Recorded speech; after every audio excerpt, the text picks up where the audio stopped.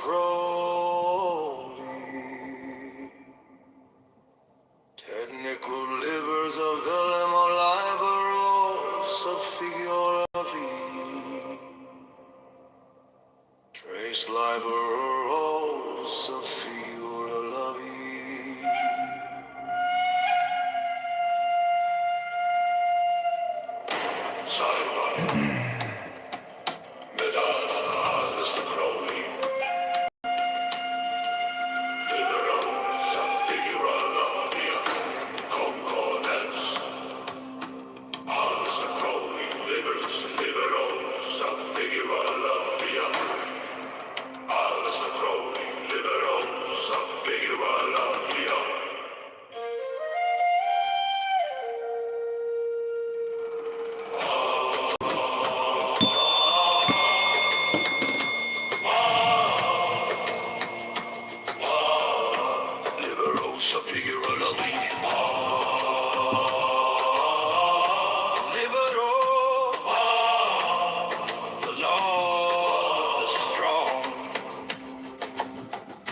This is our Lord and the joy of the world. Do what thou wilt shall be the whole of the law. All I 40. Thou hast no right but to do thy will, do that, and no other shall say nay. Every man, every woman is a star. All I 3. There is no God but man. One man has the right to live by his own law, to live in the way that he wills to do, to work as he will, to play as he will, to rest as he will, to do when and how he will. To man has a right to eat what he will, to drink what he will, to dwell where he will, to move as he will on the face of the earth. Every man has a right to think what he will, To speak what he will, to write what he will, to draw, paint, carve, etch, mold, build as he will, to dress as he will. for man has a right to love as he will. Take your will of love as he will, when, where, and with whom he will. Highlight 51. Five man has a right to kill those who would thwart these The rights. slave shall serve. Five man has a right to kill those who would thwart these rights. The slave shall Five man serve. has a right to kill those who would thwart these rights. Love is the law, love under will. All I 51. You are here on the library of Alistair Crowley. Technical libers of the lemo liberos of figuravi. Trace liberos of figuravi. Sidebar. Medalla de Alistair Crowley. Liberos of figuravi. Concordance. Alistair Crowley. Liberos of figuravi. Alistair Crowley. Liberos of figuravi.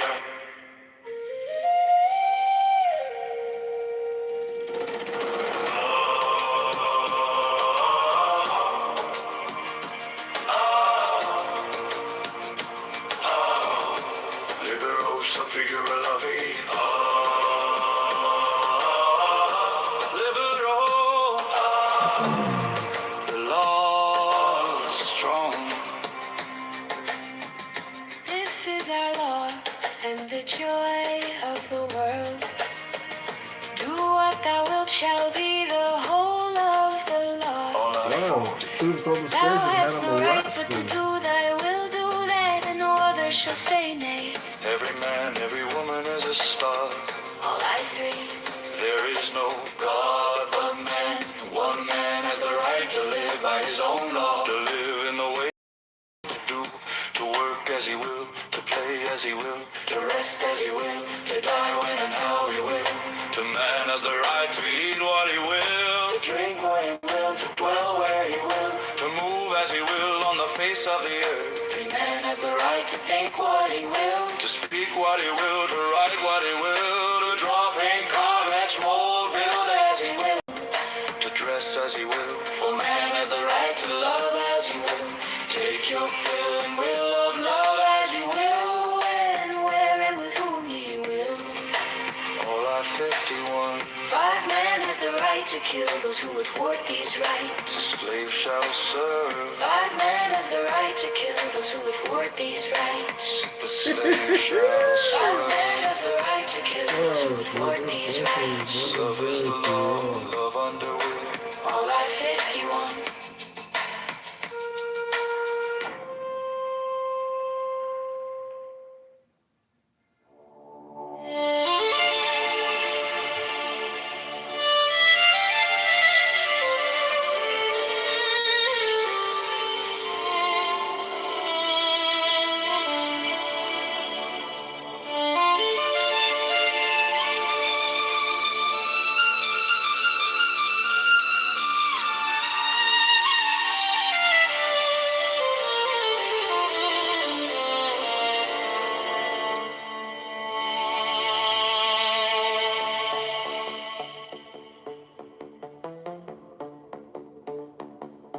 You are here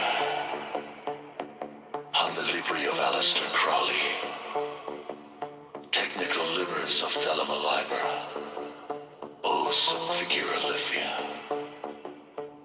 Trace Liber, O's of Figura Lithia, Sidebar, Metadata, Aleister Crowley Libers, Liberos of Figura Lithia, Concordance, Aleister Crowley Livers, Liberos of Figura Lithia, Aleister Crowley Livers.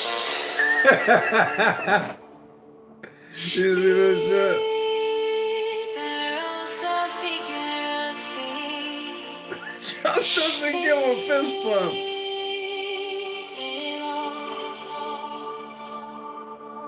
The law of the strong. This is our law. And the joy Oh, I don't have YouTube on this one. of the world. Do what thou wilt shall be the whole of the law. I 40. Thou hast no right but to do thy will, do that. And no other shall say nay. Every man and every woman is a star. There is no God but man. One has the right to live by his own law. To live in the way that he wills to do. To work as he will. To play as he will. To rest as he will. To die when and how he will. 2 man has the right to eat what he will, to drink what he will, to dwell where he will, to move as he will on the face of the earth. 3 man has the right to think what he will, To speak what he will. to write what he will, to draw, paint, carve, etch, mold, build as he will. To dress as he will. 4 man has the right to love as he will. Fill and will of love as you will. When, where, and with whom you will. Li 51. 5 man has the right to kill those who would thwart these rights. The slave shall serve. Love is the law. Love is the law. Love under will. Li 57.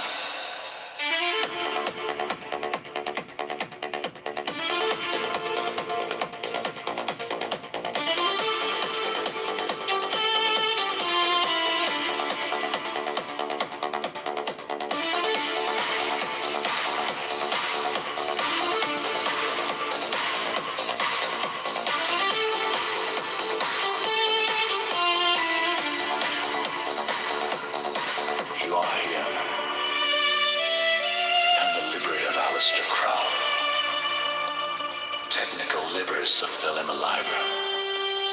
O's of Figura Lithia. Trace Liber, O's of Figura Lithia. Sidebar. Metadata, Aleister Crowley Libers. Liberos of Figura Lithia. Concordance, Aleister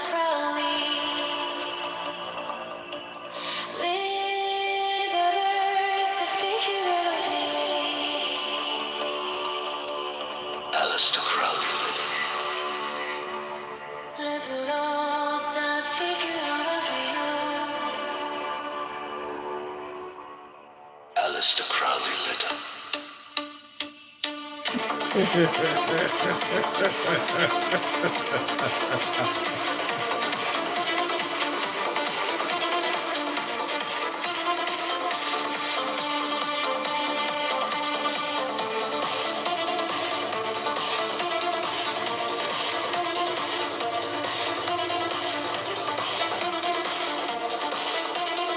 Aleister Crowley.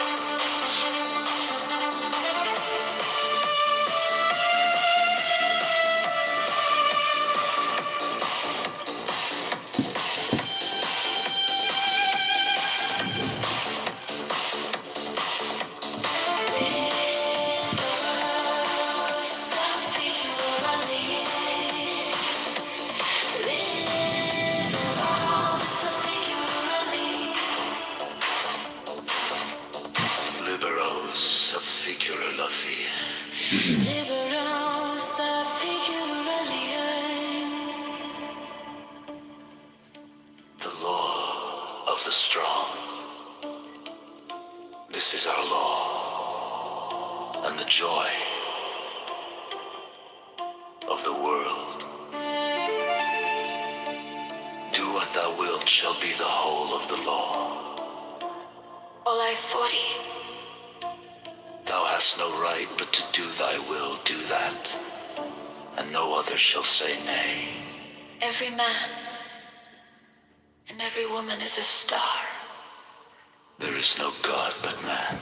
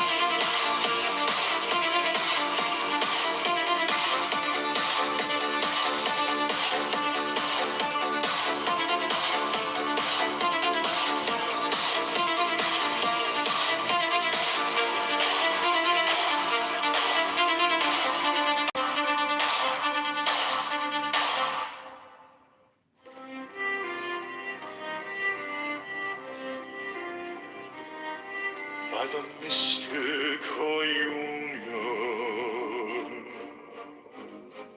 of fairy and fawn, unspoken, unbroken, the dust to the dawn, a secret communion, unmeasured, unsung, the listless resistless, tumultuous tongue, through shadows that shimmer, through whispers that hum,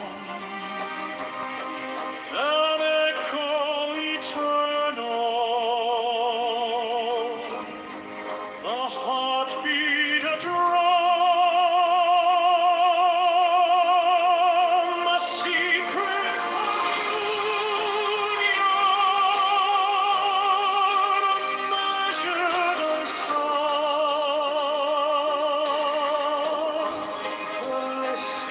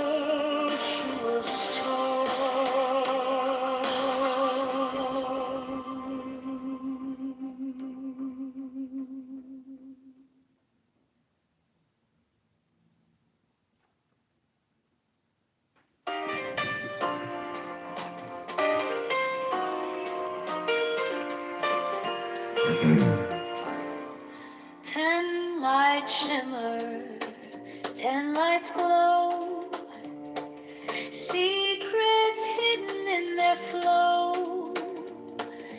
From the crown to kingdom's gate, mysteries spin, illuminate fate. Care the whispers, the will to start. Choke my answers with wisdom's heart.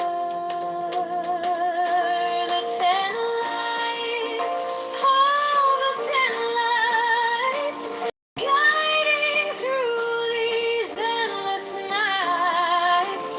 Beauty and mercy, strength so true, splendorous path to journey through. Vina ponders deep and wide, understanding walks by her side. Chessed's mercy, soft and kind, Geber's strength will sharpen the mind. Tiferet shines, the jewels gleam, the harmony of a dream within a dream. Victory dances where Netzac stays, splendor in hoard and gilded rays. Yes, grounds the trembling soul. Malkuth stands, the ultimate goal. The 10 lights, all the 10 lights, blazing trails through shattered heights. From the crown to the kingdom's glow, the tree of life where wisdom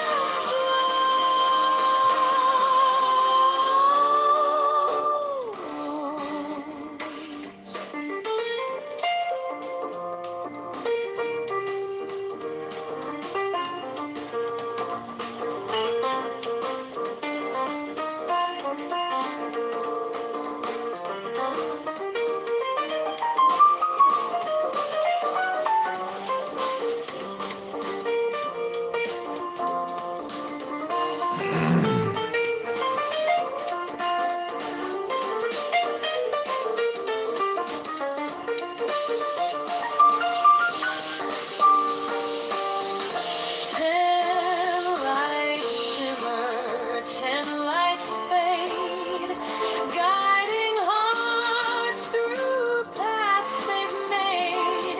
Circle by circle, step by step,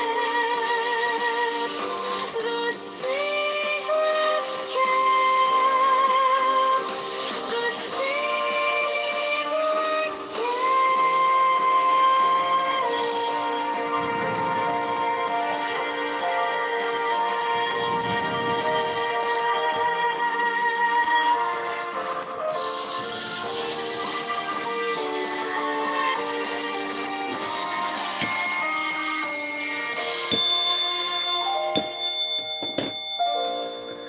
So if you are a conjoined twin, does that give you 4 personalities?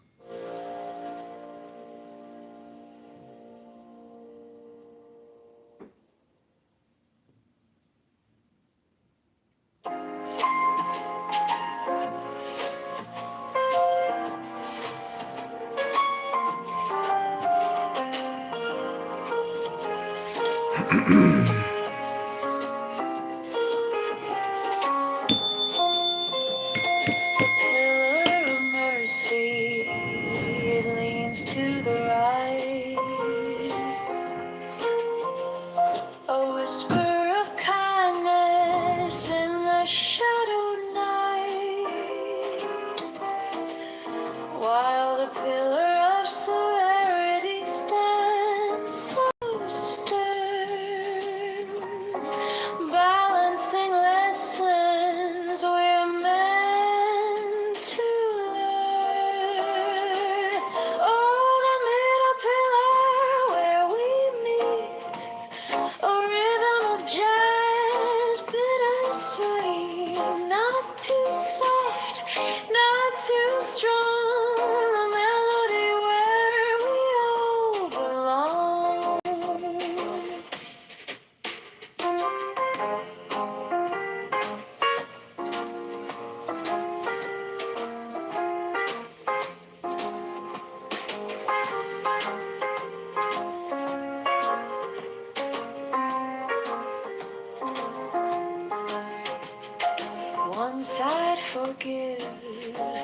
like a mother's embrace.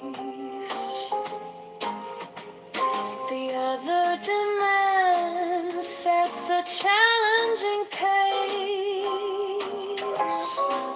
Yet here in the center where opposites blend, we find the harmony that transcends. Do you hear it sway, that steady tune, a dance of the sun, the pull of the moon, the middle pillar where we meet, a rhythm of jazz, bittersweet, not too soft, not too strong, the melody where we all belong. Mercy and severity, they waltz in time. A cosmic duet, a balance sublime,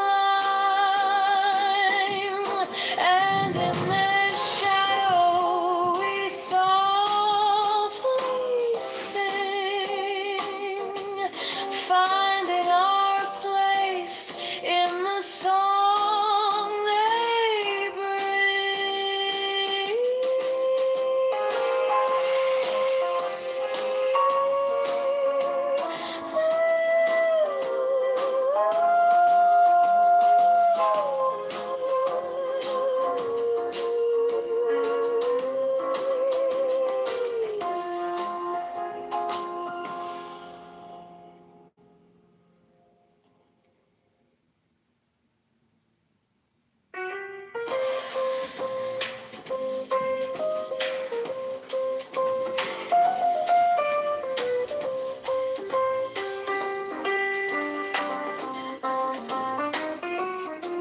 Ten lights shimmer, 10 lights glow,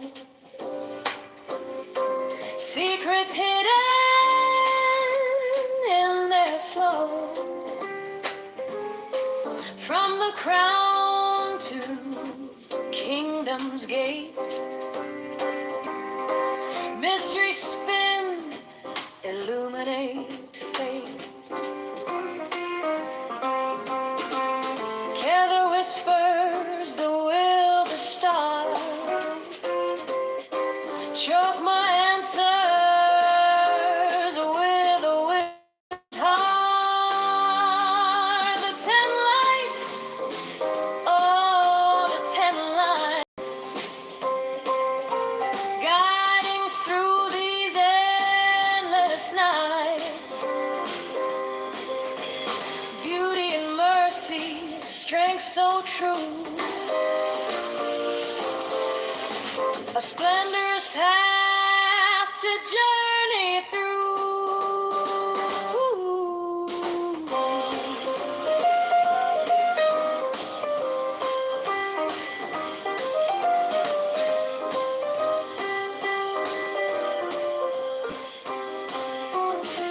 Vina ponders deep and wide,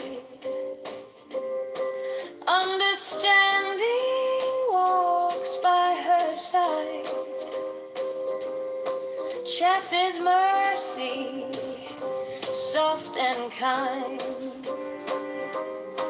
Giver strength will sharpen mine. Tiferet shines, the jewels gleam,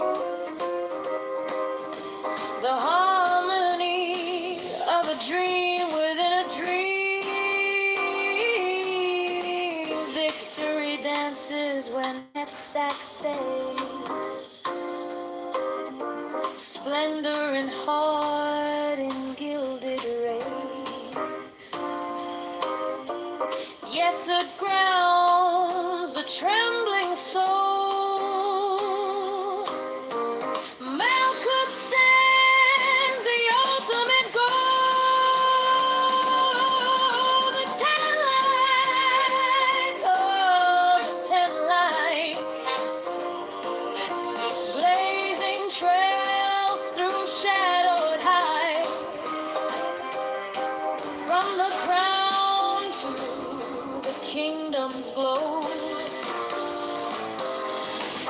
tree of life where wisdom flows.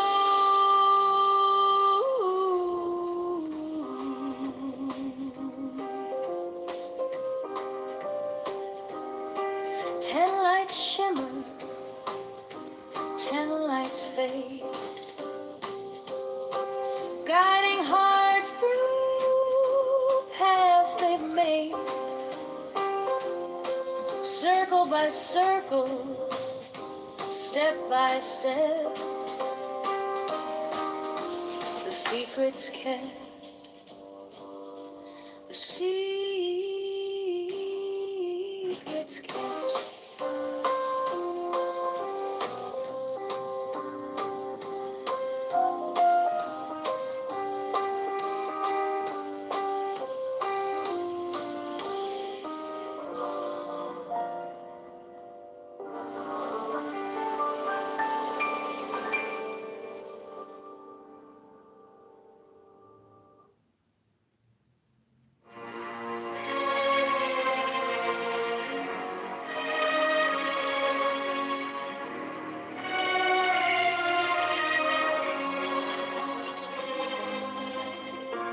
By the mystical union of fairy and fawn, unspoken, unbroken, the dust to the dawn, a secret union, unmeasured, unsung, the listless, resistless, tumultuous tongue, through shadows that shimmer, through whispers that hum, an echo eternal, a heartbeat, a drum, a secret communion, unmeasured, unsung, the listless, resistless, tumultuous tongue, beneath moonlight's mirror, where stars softly weep, the vow that was uttered, still buried so deep,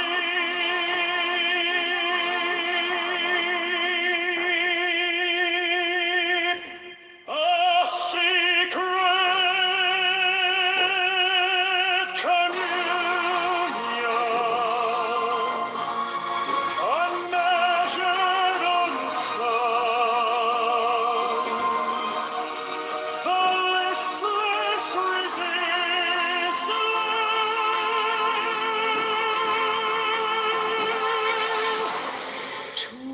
tumultuous tongue.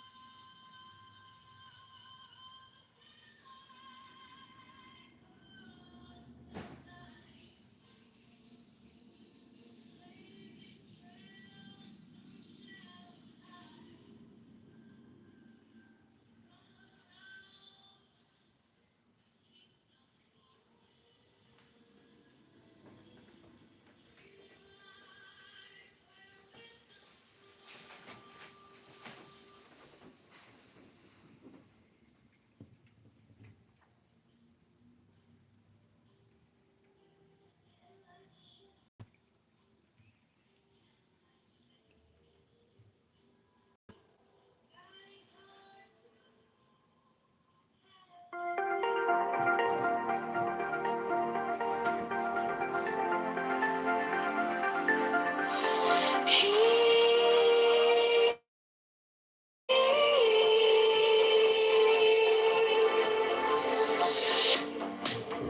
the dark, it starts so small.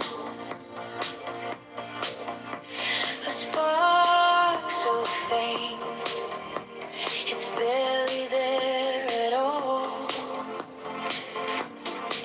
Tiny hands hold the universe in place.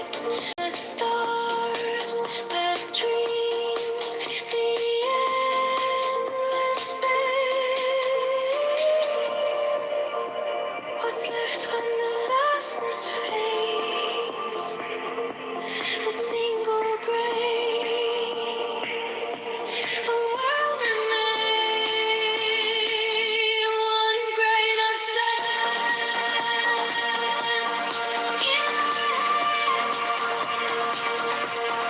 In my hand, the start of everything, the end of everything. One grain of sand, it all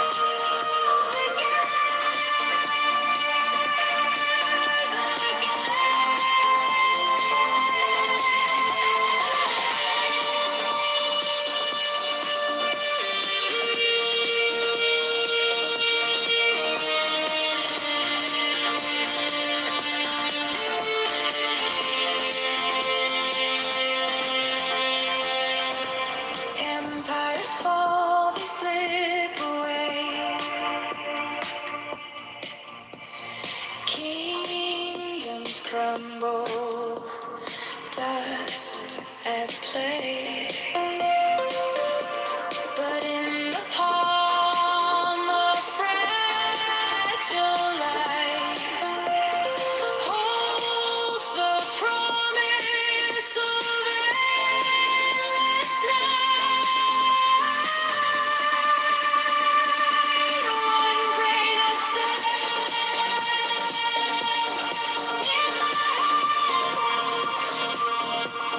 in my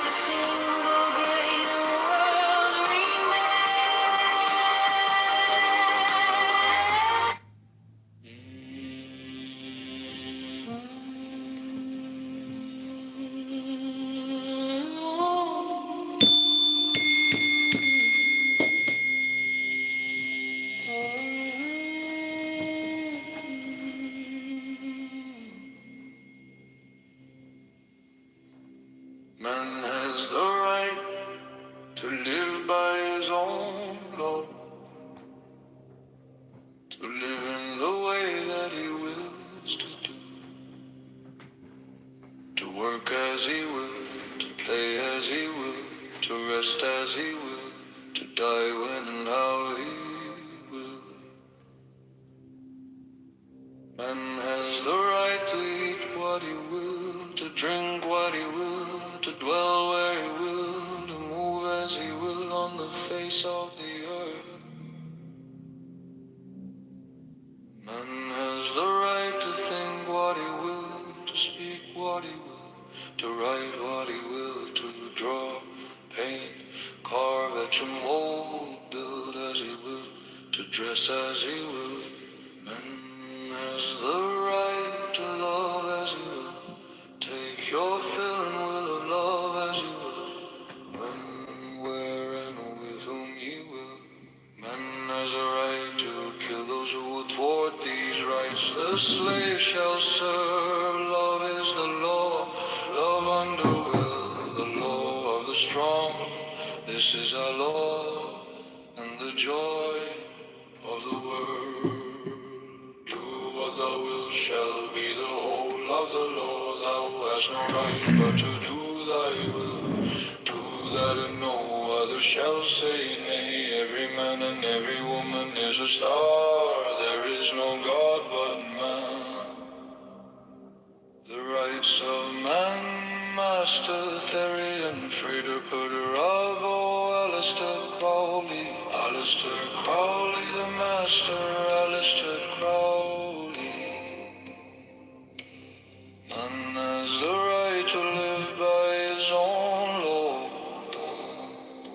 to live in the way that he wills to do, to work as he will, to play as he will, to rest as he will, to die when and how he will. Man has the right to eat what he will, to drink what he will, to dwell where he will, and move as he will on the face of the earth. Man has the right to think what he will, to speak what he will, to write what he will, to draw, paint, carve, etch, and mold, build as he will, to dress as he will. Man has the right to love as he will, take your fill and will love as he will, when, where, and with whom you will. Man has the right to kill those who would thwart these rights. The slave shall serve. Love is the law. Love under will. The law of the strong. This is our law and the joy of the world. Do what thou wilt shall be the whole of the law. Thou hast no right but to do thy will. Do that and no other shall say nay. Every man and every woman is a star. There is no God but man. The rights of man, Master Therian, Frater Perturabo, Alistair Crowley, the Master, Alistair Crowley.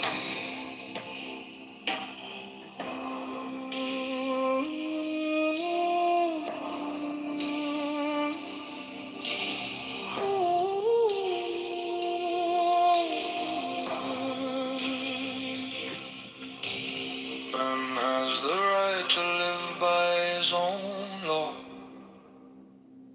to live in the way that he wills to do, to work as he will, to play as he will, to rest as he will, to die when and how he will.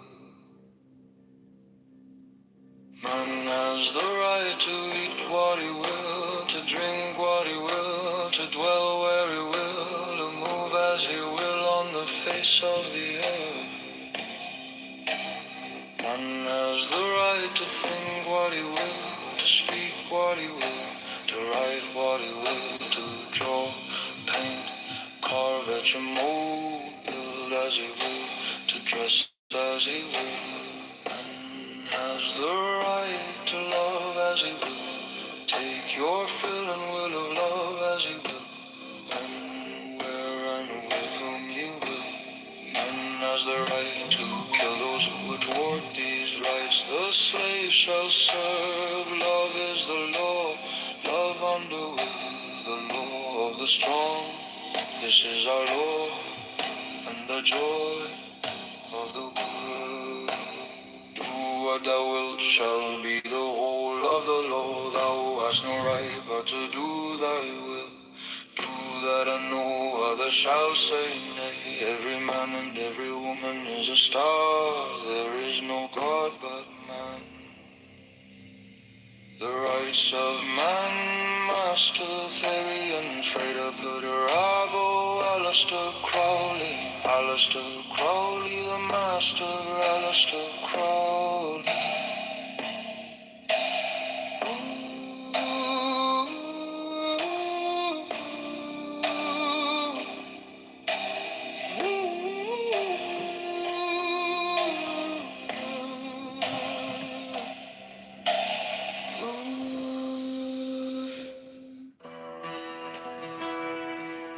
Carthage, though a commercial republic, was the aggressor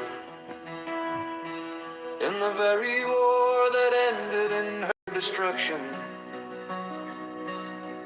Hannibal had carried her arms into the heart of Italy, and to the gates of Rome before Scipio in turn gave him an overthrow in the territories of Carthage, made a conquest of the Commonwealth.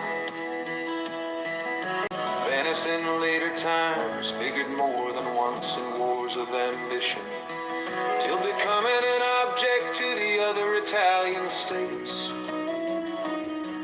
Pope Julius too found means to accomplish that formidable league, which gave a deadly blow to the power and pride of this haughty republic.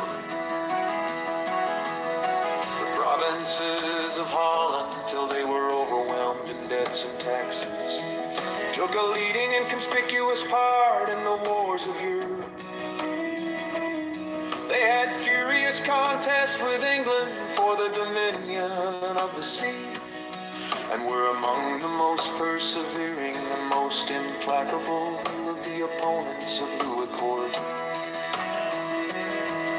In the government of Britain, the representatives of the people compose one branch of the national legislature. Commerce has been for ages the predominant pursuit of that country. Few nations, nevertheless, have been more frequently engaged in war. And the wars in which that kingdom has been engaged have, in numerous instances, proceeded from the people. There have been, if I may so express it, almost as many popular as royal wars. The cries of the nation and the importunities of their representatives, upon various occasions, dragged their monarchs into war or continued them in it, contrary to their inclinations. Sometimes contrary to the real interest of the state, in that memorable struggle for superiority between the rival houses of Austria and Barbary, which so long kept Europe in a flame. It is well known that the antipathies of the English against the French, seconding the ambition, or rather the avarice, of a favored leader, then protracted the war beyond the limits marked out by sound policy, and for considerable time in opposition to the views of the court. The wars of these two last-mentioned nations have in a great measure grown out of commercial considerations, the desire of supplanting and the fear of being supplanted, either in particular branches of traffic or in the general advantages of trade and navigation. From this summary of what has taken place in other countries, whose situations have borne the nearest resemblance to our own, what a reason can we have to confide in those reveries, which would seduce us into an expectation of peace and cordiality between the members of the present Confederacy in a state of separation. Have we not already seen enough of the fallacy and extravagance of those idle theories which have amused us with promises of an exemption from the imperfections, weaknesses, and evils incident to society in every shape? Is it not time to awake from the deceitful dream of a golden age and to adopt as a practical maxim for the direction of our political conduct that we, as well as the other inhabitants of the globe, are yet remote from the happy empire of perfect wisdom, perfect virtue. Let the point of extreme depression to which our national dignity and credit have sunk,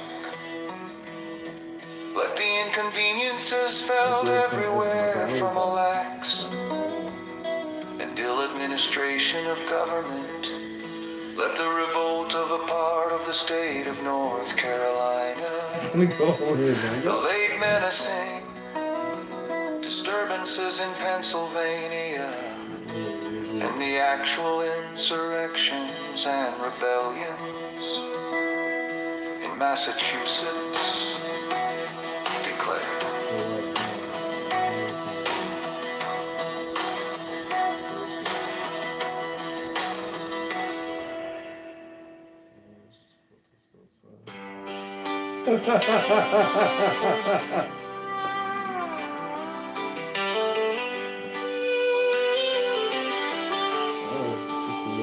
Federalist No. 7.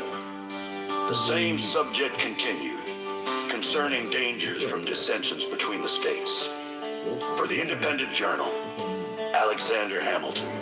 To the people of the state of New York, it is sometimes asked, with an air of seeming triumph, what inducements could the states have, if disunited, to make war upon each other? It would be a full answer to this question to say, precisely the same inducements which have at different times deluged in blood all the nations in the world.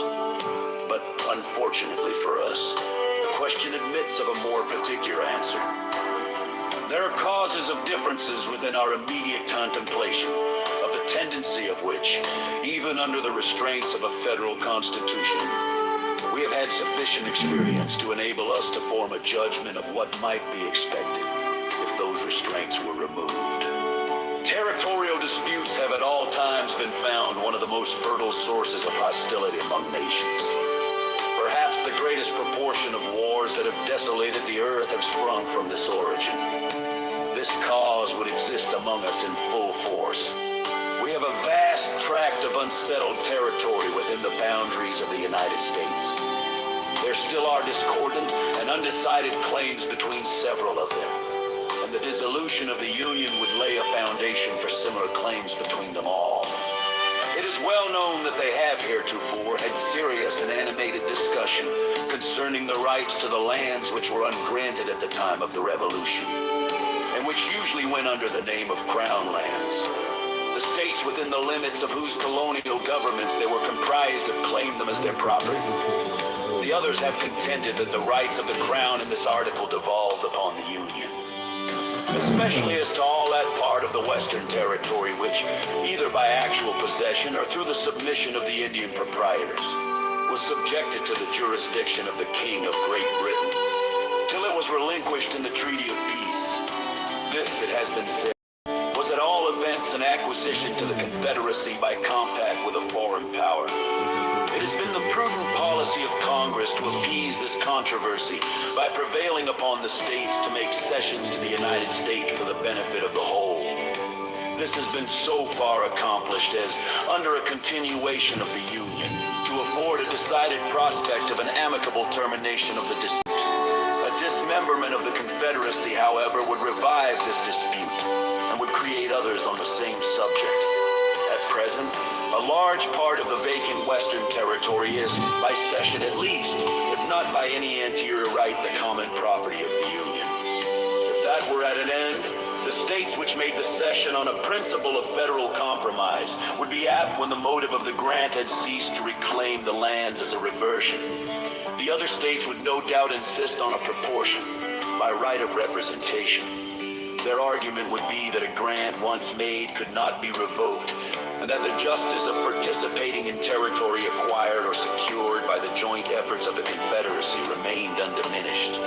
If, contrary to probability, it should be admitted by all the states that each had a right to a share of this common stock, there would still be a difficulty to be surmounted as to a proper rule of apportionment.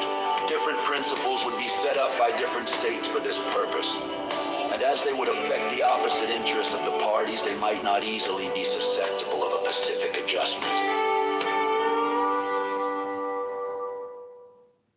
There's 7 keys to the great gate, being 8 and 1 and 1 and 8.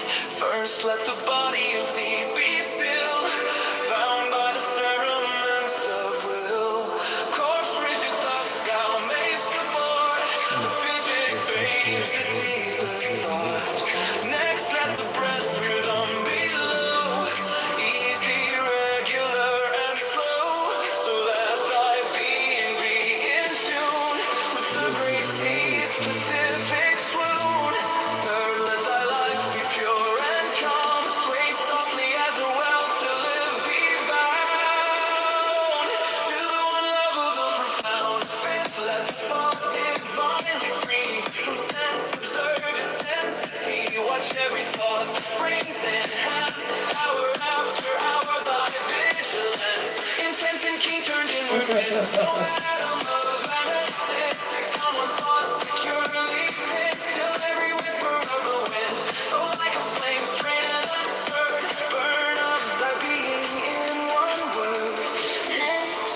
Still that ecstasy prolonged, the meditation deep and strong, slaying even God should he distract thy attention from the chosen act. Last, all these things in one about time, that the midnight blossom flower, the one that sits yet even in this, my son, no shall not do amiss.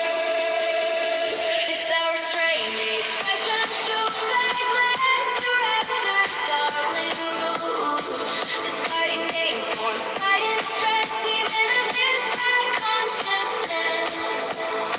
Pierce to the heart, I leave thee here, thou art the master I revere. Thy radiance that rolls afar, O brother of the silver star. There are 7 keys to the great gate, being 8 and 1 and 1 and 8. First, let the body of thee be still, bound by the cerements of will. Core frigid, thus thou mayst abort the fidget babes that tease the thought. Next, let the breath rhythm be low, easy, regular, and slow, so that thy being be in tune with the great sea's Pacific swoon. Third, let thy life be pure and calm, sway softly as a well to life be bound to the one love of the profound. Fifth, let the thought divinely free from sense, observe its entity. Watch every thought that springs in hands, hour after hour thy vigilance, intense and keen turned inward miss, no atom of analysis. 6 on one thought securely pinned, still every whisper of the wind, so like a flame straight and unstirred, burn up thy being in one word. Next, still that ecstasy prolonged, thy meditations deep and strong, slaying even God should he distract thy attention from the chosen act. Last, all these things in one are power, time that the midnight blossom flower, the one that sits yet even in this, my son, thou shalt not do amiss.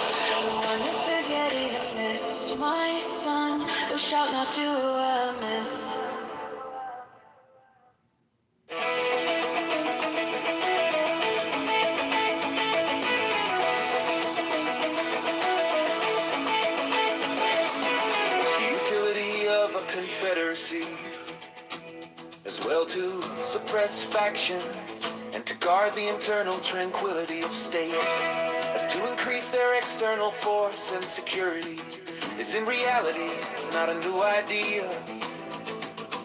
It has been practiced upon in different countries and ages, and has received the sanction of the most approved writers. On the subject of politics, the opponents of the plan proposed have, with great assiduity, cited and circulated the observations of Montesquieu on the necessity of a contracted territory for a republican government. But they seem not to have been apprised of the sentiments of that great man expressed in another part of his work, nor to have adverted to the consequences of the principle to which they subscribe with such ready acquiescence.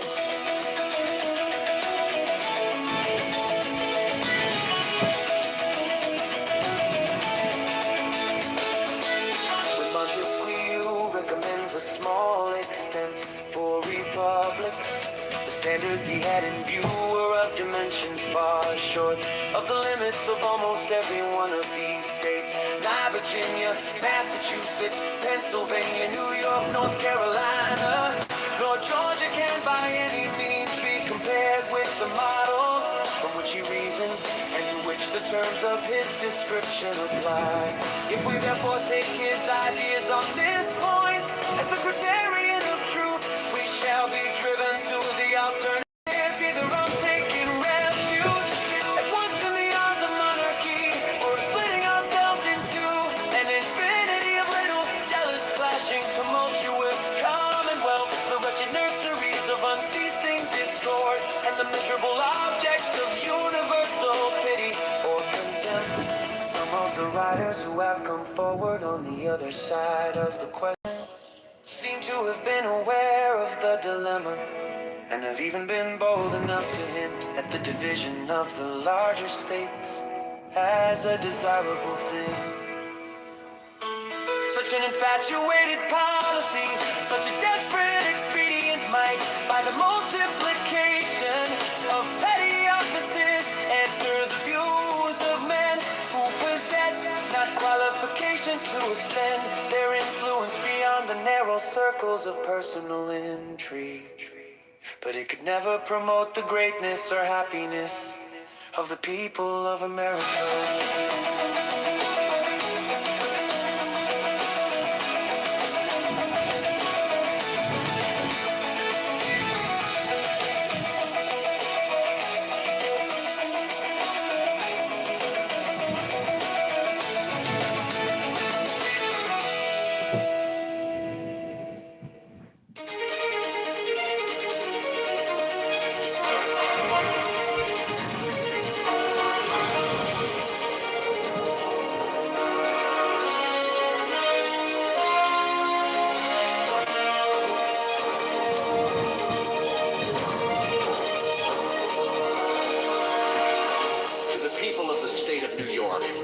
A firm union will be of the utmost moment to the peace and liberty of the states, as a barrier against domestic faction and insurrection. It is impossible to read the history of the petty republics of Greece and Italy without feeling sensations of horror and disgust at the distractions with which they were continually agitated, and at the rapid succession of revolutions by which they were kept in a state of perpetual vibration between the extremes of tyranny and anarchy. If they exhibit occasional calms, these only serve as short-lived contrast to the furious storms that are to succeed. If now and then intervals of felicity open to view, we behold them with a mixture of regret arising from the reflection that the pleasing scenes before us are soon to be overwhelmed by the tempestuous waves of sedition and party rage. If momentary rays of glory break forth from the gloom while they dazzle us with a transient and fleeting brilliancy, they at the same time admonish us to lament that the vices of government should pervert the direction and tarnish the luster of those bright talents and exalted endowments for which the favored soils that produce them have been so justly celebrated. From the disorders that disfigure the annals of those republics, the advocates of despotism have drawn arguments, not only against the forms of republican government, but against the very principles of civil liberty. They have decried all free government as inconsistent with the order of of society and have indulged themselves in malicious exultation over its friends and partisans happily for mankind. Stupendous fabrics reared on the basis of liberty, which have flourished for ages, have, in a few glorious instances, refuted their gloomy sophism. Then, I trust, America will be the broad and solid foundation of other edifices, not less magnificent, which will be equally permanent monuments of their errors. But it is not to be denied that the portraits they have sketched of Republican government were truly just copies of the originals from which they were taken. If it had been found impractical to have devised models of a more perfect structure, the enlightened friends to liberty would have been obliged to abandon the cause of that species of government as indefensible. The science of politics, however, like most other sciences, has received great improvement. The efficacy of various principles is now well understood, which were either not known at all or imperfectly known to the ancients. Of power into distinct departments, the introduction of legislative balances and checks, the institution of courts composed of judges holding their offices during good behavior, the representation of the people in the legislature by deputies of their own election. These are wholly new discoveries, or have made their principal progress towards perfection in modern times. They are means, and powerful means, by which the excellences of public and government may be retained and its imperfections lessened or avoided. To this catalog of circumstances that tend to the amelioration of popular systems of civil government, I shall venture, however novel it may appear to some, to add one more on a principle which has been made the foundation of an objection to the new Constitution. I mean, the enlargement of the orbit within which such systems are to revolve, either in respect to the dimensions of a single state or to the consolidation of several smaller states into one great confederacy. The latter is that which immediately concerns the object under consideration. It will, however, be of use to examine the principle in its application to a single state, which shall be attended to in another place.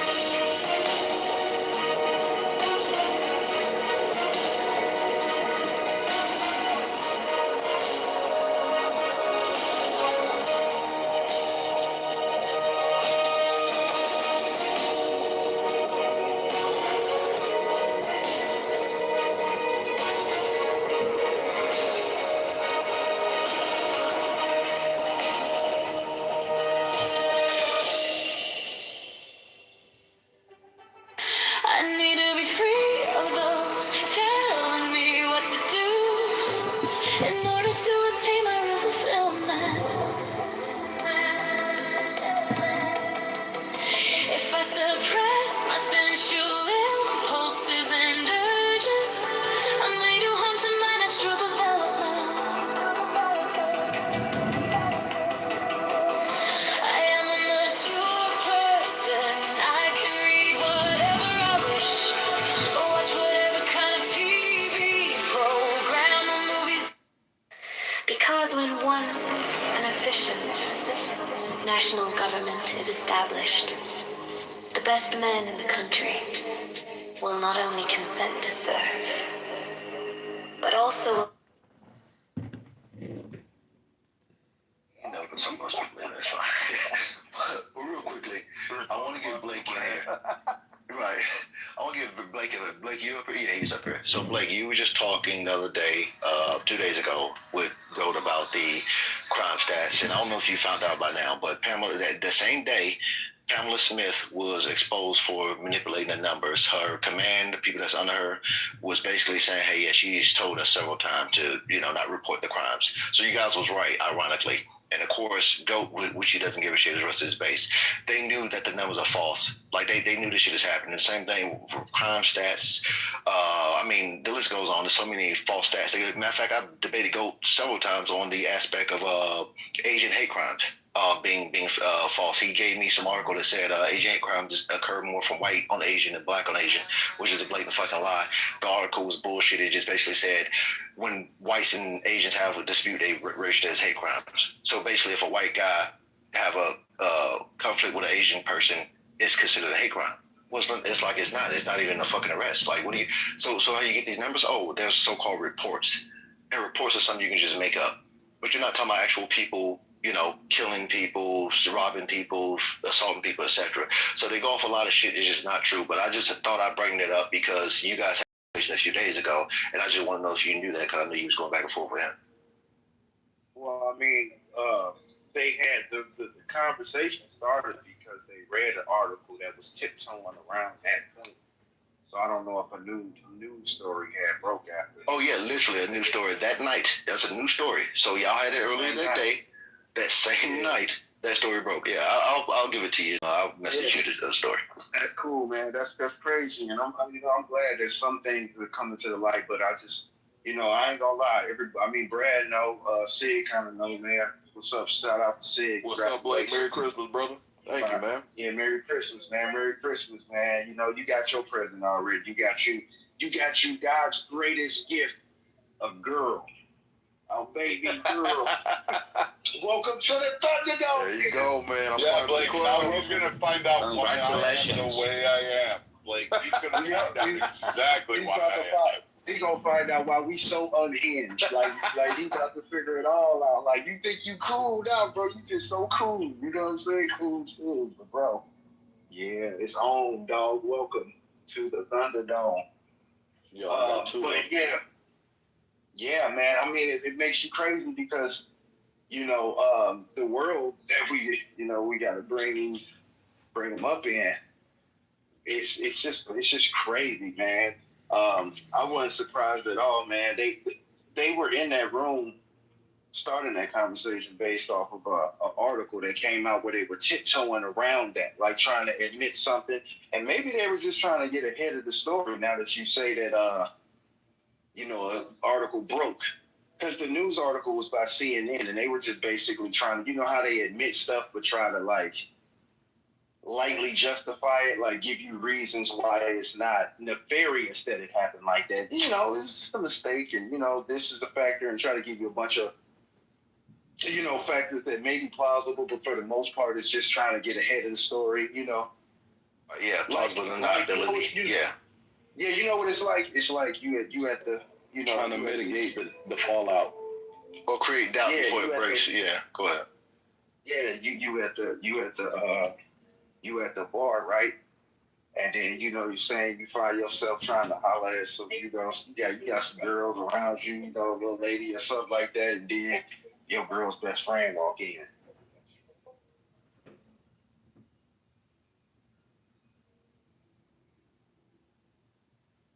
Is it me or he went out? My phone rang. I was saying. Oh, okay, gotcha.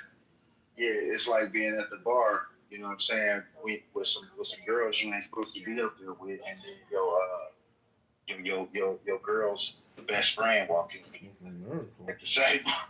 See you with that girl. You gonna try to get ahead of the story. You know what I mean? You go hurry up and get on the phone. Like, you go come up with something that's like it's the truth, but it's not all the truth. And I'm not surprised.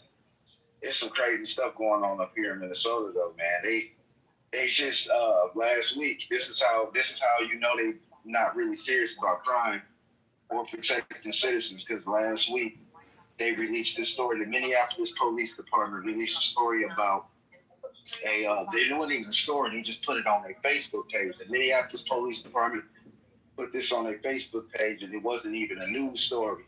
Didn't make the news. Nobody's talking about it. But they basically released a statement saying that if you see a missing 35-year-old Somali man, Hassan Khalid, has been missing, last seen at the Hennepin County Medical Center in an orange scrub. And that's how they released the information to the public.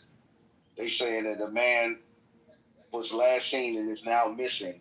And the last time he was seen was at a medical facility wearing an orange scrub.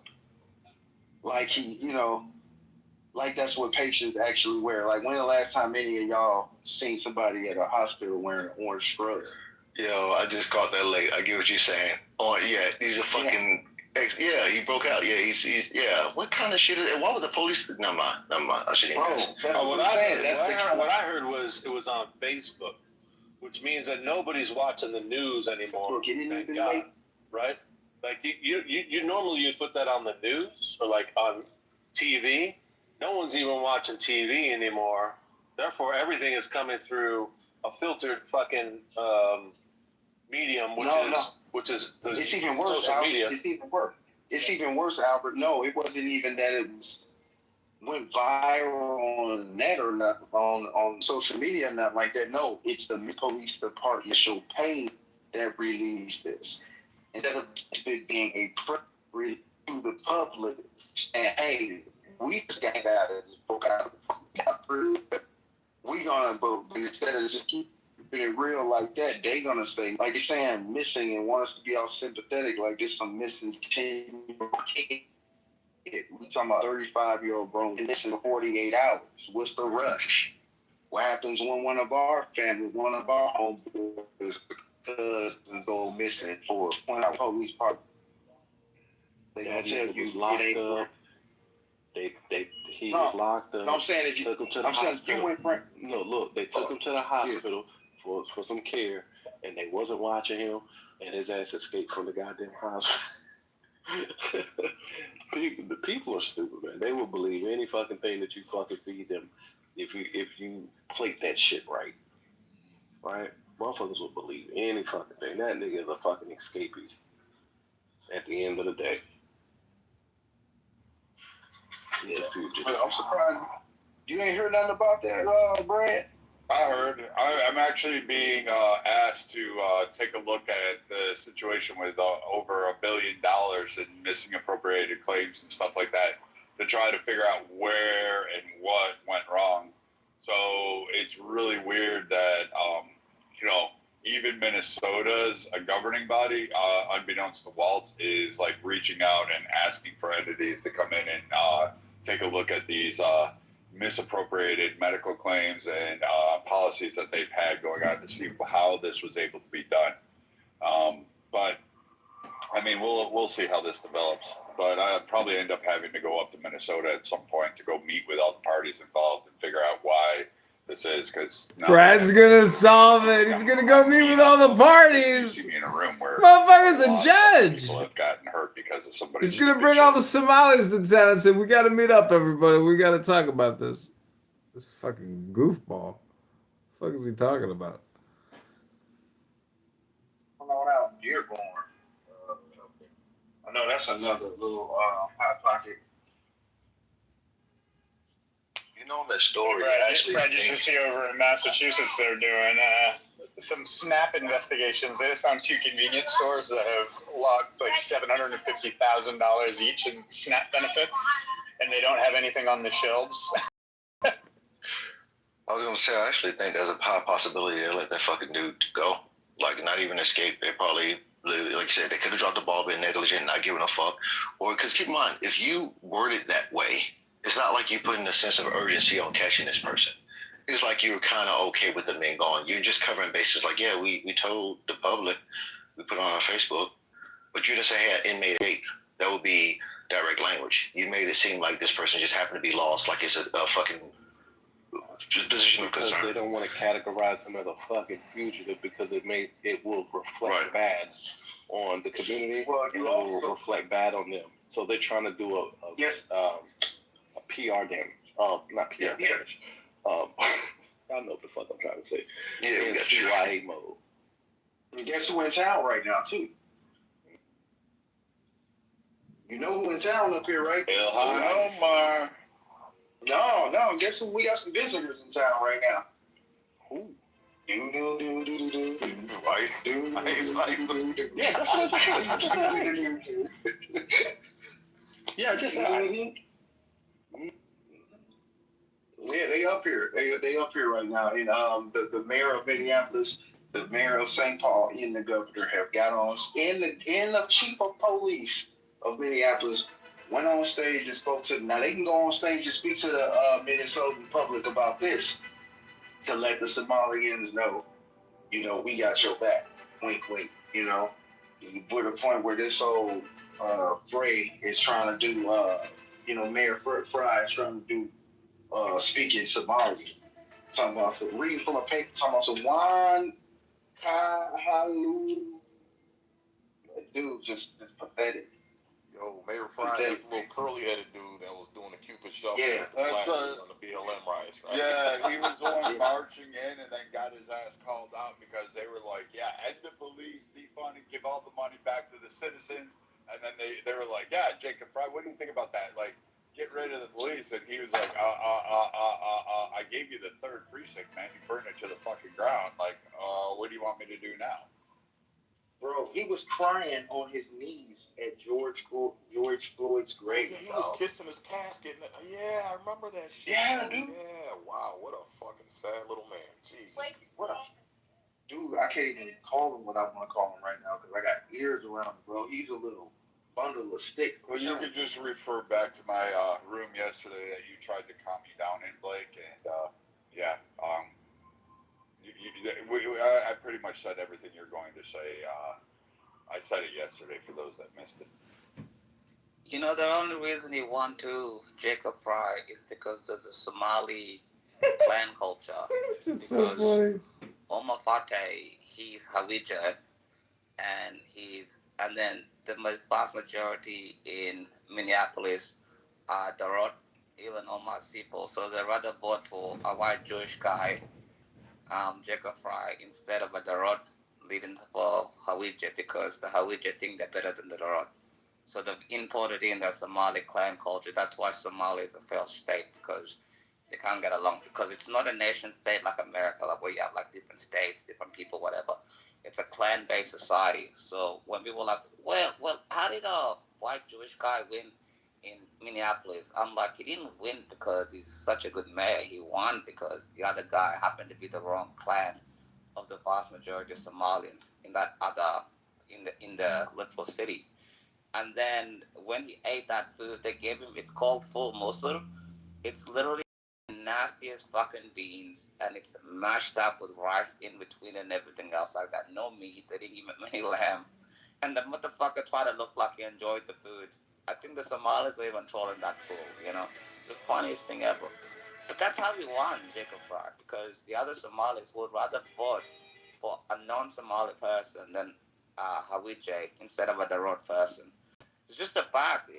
I think Americans don't realize that imported in foreign wars. You know that I don't think you Americans realize you imported in foreign wars into your own country, and I don't think people understand what's happening because, like, some of us are down there next door, and I knew Jacob Fry is gonna win because Hawija will never gonna win.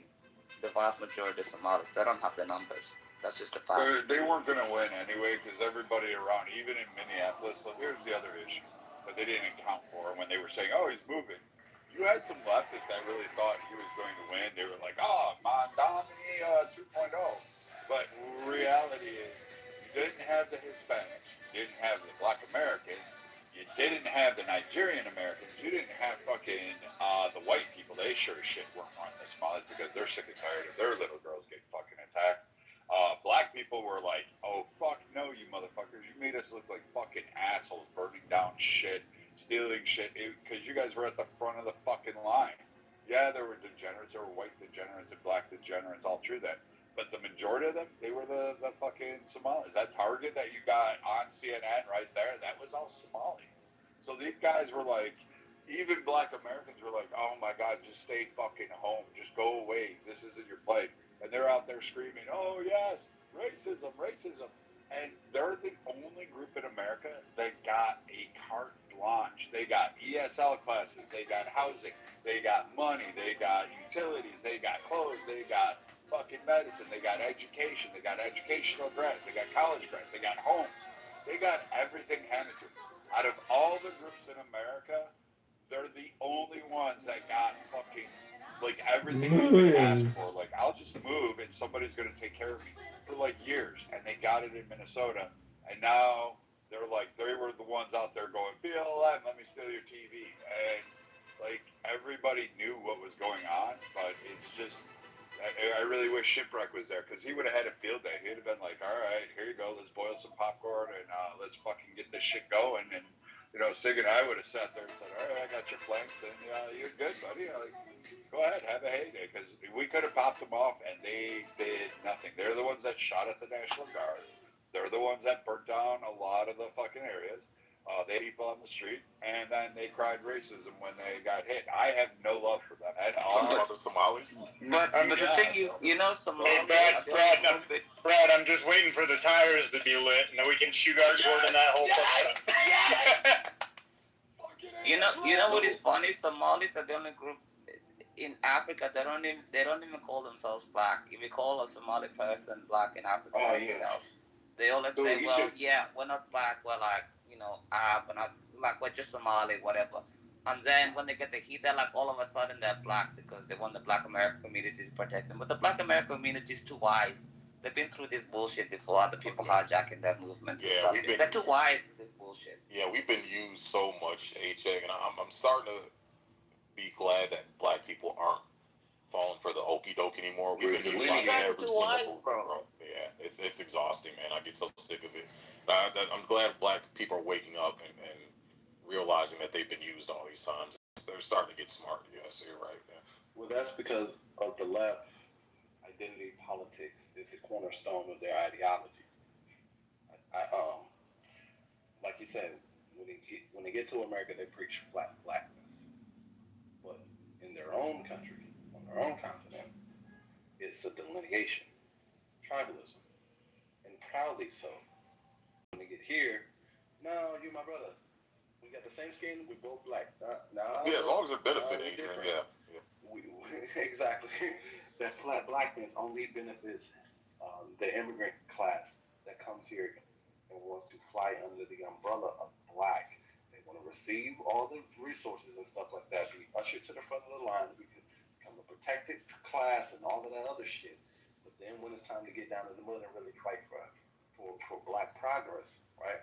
All of a sudden, it's no, I ain't black. I ain't black. All right, cool. Fine. Yeah. And it's true, like in doing that. In Africa, they have a special word for black people in Africa. They call us Jarias, which just means dark slaves and stuff. Right. And then they call us Jarias. Yeah. This always confused me because I don't get it. I've been rolling with Blake, Adrian, Sig, fucking hey, holy shit, Sig's like my brother. By now, I don't even know if we have different mothers at this point.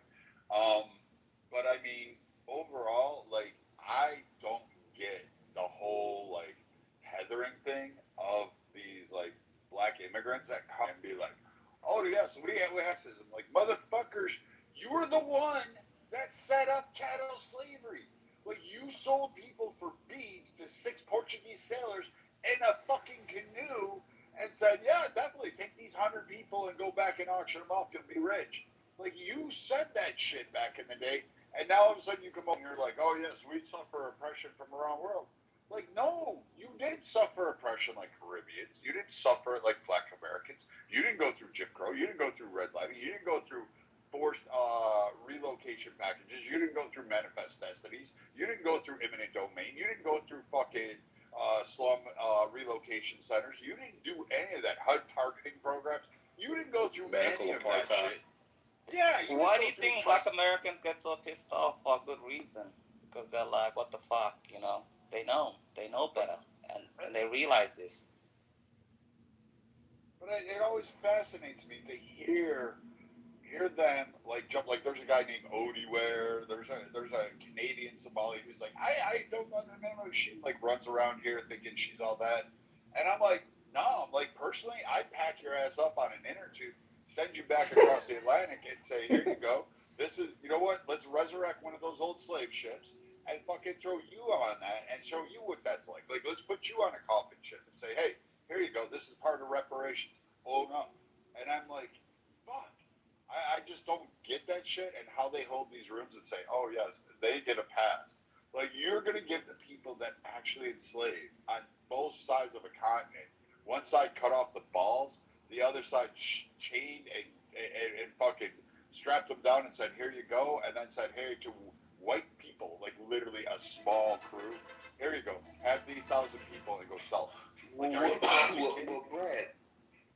Brad, what's so unique about Somalians talking about their oppressed, if you look back at what they did in the country, excuse me, and how their country is ran, they did it to themselves. Their own oppression is self-imposed.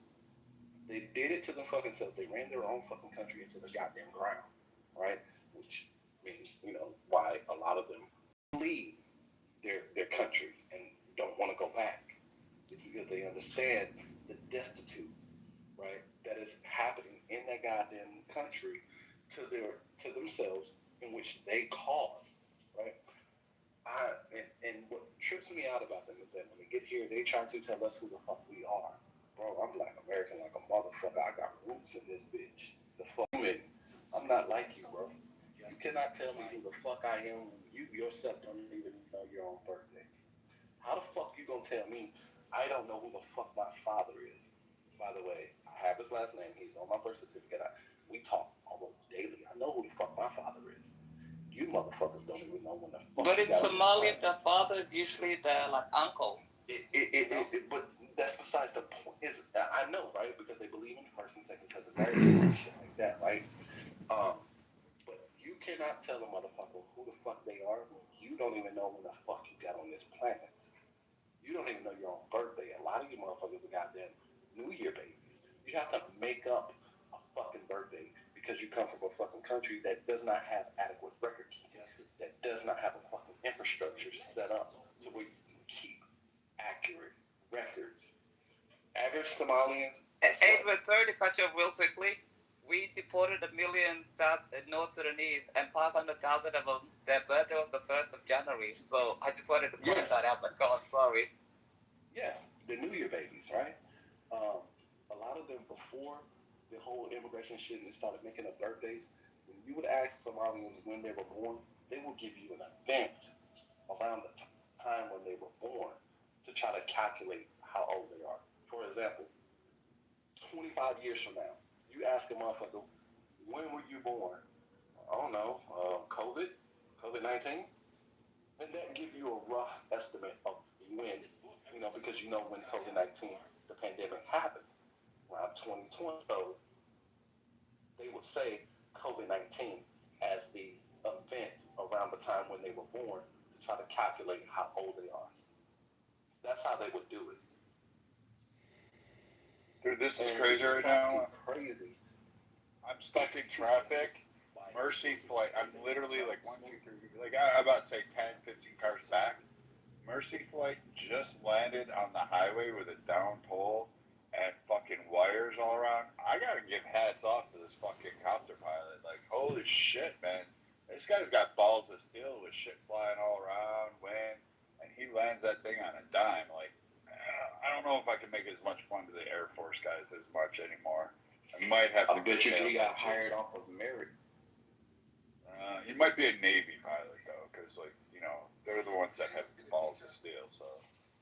Well, the best helicopter pilots are my old alma mater, 101st Airborne, baby. They were sold. The Army helicopter pilots are the best. I don't know about that. I would actually give hats off to the Coast Guards too. I mean, you guys are good, but the Coast Guard and inclement weather, those motherfuckers go out in the middle of a hurricane going to rescue people. I mean, that takes some, I don't know, man. I don't know if I can stick my nuts on that fight. I don't know. I'll give it up to the Coast Guard guys. I think probably the only ones who might have it over them is group night stalkers, especially Hawaii. They're nuts, dude. They do pond skipping. It's when they come in real low and they kill their engines and they kind of bounce as the blades are slowing down. Pretty funny to watch. Yeah, that's true. But I mean, fuck, I'm blown away by this. I hope everybody's okay, but clearly they're not if they brought in Mercy Flight. So, I mean, there might be a chance to save them. So hopefully they can pull through, but it'll be sad. But it just sucks, man. Fucking Houston.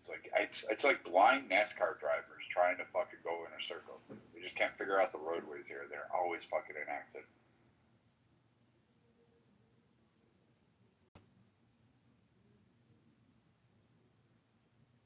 But anyway, back to the African diaspora wars. I don't know. I do feel bad for a lot of Americans. I feel bad for Jewish Americans too, because they have to atone for like whatever Israel decides to do. Like they're like, I'm Jewish American, but they're like the only group that's really tied to like, hey, you know, Israel farted this week. You guys need to be fucking, you know, gassed out of chambers and shit like that, and put in the ovens all of a sudden. Like everybody's going nuts, and I'm like, Jesus Christ, these poor guys can never get a break. That's true. We just had 15 of them shot in a Hanukkah thing in Australia, in Sydney. I think it was like 2 days ago. It's horrible. And I think it's one of the... Look, I can't stomach anti-Semitism. I think it's the worst disease. Anti-Semitism, racism and stuff. It's so horrible, you know. And these guys from Pakistan just shot Jewish people at a Hanukkah festival who are just being Jewish. You know, it's a horrible thing. And I think it's been worse the last 2 years. And also... when you talk about the other thing, it's like my eyes really opened up when I went to the United States and like I spoke to Black Americans and everything else like that, Jewish Americans, and I was like, well, these people didn't really do anything to deserve any of this, and it's just a problem here because we have a weak leftist prime minister here, so bad, so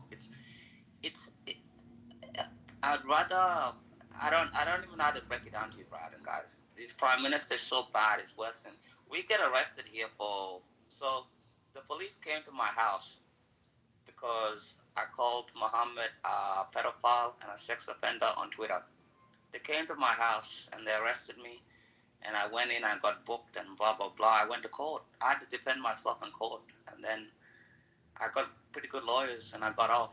But this other person, one of my good friends, he got 2 months in prison because he said Aisha was 6 and then she was raped when she was 9. We don't have freedom of speech here, so, you know, protect your civil rights, what you got there. But yeah, Jewish people here in Australia is just horrible, and they're importing so many Islamists, Muslims, I should say. It's bad for cohesion in society because Ilan Omar, if she ever goes back to America, to Somalia, she will never talk like this, or any of them at all whatsoever. They don't have freedom of speech. They have nothing, you know.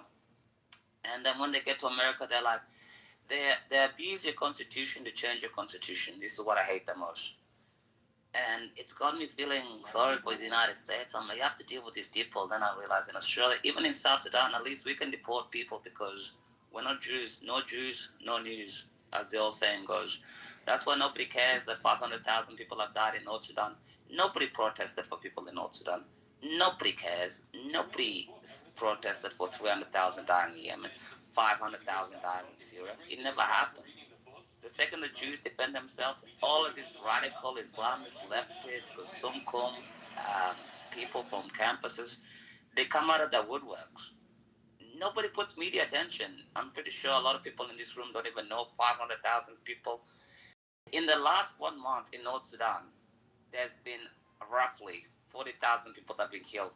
Nobody talks about it. If the state of Israel had shot these people, everybody would be talking about it. Like you said, Brad. But they don't care because these people, they all have an agenda. It's called the Red-Green Alliance that overthrew Iran. It's the communists and the Islamists. And when the Islamists get in power, they kill all the communists. And you get the Islamic Republic of Iran like you've had the last 46 years, I think it is, if my math is correct, from 1979. It's horrible what happens to these people. These people don't care. And that's why I like when people like you talk about this. You're 100% correct, Brad. It's just 100% true and a fact. Thank you for mentioning that.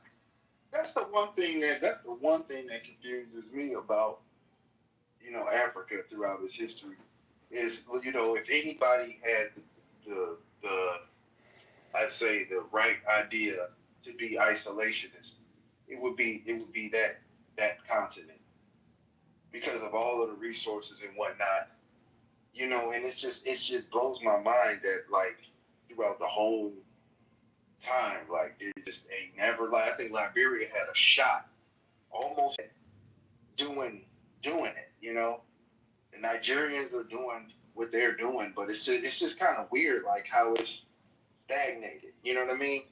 Like you go look at all these cities and all that. It's like soon as the whiteys left out of there, it was just like, oh, now it's just some third world sewer dump. Compared to other cities. The problem is the problem is that as soon as it's like when the oppressor, or whether the oppressed, it's like when the oppressed complain about the oppressor, right? And then when the oppressor leaves, the oppressed immediately becomes just like the oppressor, right? Yeah. The corruption and all of that shit was going on over there for a long time, right? And I harken back to the Berlin Conference. You're correct. Was able to go into Africa, and they carved it up for themselves, right? They had their way with Africa. They carved it up and say, yo, we'll take this swath over here. Y'all can take that over there and do whatever the fuck you want. And how they did it, they used African xenophobia. Version of the tribalism, the rampant tribalism that happens on the continent. There are essentially 54 to 55 countries, right? Over 3,000 plus tribes, which means different languages, different cultures, different set of practices, all of that shit. And if you're not of a particular tribe, guess what? Your ass is slated to get exterminated by another tribe. Xenophobia, right? Tribalism. And the Europeans understood this. The tribalism is so fucking rampant and so ingrained that it causes whole genocidal wars. So now, when you see these countries and you look at who is in power in these countries today in 2025, guess what? The governing body looks just like the citizenry, but there's a distinct difference. The governing body may not be of a tribe of the citizenry, meaning that the governing body is only going to look out for their tribe. This is why you see hoarding of resources, right? This is why you see corruption, right? And all of that shit is because they're looking out for theirs and theirs only. They don't give a fuck about if you're in another fucking tribe. I will kill your whole grandmother and all of her fucking children because you're not of my tribe. And that's what's happening in Africa. This is why you still see the destitute that is going on in Africa today in 2025, and it seems like it has stagnated. Well, that is because the rampant fucking corruption. They have become just like the motherfuckers that they said was oppressing them. It's 100% true. Like in Africa, if somebody builds a road, let's say in South Sudan or Kenya, Morocco, whatever, right? It's not like, yeah, you're building infrastructure. It's like, yeah, what tribe does that road benefit, sort of thing. It's why the Hutus killed like almost 1 million Tutsis in 1994, Rwandan genocide, horrible thing that happened. And that's how you have problems in all sorts. For an example, see, this is why Somalia is the most fascinating one. It's the only country in Africa that has the one language, the one religion, pretty much the one people. And they even can't get along because they have subclans. This is the problem. Africa is not a problem of like intellectualism or blah blah blah. It's about corruption, favorism, and subclans and everything. That's the problem. That's how it gets so complicated, and that's why, like in 1998, there was like 38 civil wars going on at the one time. That's the reason why it's so corrupt and nothing works. Because as soon as you get your tribe in charge, nobody cares about infrastructure and other things or who it benefits. It's like, yeah, I'll get what is mine and then I'll like leave or do whatever I can do with it. This is the major problem there. My biggest enemies in life are not even white people.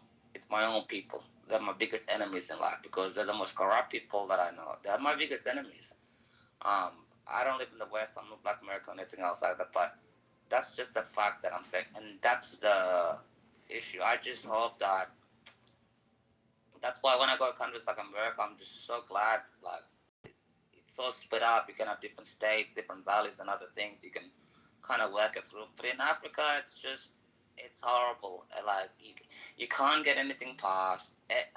All the donations that come to Africa, it gets like laundered into NGOs and other things. Nothing ever goes to the people. And I go there 3 months of a year.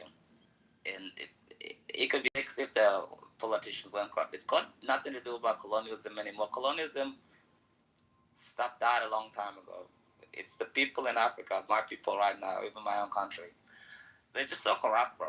They steal everything, and there's no such thing as nation building. It's a clan-based society.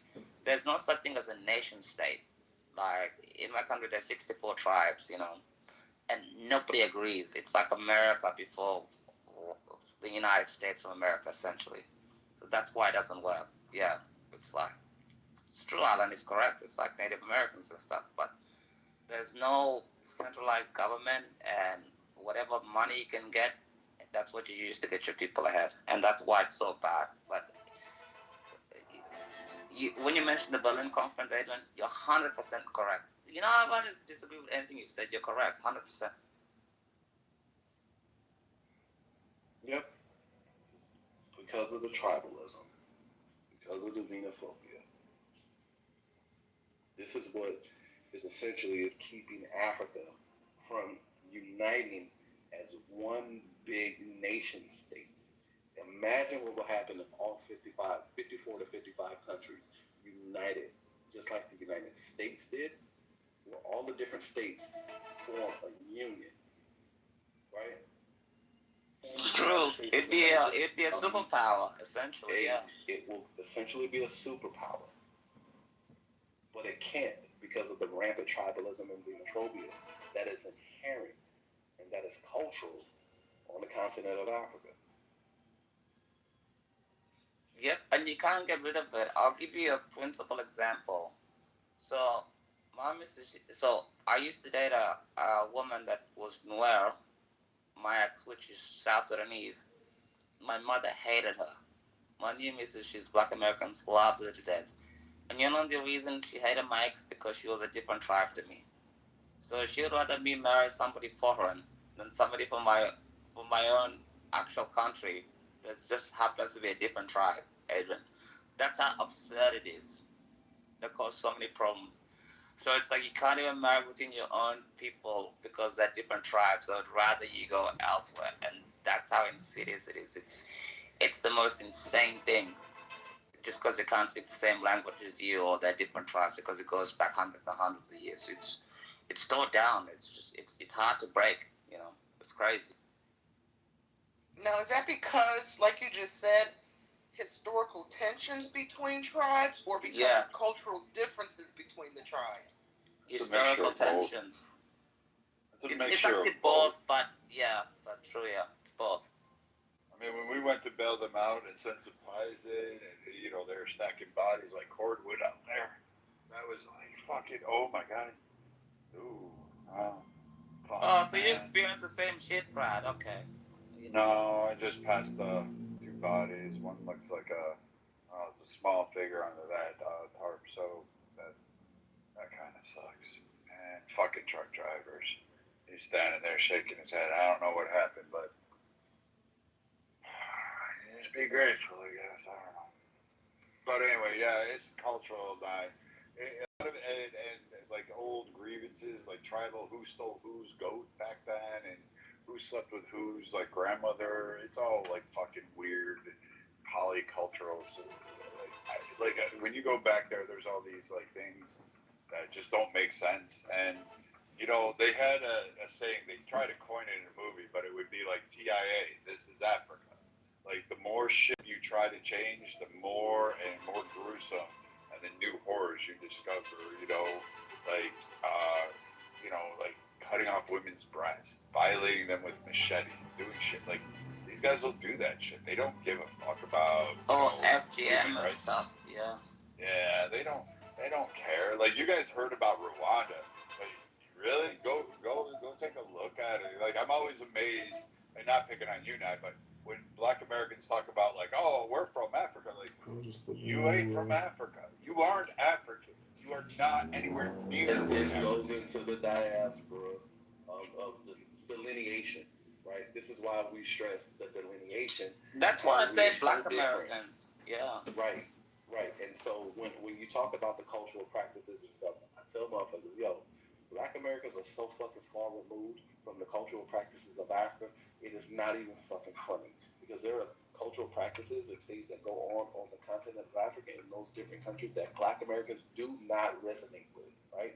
You just brought up FGM. Africans don't cut off the clits of their women. We don't do that, right? We don't even sew up their vagina to try to goddamn preserve their chasteness, right? Their chastity, right? We don't do shit. We don't engage in dowries. We don't engage in goddamn giving our women fat so we can marry them off, right? On purpose. No, we don't engage in shit like that. There is cannibalism that is actually practiced in some countries in Africa. Black Americans don't believe in no fucking cannibalism. Goddamn. Yeah, it's practiced in the Congo. Right, it's hard enough to try to goddamn get a black American to eat some pork, let alone a fucking human. Unless it's ribs. Unless it's ribs. Right. So when Africans and Somalians and stuff like that come over here and say, "Oh, you're my brother," no, the fuck I am not. I'm not. We don't believe in first cousin marriages, right? First and second cousin marriages. It's a word for that. They call it Sangria something. It starts with Sangria something. I forget it. It escapes me right now. But where they believe in strengthening the blood of their It's family like a line. sinophilia or something. I know what you're talking about. Exactly. Exactly. Just like that, right? And because of that, this is why you get these hereditary traits and stuff. Why do you think all Somalians look alike? Why do you think they share the same phenotype when you're looking at them, from the men and the women? It is because they engage in certain practices that comes out in the. It's just because they're inbred, that's why. Like Pakistan. Exactly. Yeah, it's like nine. Just like the Habsburg jaw, right? You know the Habsburg jaw. You know what that is? Yeah. The Jay Leno jaw. That is a sign of inbreeding. King Charles did that shit of Spain, right? A lot of fucking inbreeding that was happening, right? The conquistadors and shit, right? So this is why you see that character, that trait, that hereditary genetic trait in South Americans. That Habsburg jaw is because of the conquistadors and where they settled at, right? A lot of them was fucking inbreds. Yeah. Same with Somalians. Here's a thing about Somalians that I don't think a lot of people know. Did y'all know that they are on borrowed time? Not politically in this country, but which is true, they are on borrowed time. But they are literally on borrowed time genetically. Yeah, it's true. They barely make it to fucking 60 years old. Their average life expectancy is like 61 years old. Why do you think you don't see any Somalian senior citizens? Because a lot of them don't live that fucking long. They barely make it to 60 years old. If you don't believe me, look it up. Well, the other thing too, like Nye, is like when you go in there into the interior, and I've seen it because I've been to Africa multiple times. I've been to like South Africa, I've been to Sierra Leone. That shit's a whole shit show back in the day. Like nobody went there. Everybody was running from there. Sierra Leone is a fucking hellhole, Brad. It is. It always will be. So like when you go into these places and you're like trying to get people out and you're trying to get assets and you're dropping off medicine and supplies and food and you're watching guys just fucking rip through people and you're just like, there's nothing I can fucking do. And you're like, all right, well, let's remove the bodies. And you got the UN guys there because like the Pakistanis and everybody that's in the UN sending troops around, they don't give a fuck. They're more corrupt than the African warlords. So like, it's TIA. This is Africa. It's a hunting ground. That's all I know. It sounds sad. It sounds racist for a white guy to say this, but it literally is a hunting ground. Everything in Africa is designed to kill you, or you are designed to kill it, because that is the only way you survive Africa. Like for the political climate, for the tribal climates, for the animals, the flora, fauna, everything there is not built to do what it is. And here's the weird part. Africa could be the most powerful continent, nation on earth if it would unify, ratify, just baseline human rights. There would be no stopping it. But because they can't, because they believe in child soldiers, because they believe in diamond brides, because they believe in patriotic prostitution by drug child marriages and stuff, child marriages, and then murdering. Like I thought humanity, I thought there was a God at one point, or at least I had questions about a God. They took Africa to take God away from me because I said if we were created in man's image or God's image, and this is man and the horrors of man, why would God allow women and children to be carved up by a machete? Like when you look at those bodies and you see the breast ripped off and the woman bleeding out and trying to just cling to life with that vacant look. Horrible, horrible. You're not. You no longer look. You don't see God. You don't see Jesus. You don't see any of that fucking biblical bullshit that I call it out there. What I saw was red. I saw the smell. I saw the blood. I smelt it. I could taste it in my throat. I can tell you that I will forever be fucking marred by what those sites are. That is fucking true to a T. I do not put Black Americans in that category. I will never do that. Black Americans don't belong in that category. You were the peaceful people. If you want to go back in history and say, hey, you were peaceful fishermen and farmers and all that shit. Those people that are left in Africa were the ones that conquered, raped, killed, and murdered your entire tribe and then sent the survivors over to America. And not that slavery was good, but at least at some point in your lineage, you gotta wait from that. And there is no silver lining into the trauma that black people had to endure in America. But man, the poor people that in Africa and had to exist in a constant state of horror, demise, and possible killing, they don't value life. They're not worth it. To me, it's a continent that is not worth saving. It's a good vacation, but really at this point in time, until they get their ass together, it's not worth my time to go over there and risk my life, my family, my country life to get involved in it. It's just really not. And they aren't going anywhere. There's no one stopping them. No one can stop them. Because no one can actually even fucking go help them. We can't even give them food. You know, like my PTR is my house in South Sudan. The reason I haven't given up because I'm from there and I want to make it better. You know, like I was educated in Australia and stuff because that's why I have the education. But I won't give it up. But a lot of the things you're saying it's 100% true, and you have to have some reflection. You know, you can't just lie and everything else like that. Like I go there, the roads are shit.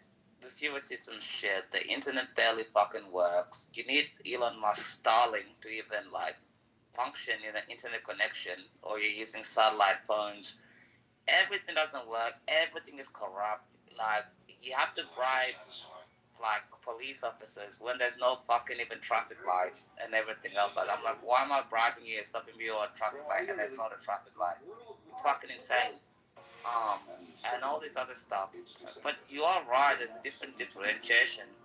And like I went to the Congo a year and a half ago, and I was like, you gotta be kidding me. You know Samuel Huntington's book that he wrote? And I was like, he was the one just explaining this in like fucking the early 1900s. It's like nothing has changed. And I'm like, why?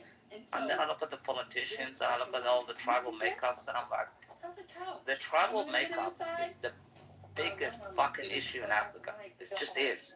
It's the biggest fucking issue. Like you can't get anything done at all whatsoever. And it's horrible. And you bring up Somalia, and I think it's like America went to Somalia to deliver food, so they don't starve to death in a famine, and that's how you got Black Hawk down. And then I saw the Somalis on fucking Twitter being like, well, yeah, the last time Americans were here, we killed like, what was it, 18 Marines, God bless their souls and stuff. And I'm like, they went there to give you food, and what did they get in return? You shot them. Like, what do you want from Americans, sort of thing? And it's like, you don't want to win in life. Like, maybe you get 50 years, 60 years, 70 years if you're lucky from God Almighty Christ. You know what I mean? But it just breaks my heart whenever I travel from a first world country and I go back there. I'm like, I'll be so incompetent that we can't fix this country.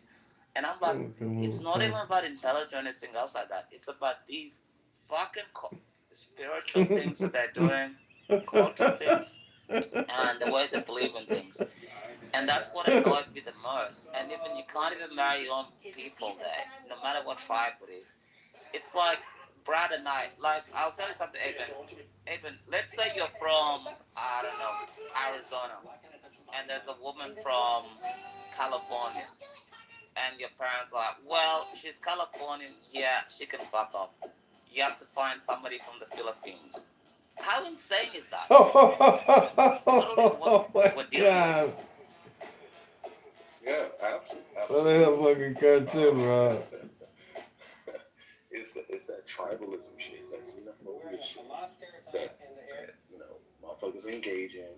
They only have a preference for in group. If you're the out group, it's fuck you, right? And that's similar to the ideology of the left. Well, I mean, Similar to the ideology of the left. and it's a shame too I because guess. it's beautiful there. Like, I can take you up on Mount Kilimanjaro and you can look out and you're like, I don't know where heaven is allegedly supposed to begin and the earth ends. You will see things that are just hard, like they touch your core. That red dust will get in your soul and you will like it'll be a part of you. I'll take you home after. You'll breathe it in and you'll be like, yes, I can feel it. It's alive. It's electric. You get that the minute you touch down, and then you start to look a little deeper, and then you start to see a few things, and then you're like, okay, and then you start to see the whole picture once you get down, and you're like, holy shit, this is how you want to be governed? Like, who picks this? Who decides this? And it's really weird. And I don't know the answer. It takes wiser men than me to do that. I'm not that type. But I can't imagine that this is a place. This is the birthplace of humanity. This is where allegedly people crawled from the ooze. This is where religion was founded in the Middle East and Africa. This is where wars for peace and stability were alleged to have. The majority of stories come out of this. Our descendants come from there, and all I see, like besides the beauty, is the horror. And unfortunately, the horror won out on me. I love Africa, but I took my kids there. We lived there, and I took them out. I couldn't do it anymore. You can't. It's a shame. The most beautiful continent, most diverse, most like resource rich, the wealthiest continent on the fucking planet, and they're cutting off young girls' breasts so they can't breastfeed their babies. I don't fucking understand it, and no one can give me God's lessons in that.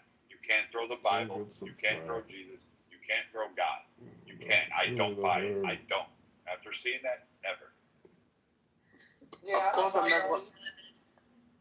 Go ahead, now. Sorry to cut you off. No, I was going to co-sign with what Brad was saying. I don't buy that religion excuse either. God didn't tell anybody cut off the tits, cut off the clitoris, and all this other weird shit. Turn the children into killers. God's ultimate sacrifice was His Son Jesus Christ, and yet they still do animal sacrifices to God. God didn't say you got to kill the goats and the chickens to get His approval and His love. So I agree with you. And you said something earlier, Brad. You were like, it might sound racist coming from a white guy. No, I don't think it sounds racist at all. It's your experience. I've never been to the continent of Africa. I mean, what is it, 58 countries? I've never been to one of them. I'd like to think there's at least one that's glorious and prosperous, but until that day comes and I can experience it myself, I just have to listen to the experiences from those who lived there, were raised there, or served in the military there, because I may never know. Honestly, truth be told, I know a lot of Black Americans who have no interest in going to any parts of Africa for the reasons you just out. I don't know if you mentioned this fucking reason, but the reason why I don't want to go to Africa, I don't have no intentions of going. Never will. I don't want to have to go through. I know. The reason why I don't want to fucking go to Africa is because I don't want to have to goddamn go through 25 rounds of goddamn inoculations just to fucking go. I don't want to have to take all those goddamn inoculations. Mighty funny,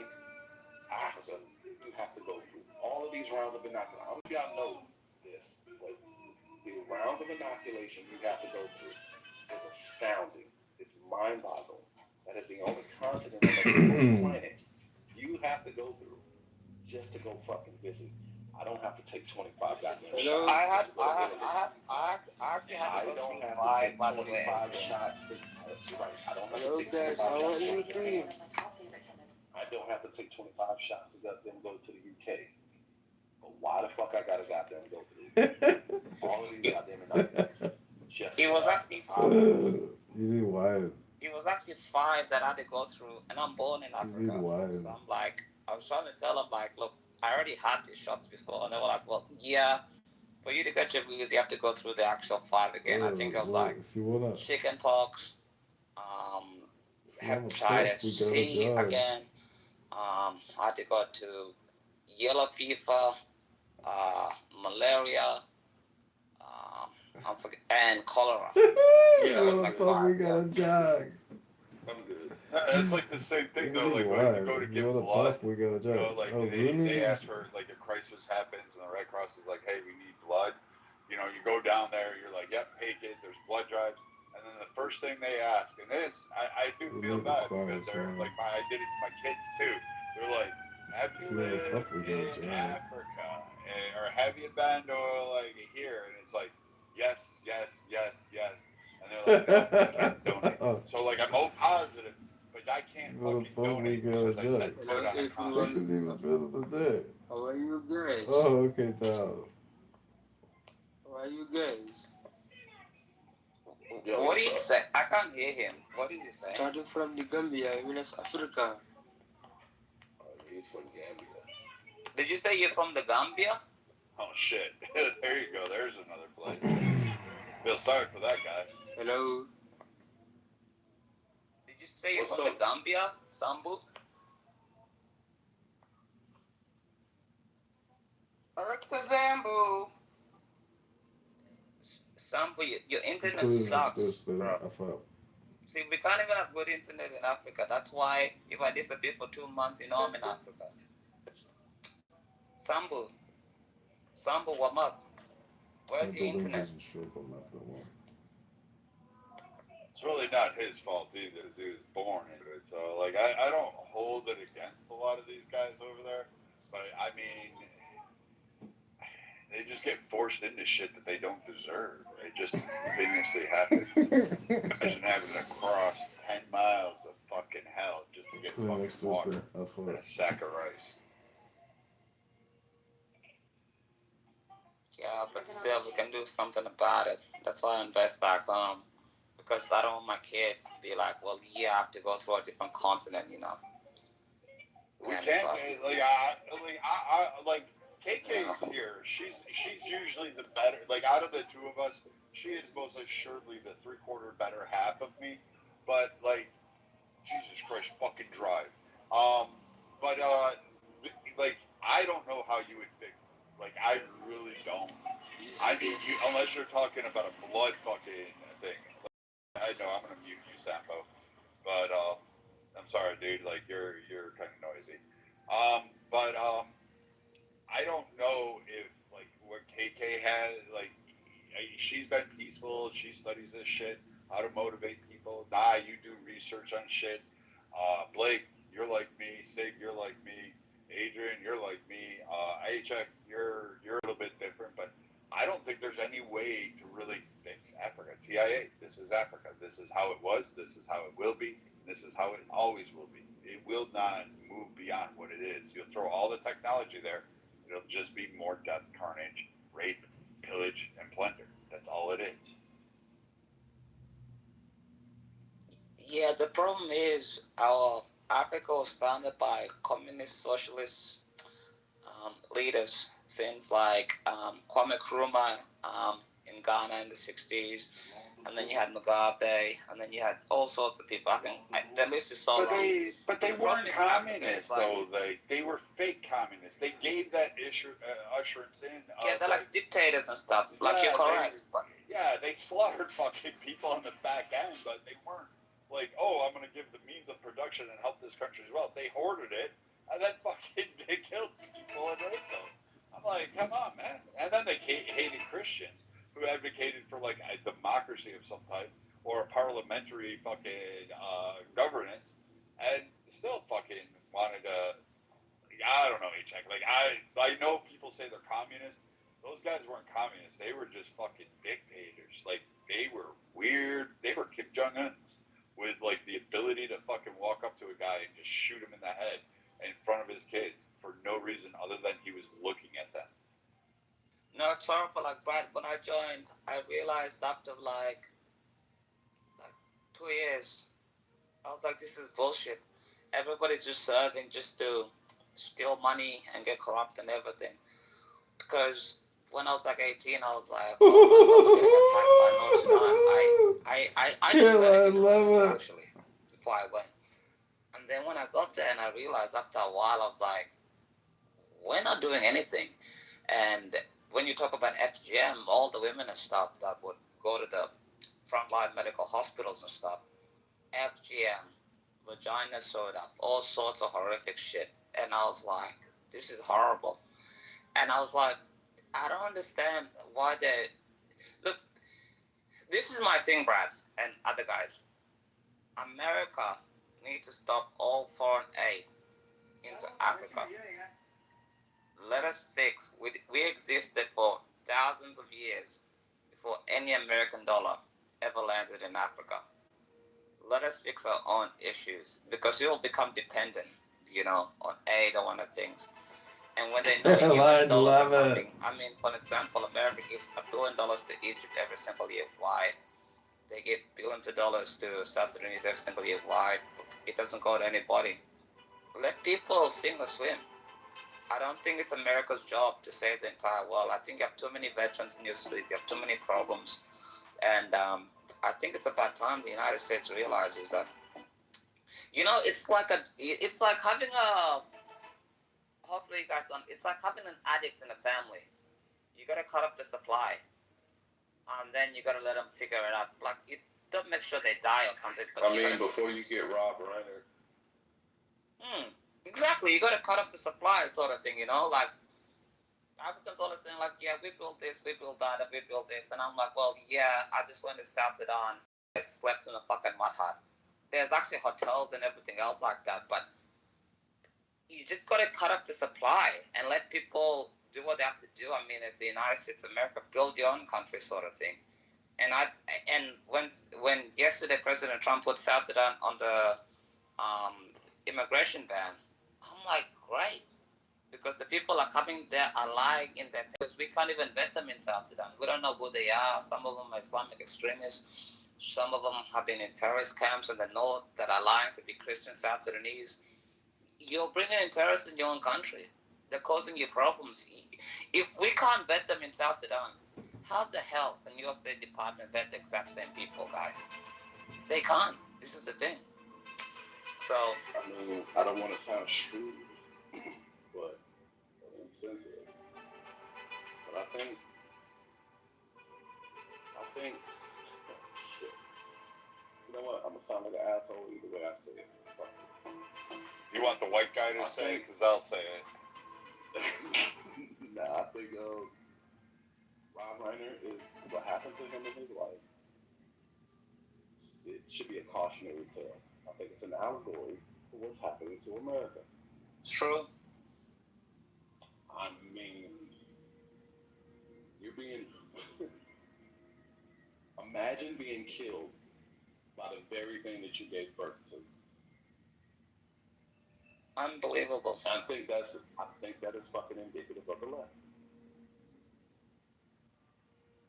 They're enabling these creations of theirs, and it's only going to blow back into their faces, and they're going to pay for it.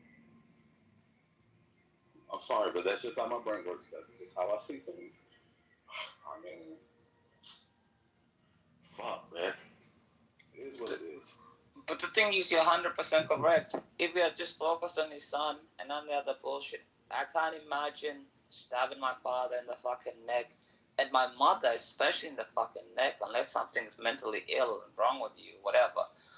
But it's you gotta cut off people, like, especially drug addicts, especially the most. You cannot subsidize someone's addiction forever. And I use that as a metaphor for Africa. Africa has got like $3.4 trillion since like 1964. What has it done? Nothing. Absolutely sweet all. Drug addict kids put their parents through the worst shit. They destroy families. They're usually manipulative and everything. I'm not saying they shouldn't get help. Obviously, there should be help centers for people, especially veterans and other people. You should have help, but the burden should not be on the family all the time. In Australia, you have the National Disability Insurance Scheme. So if you're mentally ill, you're a drug addict, you go to facilities and everything else like that. But this is literally what happens. You have to have boundaries in everything in life, and I think if you don't learn how to be self-sufficient as a man or a woman, I think your life is gonna be shit. No matter what you do in life, it really doesn't matter. And especially when you have turmoil happen in your life, how the fuck can you expect somebody that's always has been given everything to cope with a traumatizing situation? They're not a cop. You know that, and that's why people just keep giving them more money. It's just the way it is.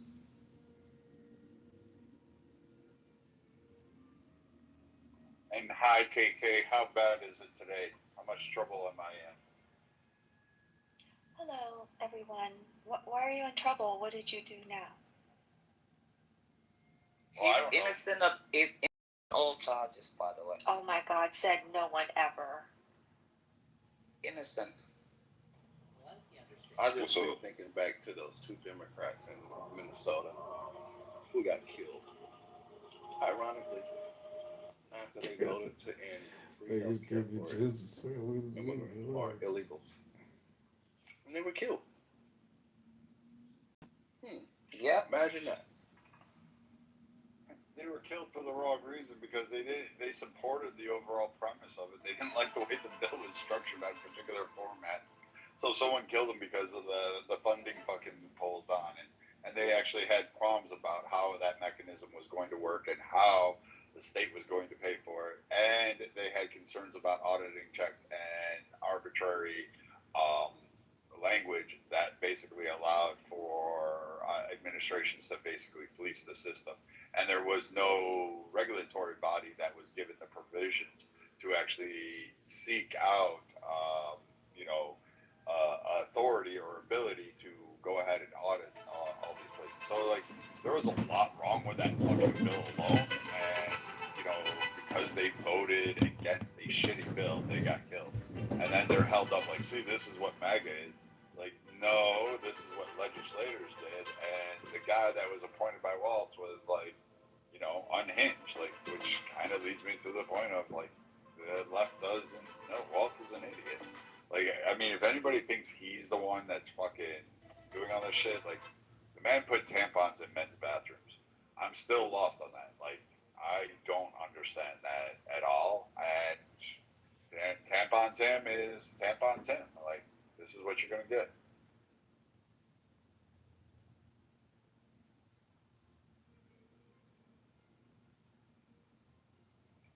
Imagine that. Right. I wouldn't be surprised if it comes out in the years to come that Waltz is a plant. Think about, like, there's so many inconsistencies when you talk about his history, his personal, his military, his service. Like, where did he come from? So how did you go? If you look at if you look at his career path and how he got into education, why he had to leave education. What? There's a lot of shadiness going around, and how much time he spent in China as well. So, and then he allowed all this to happen. I definitely think. I think that there's potential. And he was a master sergeant that couldn't work a gun. I was shocked. Well, he wasn't even actually that. So, but that's a whole nother conversation.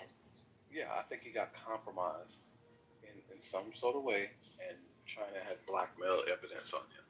It was like, yo, motherfucker, we will out your ass unless you do the fuck we tell. Look, which is, it's crazy that you bring that up, KK, because I tell people all the time, Kamala Harris did the exact same fucking thing that Hillary Clinton did. Yeah. The exact same thing. What she did was, unassuming, old, gray-haired white guy named Tim that was incapable, that was a fucking imbecile and spineless as fuck. She did the exact same thing Hillary did. Wouldn't overshadow him. And then also, someone was asked, oh, who's the governor of Pennsylvania? The Jewish guy. He was hot on the list. Josh Shapiro. Yes, yeah. So they asked, so in Kamala's book, she writes about, how he picked or who she picked, why she picked, and and then she talks about Shapiro, whatever, and he's like, none of that happened. It didn't happen that way. And he made some comment. I'll have to find a interview audio of him saying it. He basically said, well, if you look at it, like, there's only so many days into this presidential election. If you fail, which history says that you are going to, then how does anyone survive that if you want to have a future for the presidential bid in 2028, right? So that's basically the reason why. He basically said, like, well, that's the reason why, like, he's, he basically pulled his name out of it, he said. And basically because the left, they have an anti-Semitic issue embedded in the left, right? Because, like I said, it boils back down to identity politics. Now, what it would have looked like. She is a black woman who is married to a Jewish guy, and she picks another Jewish guy as her running mate. That is two Jewish people that are within the heartbeat of the presidency. It's too close to the fucking seat of power, right? And the left couldn't have that, right? Identity politics, mind you. I don't know if a lot of people paid attention to this, but after that abysmal, historic meltdown of Biden on the debate stage, I watched The Spin Room on MSNBC, of all channels. MSNBC, make sure niggas behave correctly. You're on Massachusetts. Right. That acronym is wild, Adrian. That was wild. Oh my Lord, I've never heard that. I'm sorry to interrupt. I'm like, what did he just? I'm just gonna take that and I'm gonna admit that now. That's gonna be used at a strategic point. Carry on. Sorry I interviewed you. I just literally was like, wait, what? Sorry. You know I can't say that shit, so I like the fact that you said that shit. Go ahead. Hello. Yeah, so. Hello, guys. How are you? When they were talking, okay. Hold on for a second. Hello, everyone. Zambu, don't cut off the brother. Show some respect. Nah, he's fine. He's fine. I just flew him to Ukraine. So, on the spin room, they were saying, well, after tonight, she said, I was speaking to a lot of top Democrat lawmakers, and they're considering having an open primary at this point. But guess what? They couldn't do it because if you look at the short list of people that they had on the list, Josh Shapiro was one, Kathy Hochul was one, not Hochul, Gretchen Whitmer was one, Gavin Newsom. All these motherfuckers are white. Now, what it would have looked like to the base of the Democrat Party had they leapfrogged over this heir apparent, this black heir apparent for Joe Biden in favor of a white person. Yeah, they couldn't. They would have been. They could not do it. So they were stuck. It would have tarnished not only Biden but also Obama as well. Because there's a reason why Obama beat Biden or chose Biden. Let's think about it, right? Exactly. Bernie, if anyone should be mad on the left, it should be Bernie. For God's sake. Exactly. So. Bernie Sanders has gotten only $30 million from fucking Big Pharma. That's just fucking pharma. Fucking racketeer of them all. A white candidate, the goddamn Democrat Party would have fucking exploded.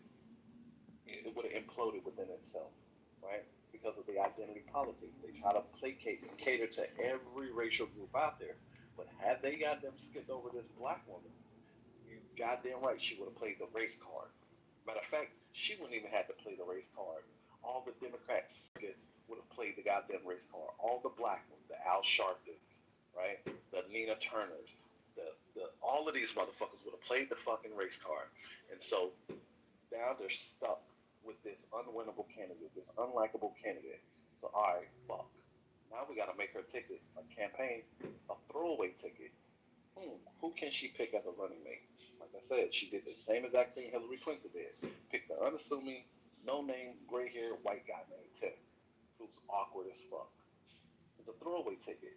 Josh Shapiro had to take his name out of the running. Why? It's because he did not want to sully his name with a losing ticket. Josh Shapiro was looking forward to the 2028, just like Gavin Newsom is doing right now. So Josh Shapiro said, oh, hell no. I'm not attaching myself to this fucking anchor weight. No, I'm not going to get sunk with this shit, because had he attached himself to her ticket and they lost the way that they did, I mean, shit, he couldn't answer for that shit in 2028, now could he? No. Hell no. He said, nah, stay the fuck away from me. I want to stay unblemished. But Josh Shapiro had his own set of issues going on in the state of Pennsylvania with that murder. Right? Right. So now the left has a conundrum.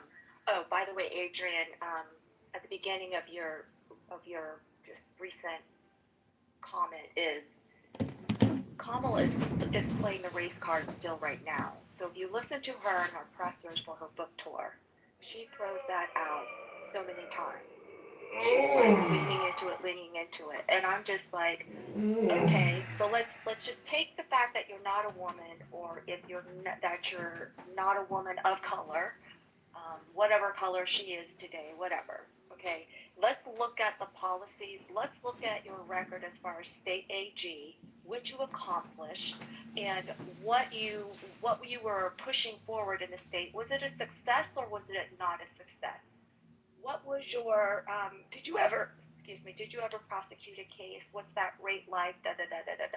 Right? So when this whole presidential election was going on, I did some research on her, because I'm like, well, maybe she is. Let's see. I live in the state of California. I didn't hear hide or hair from her. But then what did she do? Her record is she agreed and allowed for incarcerated California people to be given free transgender surgeries and care.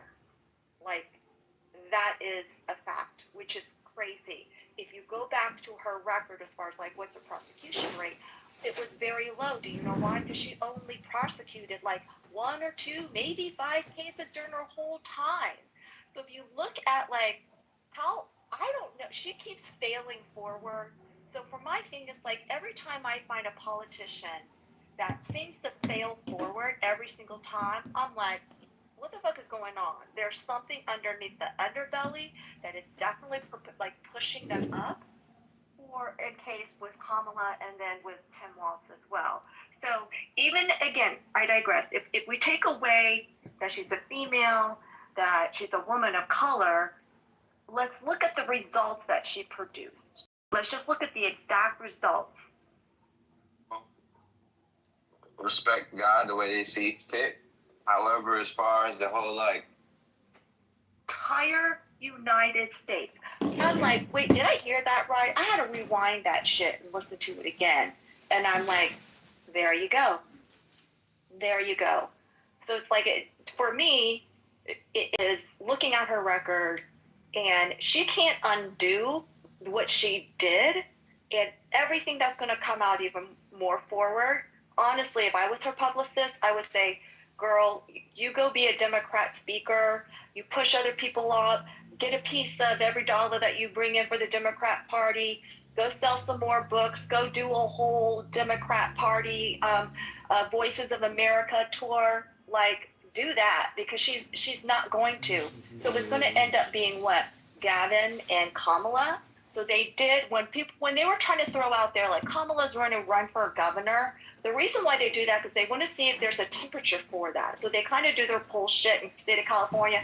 It was so low. It was so like, they're like, oh, hell no. So if you think about it, now it's going to be Kamala and Gavin Newsom. So what does the Democratic Party do? Do they go backwards and choose a white man? Right? And then what? They're not going to have Kamala as a VP again.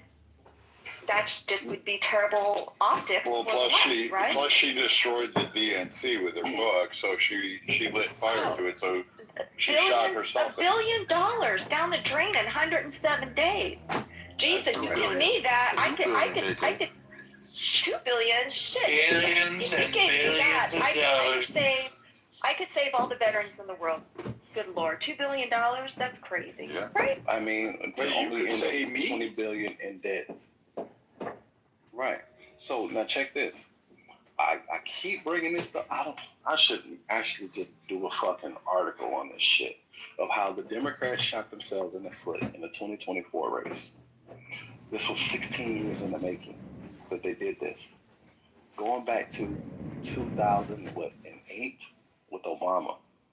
When they elected Obama, his first 4 years, you know what the Democrats should have been doing, the DNC should have been doing? Grooming a quality candidate. They didn't do it. So now comes 2012 with him and Mitt Romney. I mean, shit. It was virtually a shoo-in at that point. They sat back on their laurels for another 8 years. They should have been grooming a candidate. They didn't. Because they figured Hillary Clinton was going to be the heir apparent. But a black swan event happened. A certain candidate came down the stairs and announced his candidacy for president. It's like, oh shit. Because mind you, the poll said she had a 92% chance of winning the presidency against Donald Trump. If you believe the polls were lying. They were lying like a motherfucker, gaslighting people. And so, for 8 years, they sat back on their fucking laurels and did not groom a quality candidate. They never thought, what if it don't work out? What if she loses? They never thought that. It never occurred to them because they only thought that, hey, we could just knock his ass out of the fucking race with all of this other bullshit. And, you know, if he happens to win, we can just play the nuclear option, which was the Russia, and all of that other bullshit. They spent 4 years of his administration investigating instead of legislating. They spent 4 years investigating instead of goddamn creating a quality candidate for the 2020 race. So mind you, this is 12 years at this point. Up until 2020, it's been 12 years. This is why when you look at the Democrat primary, it was like over 26 candidates in the field. And none of them panned out. Joe Biden, they had to goddamn go to the depths of the Crypt Keepers catacombs to bring out Joe Biden. Obama knew that was a bad idea. This is why he said, Joe, you don't have to do this. He said it jokingly, but he was serious. He said, yo, do not underestimate Joe Biden's ability to fuck shit up. Now, mind you, this was his vice president. You don't think Obama knew that early on, he was one of the first people that knew Joe Biden had a mental decline going on. He had a cognitive problem. He knew. His wife knew. And a lot of people of the Obama inner circle knew. This is why he said, you don't have to do this. But, fuck, we just got them shafted Bernie and after the Iowa caucus because it was looking like Bernie was goddamn going to get this shit. But they couldn't have a fucking uncontrollable socialist at the helm of the Democrat Party. So, hey, kneecap this motherfucker. They did it twice. Hillary, highly fucking unpopular. So with Joe Biden, mind you, he didn't have a record to run on. He only ran on nostalgia and Obama's record. And dumbass voters thought, okay, we get Joe Biden in, it's going to be the Obama years all over again because Obama will be right there in Joe Biden's ear. Literally, Keyword you said, Adrian, control. They couldn't. Exactly. They couldn't exactly. control. Little did they know how right they were. He was going to be in their fucking ear. So hey, weekend at Bernie's candidate, he campaign basement, and guess what? Boom, he won, right? And I use an asterisk next to that. He won. So now, for 4 years of Biden's term, they did not groom another fucking candidate. So 2024 rolls around. Guess what? That's 16 years that they wasted. They wasted, right? They wasted goddamn all of this time. and did not groom a fucking candidate for 16 years. And now this insurance policy that Joe Biden picked, Kamala Harris, who was highly unlikable, didn't get a delegate vote, but because they had to play into their identity politics, they chose the black woman. Because mind you, remember the short list of candidates he had? One of them was Keisha Lance Bottoms, the black female mayor of Atlanta, Stacey Abrams of all people, Kamala Harris, and I think like two other black women. But Keisha Lance Bottoms said, "Oh fuck no, I don't want no parts of none of that shit. Take my name off of that list." And so, ultimately, the last two names that stood out was Stacey Abrams, Kamala Harris. Now, if you compare them side to side, who do you think America was going to pick? Mind you, America does have a colorism problem. We do.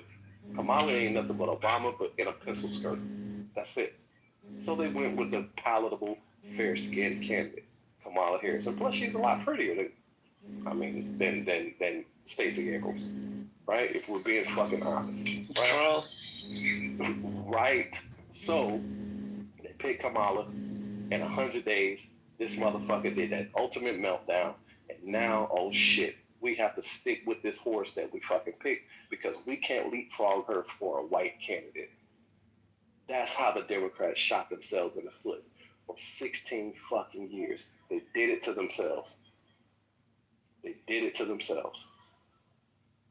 And it's true, and things have changed. Like in my generation, like I can't vote in the American elections yet, but my generation is pissed because we grew up with all these terrible people be like, well, you men have to do this, the future's female, me too, all the bullshit. Even when the first time I actually started my business agent real quickly, Shuffle, honestly, I did not hire a single female, not because they were qualified or anything.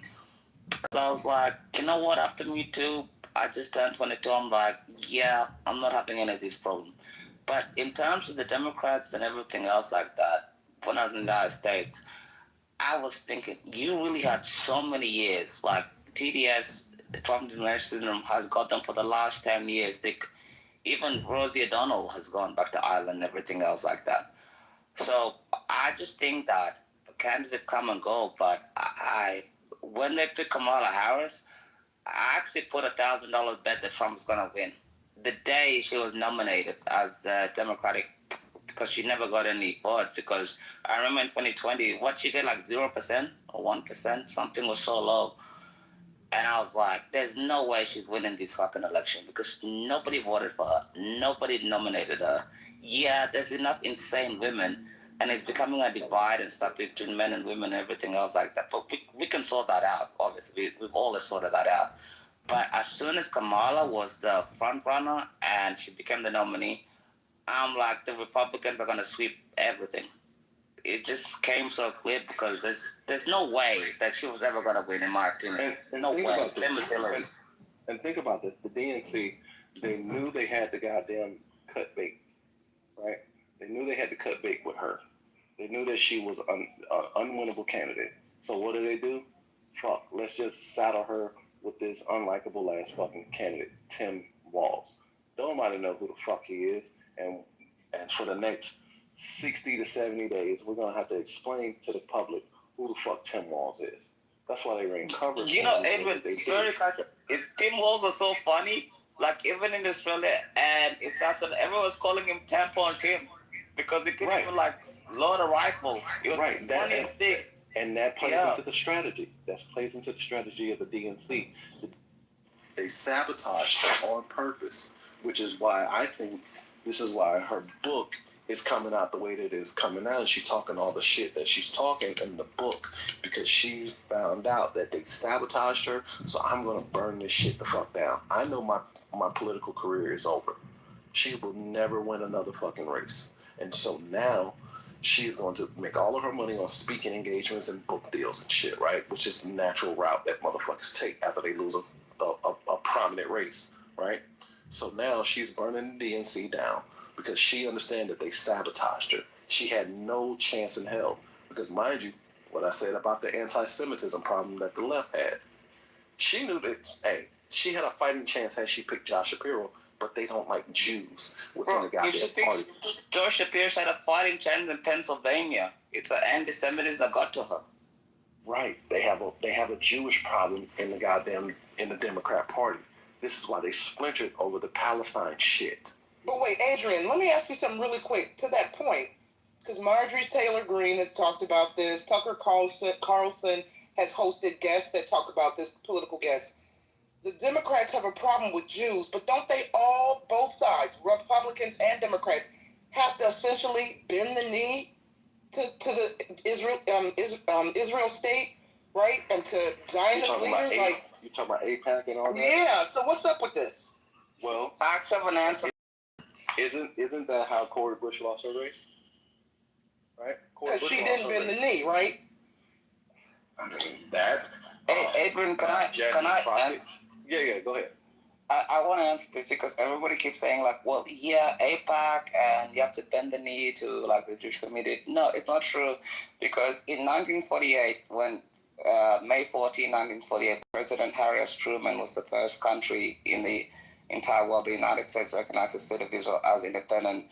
The next day, he embargoed all American weapons to go to the state of Israel. From 1948 until 1967, it was President Johnson was the first one that actually helped lift the embargo, and then after that, Nixon. So the United States and the state of Israel have always been like this. By the way, the AIPAC is the 10th biggest contributor into the lobbying. So the people are like, yeah, you're influenced by AIPAC.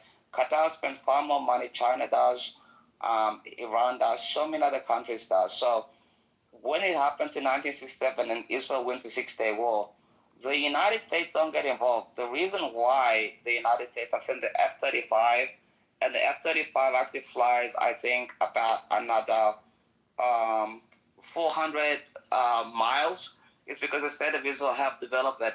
And the person that signed the deal that sends the state of Israel $3 billion every single year to buy American-made weapons is actually Barack Obama.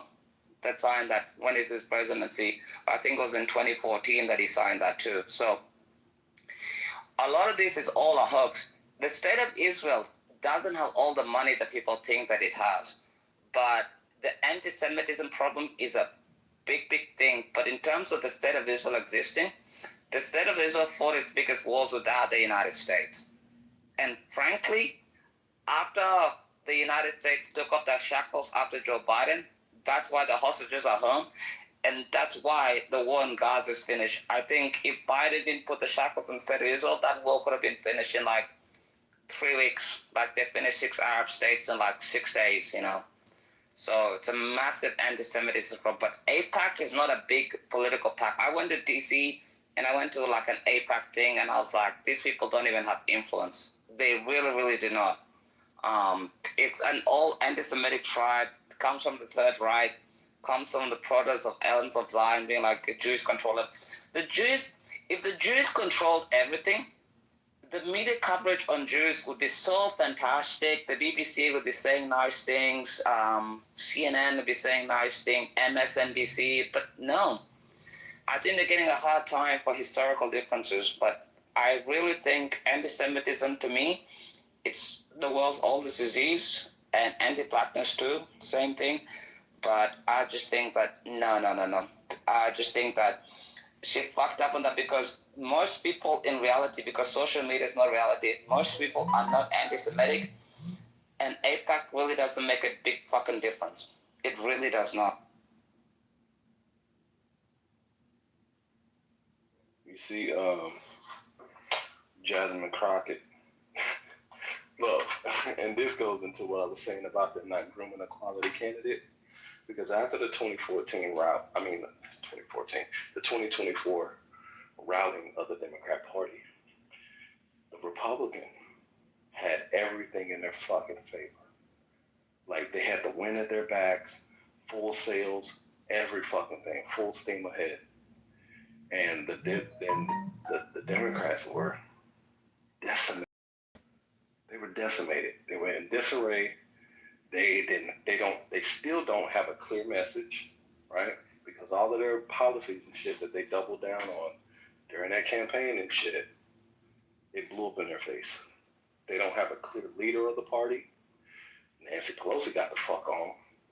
Chuck Schumer is on his way out the fucking door, right? Via AOC. Bernie,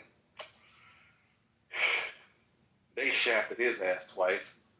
He don't really have any influence. This is why he's trying to leech onto AOC or any motherfucker that has any momentum within the Democrat Party or some semblance of momentum. Bernie knows he's done, right? He's still trying to get this socialism shit off the ground, which is why, he was sucking dick to goddamn Zoran Mondani, right? So, Hakeem Jeffries, he's afraid to goddamn take power, right? He's emasculated. That a motherfucker, if you look at the Democrat Party, that party consists of angry women and effeminate men. That's it.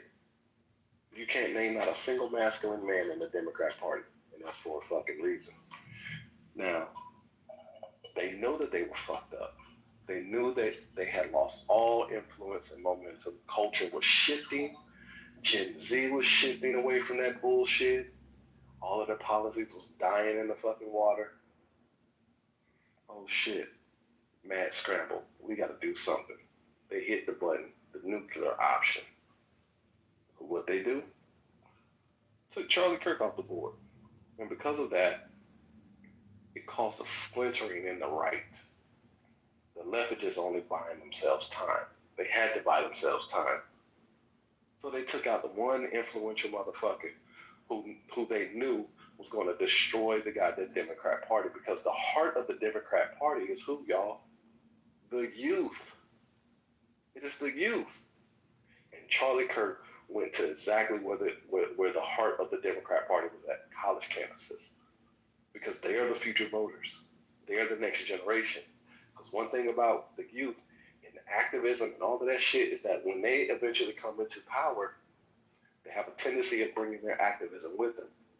Remember, AOC was like, 25 years old when she went to Congress. Everything that she has been advocating for was her worldview of what the fuck she sees, how she sees the world. And it reflects in her activism and her policy making in Congress. So they knew that the goddamn youth was a sacred demographic and their future to the party, because, look at their policies. They do not reproduce. They only have to recruit. You're 100% correct. And so Charlie Kirk went to where their fucking future was at, and they said, hands off. And they killed him for it. They killed him for it. You're They understand that, they understand that looking at that brutal murder of Charlie Kirk in their innocent eyes, in their futuristic eyes, guess what? It's going to radicalize them. So that's what happened. The Democrats had to buy themselves time to figure out their next game plan. And, shit, they still don't goddamn learn their lesson. They double down in all of their ideologies. If you don't think that's true, look at Portland. Look at LA. Look at San Francisco. Look at New York. Look who they just elected. Look at Chicago. All of these places that are Democrat strongholds, they're doubling down in their goddamn ideology. They don't learn. They're political kamikazes. They will destroy themselves, even if it means they will destroy you in the process. That's just my assessment. I could be wrong. No, I think you're 100% correct, because I think the last election, NBC called it the pros elections because people actually cared, or like the young man. You know what? You don't even have to agree with these blue hair feminists and all scumbag this and stuff. You can love God, you can get married, have kids, have a good life, and everything else like that. And that message was getting through, and I think that was the problem that they're killing for, because a lot of young men in my generation, especially in our mid-20s, we grew up with every single teacher was a fucking woman. Every single thing was leftist and everything. University, same shit. It's the same ideology. I don't even know how the fuck I survived. Honest to God. Like, I remember in 2020, I was like, almost like an ultra leftist because university, but thank God I have my dad in my life, you know. He just kept me on the straight path. If I didn't have my dad in my life, I'd be fucked. Honest to God, I'd be one of those leftist weirdos that's talking to you right now. But it's the whole indoctrination that happens with stuff. And I think Charlie was getting the message through. It's like, well, yeah, shit happens, but like you can be a man about it and you can do other things. And they realize the voting patterns are changing. Have you seen the different voting patterns? It's like in Gen Z, it was like 70% of women vote left and 70% of men vote right. So it's like it's split equally. And they're like, well, why is Gen Z not dating? It's like, yeah, because nobody likes each other. And nobody wants to date a liberal leftist lunatic sort of thing, you know? And we were raised by that. It was always like, your toxic masculinity. They make up all sorts of terms for bullshit just for being a man. And you realize that and you're like, these people are retarded. They're evil. They're sick and sadistic. And then when they realize the message is not going through, they just kill you. You know? That's what happened to Charlie. Political kamikazes, man. It's horrible, That's what I call them. They're political kamikazes. They will kill themselves in the process of killing you. This is why I say, yo, look at that party. You were talking about masculinity and blue-haired lunatics. That's the base. It's true. That is I the think fucking base.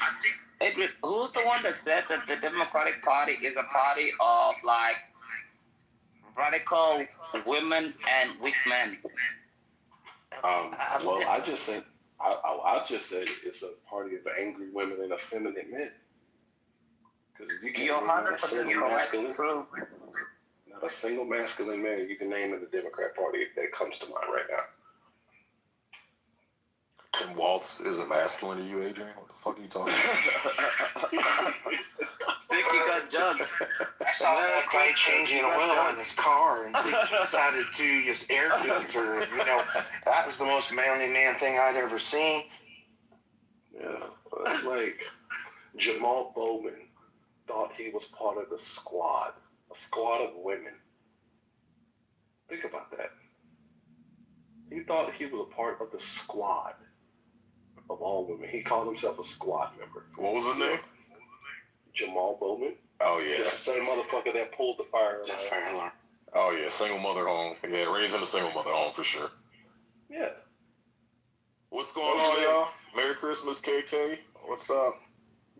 Merry, Dr. Brian. Merry Christmas. Merry Christmas. Sig, can I share a little story about your hashtag Santa ate chocolate?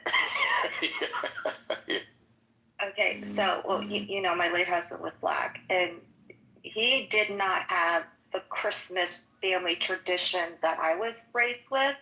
And I said, well, let's do stockings, because I've never gotten a stocking in my life. Like, what are the stockings for? And I was like, well, yes. And then Santa comes and puts the presents, so we gotta hide the presents. And he's like, oh, no.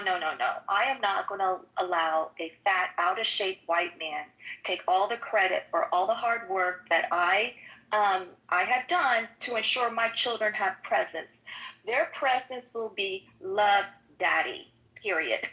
He's like, absolutely not. We did compromise, and we said the stockings were from Santa.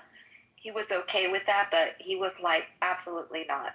I didn't think about it in that capacity, but when he shared that with me, I about died. I was like, oh my God. Yeah, that's definitely a black thing. That's definitely a black thing, KK. Yes. You know? Well, I mean, That's a real man. That's how I used to do my kids. I'm like, ain't no fucking Santa, no nothing, man. I said, Dad's got to go to work and break his fucking back for all this shit under the street. Goddamn, you gonna recognize and appreciate that shit. I have little brothers, and I used to eat their cookies and drink their milk and lie. And it took until he was like 14 years of age to realize it wasn't the case. Fuck. That's why they say I saw mommy kissing Santa Claus under the Christmas tree. Hey, you damn right. She was kissing you. God damn it. going on, America? Sergio, Merry Christmas, guys. Merry Christmas to you. What's up, Dr. Long? Merry Christmas. Yeah, same to you, sir. Yeah, that's funny as hell, man. Yeah, I'm trying to preserve our white Santa culture, KK. I'm tired of seeing black Santas and brown Santas and yellow Santas everywhere. No, Santa is fucking white. We're gonna stick to that. We're done black washing and brown washing every goddamn thing. Santa's a fat, jolly white man, and He's either white or black. Have you ever heard anyone argue that Santa's Asian? Well, not one. Yeah, not one time, but I'm nipping it in the bud before it starts, because in 2025, that's going to be the next narrative, KK. Santa was actually an Asian man. He was a fucking Asian man. Yeah, riding around on I was launching a GoFundMe to get more Asian Santas. So, well, how else are you going to justify? How else are you going to explain how he's able to slip into people's homes at night? Women aren't as sexual as men. Like you said, Beth, you can hang around guys. You're not thinking about sleeping with those guys. But if we were to be honest and pick the brains of the guys you hang around with, I guarantee the majority, if you gave them an opportunity to sleep with them, they would jump on it like a fucking lion on a gazelle, Beth.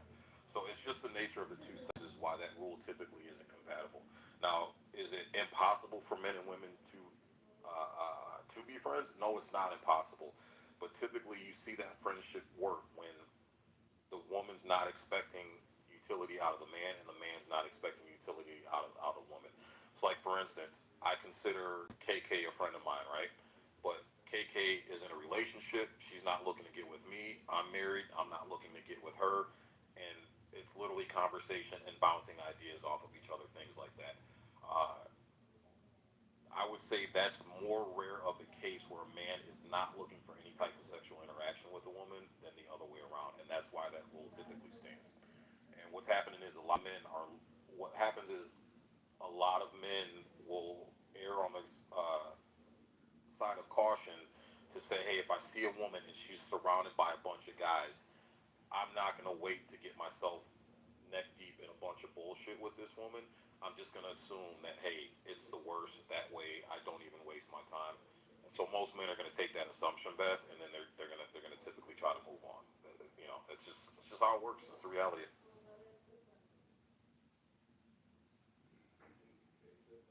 I'm just going to tell you, there is no way in living hell that I would be having sex with this man, but our kids are best friends. Do I mind to go and have lunch? I'll pay for my own fucking lunch. You don't have to pay for jack shit for me. But I think it's okay to have female-male relationships that don't include sex. He does not think that is normal, which is really weird, but he gets very abusive about it. And I'm like, dude, you're going to be left alone for the rest of your life. I'm sorry. But that right there, just your story and his reaction to you rejecting him and turning him down when it comes to a romantic relationship, Beth, that tells you it right there. The fact that he got upset. So he was looking for something more. And that's typically what you see men do. Men will take the friend zone position, waiting for a chink in your armor to be able to infiltrate, right, and try to get you. But the thing is, the biggest utility women offer in general is sex. You can't get the best out of a woman, typically. Not all, not all, not all. But most of the time, Beth, you can't get the best out of a woman unless you're sleeping with her. And that's typically how it works. And if most men were honest about that, if you sit in the locker rooms, you sit in the fucking barbershops, you sit in the taverns, and you're a fly on the wall, and you just listen to men talk without any pressure of women hearing the conversation, this is typically what we talk about, Beth. And that's just the reality of it. Most women don't offer enough utility outside of sex to satisfy, being friends with a man. It's just, sorry, it's just the nature of the beast, man. Well, and I understand that, but I did explain it to him that, you know what, you're probably going to get somebody eventually, right? Are they going to be genuine? Are they going to actually be somebody that you would even want to be in public with? Like, that's where I go out in life. And I was raised around a ton of men. My dad owned a lumber company, and all he hired were men except for his secretaries that I would go and sit with after I got off the school bus. But no, none of them, they didn't date or marry like women that were nasty, that were out there just running around like crazy fools. Um, and he made this gentleman that I have to be, divorcing right now. He told him, "Don't you make a fool of my daughter. Just let her go if that's what you're going to do." But I don't know. I, my son has too much respect. I've raised my son, who's 22. Like when we were looking at trucks yesterday, we looked at the trucks that I said, "Can you put a family in? Can you put a car seat in the back seat? Can you do all these things? Think ahead of time, because once we buy this, you are not going to be trading it anytime soon." One, I'm not a car person. I buy cars and I'm done with it. But he was like, "Yeah, let me look at this." And he looked at it. He's like, "I think so." I'm like, "Cool. You're 22. Yeah, you can put probably 2 car seats in the back. Awesome." And we talked about that. But yeah, I think there's some guys out there in the world that, especially our age group, right? That we've already raised our kids. Like, and we're not ready to go back to that, but we're still logical of things we do in our life for the grandkids. Who is coming? The next generation, right? Behind us. And I don't know. I think we're raising a good group of men. And the more you guys talk about it and you talk to these younger guys, and you have amazing people like, people on this app that are young, I think it's awesome. Honestly, I think your son is gonna be okay if he's raised by a mother like you. It's gonna be perfectly fine. I just think like things can go A, B, and C, but I honestly think it's gonna be fine. I just think that if he survived this long with all the integration of school and you're working so hard, I think it's gonna be fine. And I think you're gonna be fine, by the way, too. But you know, and I just think like a lot of people just, I don't know, maybe I'm wrong and I don't have too much life experience, obviously, but I just think like if you commit and you're like, you, if you're gonna break your promises, you be like, "I broke my promises," and you own up to it and everything else like that, you're gonna be okay. I think things go wrong when you say a promise and then you break it and then you lie about it. I think it's when it goes wrong. But I honestly think you're gonna be fine. Like, um, honestly. So I would not be too worried because I'm 25 and he's 22. I think he said he's gonna be okay. Like, you just realize a lot of stuff and a lot of the black pill stuff. As long as like the most poisonous app is Reddit, the worst of the worst. It's horrible. And you have um, Kick is even worse. Kick is even worse. And then the Xbox stuff and PlayStation stuff is all fine, but Kick and Reddit, that's the worst of the worst apps you can get on because they're the ones that come up with these terminologies and everything else like that. But I think he's gonna be fine, honest to God. And I think you've done a great job. And you know, and I said that to my parents. So yeah, honestly, I just think that's the way it is. Honestly, you just have to pay attention to the new apps and new terminology, and that's about it, really. Yeah, It's harder than that. shit's definitely changed out here, man. You just gotta. The biggest thing I found is just being straight up with your kids. And I know you got a daughter, Beth, and you got a son. But we got to start being honest with our kids, especially with these young girls. Teaching them the reality of things, teaching them the reality of how men typically operate, how women typically operate. Um, like a daughter, for instance. My daughter, my teacher, hey, any guy that comes around and wants to be your friend, no, just be on the side of be on the side of caution, err on the side of caution, and know that guy wants something, right? That's typically what it's gonna be. He's gonna want something, so be cognizant of it. So when you go on a date, bring your own pocketbook, pay for your own shit, so there's no expectation. Don't go over to a guy's house if you're not going to have sex with him. Don't invite a guy over to your house if you're not going to have sex with him. For the men, it's like, hey, understand you have a lot to offer as far as utility and resources. That's your number one job is to protect and provide. Don't give that away to someone who's undeserving. Don't give it away to someone who's going to use and abuse you and what you have to bring to the table. Same thing for the young women. But I think if we're honest with these kids and we get out of this fairy tale, Snow White, Cinderella bullshit that everybody's been taught, and it's a fail plan.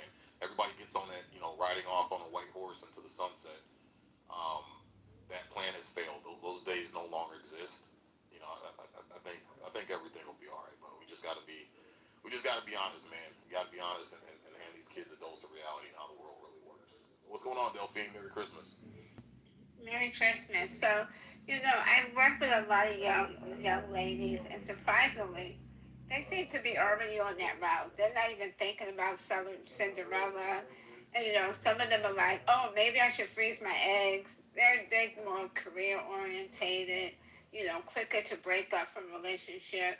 So I think the sign of the times is already showing itself, which is good or bad. I'm not here to judge. But per your statement earlier that men state that they get more of a woman when they're sexually active. But I feel what a woman gets out of a man when she's not sexually active with him is his truth. I don't even understand what she said. Real quick. Hold on, real quick, Chick, because I agree with Delphine. I think I know where she's going, but you want to expound on that, Delphine, so everybody's on the same page? Because I agree. Can you translate that for me, please? I didn't understand. That's a good point, Delphine. Yeah, if you want to break that down. Yeah. So in a couple of ways. So say if a man is in a relationship already and he has a female friend, the female friend probably is getting more of the real version of him, the truth, not the compromised version, not the keeping the relationship safe version, but his truth, how he really feels, what he feels about her cooking, his life, what he wants to vent about, mentally what's going on in his head, and so you get a lot of a man's truth. That's one. And if you let a man stay around long enough, which I agree with Sid, if a man's around you, he's waiting to get in. But if you let him make long enough, his realness comes out. Because after a while, they get back.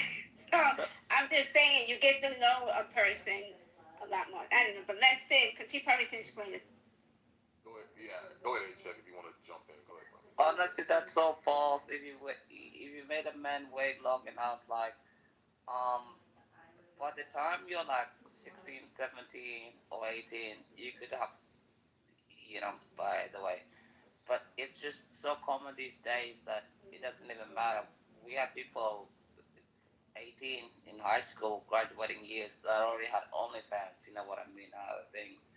So it's grown a generation, but I didn't have that. I already had my missus, and it's like, Delphine, it's not the generation that you grew up in, you know, and I'm just telling you that there's a major, major difference. And the problem is, like, maybe you think, well, yeah, in your generation, you have to make a man wait like 90 days or Steve Harvey days, as I call it, which is an absolute fucking lie. It's not the truth. Sorry for the language. But I just think, like, you need to have both parental figures, especially father figures, in there. But all that stuff you said, Delphine, honestly, I think it's like deleted 20 years ago. I just don't agree with it because um, when I was finishing high school and started university and then finished university, that was never the case. You know what I mean? And the military and stuff. Never the case. And I think it's an old school mentality. It doesn't exist anymore. It's a dead. So I want to tell you, it definitely exists, but not in the way you think. So the man that a woman is interested in is getting it. The man that she's not interested in is waiting. And dudes are still waiting. So, and that's it. That doesn't change. So I just want you to understand that. So of course, the one that she's attracted to is getting whatever you want. But she's going to let that dude hang around. And he ain't going to never get it. And he's going to linger for quite a while. So dudes will always linger. And you're right. And Delphine, let me ask you this question. Why are those dudes hanging around? Because they're waiting for a chance to get in. And then, why is she keeping those guys around? Because it's like a comfort zone. Because they're like, it's like a safe. She can talk to them about all her problems. There you go. They can go out on dates. He's paying for it. Yeah, like I said, when it comes to friends between men and women, men offer more useful utility than the woman does. Because the main thing, and by that logic, Delphine even painted it, is that the men are hanging around for sex, right? So that tells you right there, that's the biggest utility women offer to men in men's eyes. That's just how we're hardwired. It's just evolution and biology. It sucks to hear, but it's the goddamn truth. And the more we start acknowledging and living in that reality, we can start playing chess and get off this fucking checkerboard we're all on. A-Check Delphine is 100% right. And a woman's biggest thing that she can... This is why a woman's virginity is so important when she starts dating and getting around men in a romantic fashion. Because of how men think, most men think. And again, not all. But the majority of men think this way. This is why virginity is so valuable when it comes to men. If you look at the sexual black market, as horrible as that market is, but again, this is something we all know about. The women who have their virginity intact, they get the highest dowry. They get the highest offerings. Look at the women who are virgins and have put themselves on OnlyFans. There's a bunch of women who've done it. They've kept their virginity, waiting for the day that they turn 18 to put it out there on OnlyFans, and those women get the most fucking views and the most fucking monetary offers because men are attracted to untainted women, aka virginity. So when a woman has her V card, she can now surround herself with men that she thinks are interested in her for her to find a husband. But the thing she has going for her is that if she doesn't give that up to other men freely and willy-nilly, she still maintains value. So what's going to happen is the men who are just in her face just to only have sex, they're not going to wait long. Delphine's 100% correct. Their true colors are going to show very quickly, usually within a couple months to a few months. And then she can weed those guys out because they're not really there for her. They're there just for the sex. The guy that actually gives a fuck about her, he's going to wait, and he's gonna stay true as far as showing her that he's gonna be a good husband, he's gonna be a good father, and he's gonna be consistent with these actions.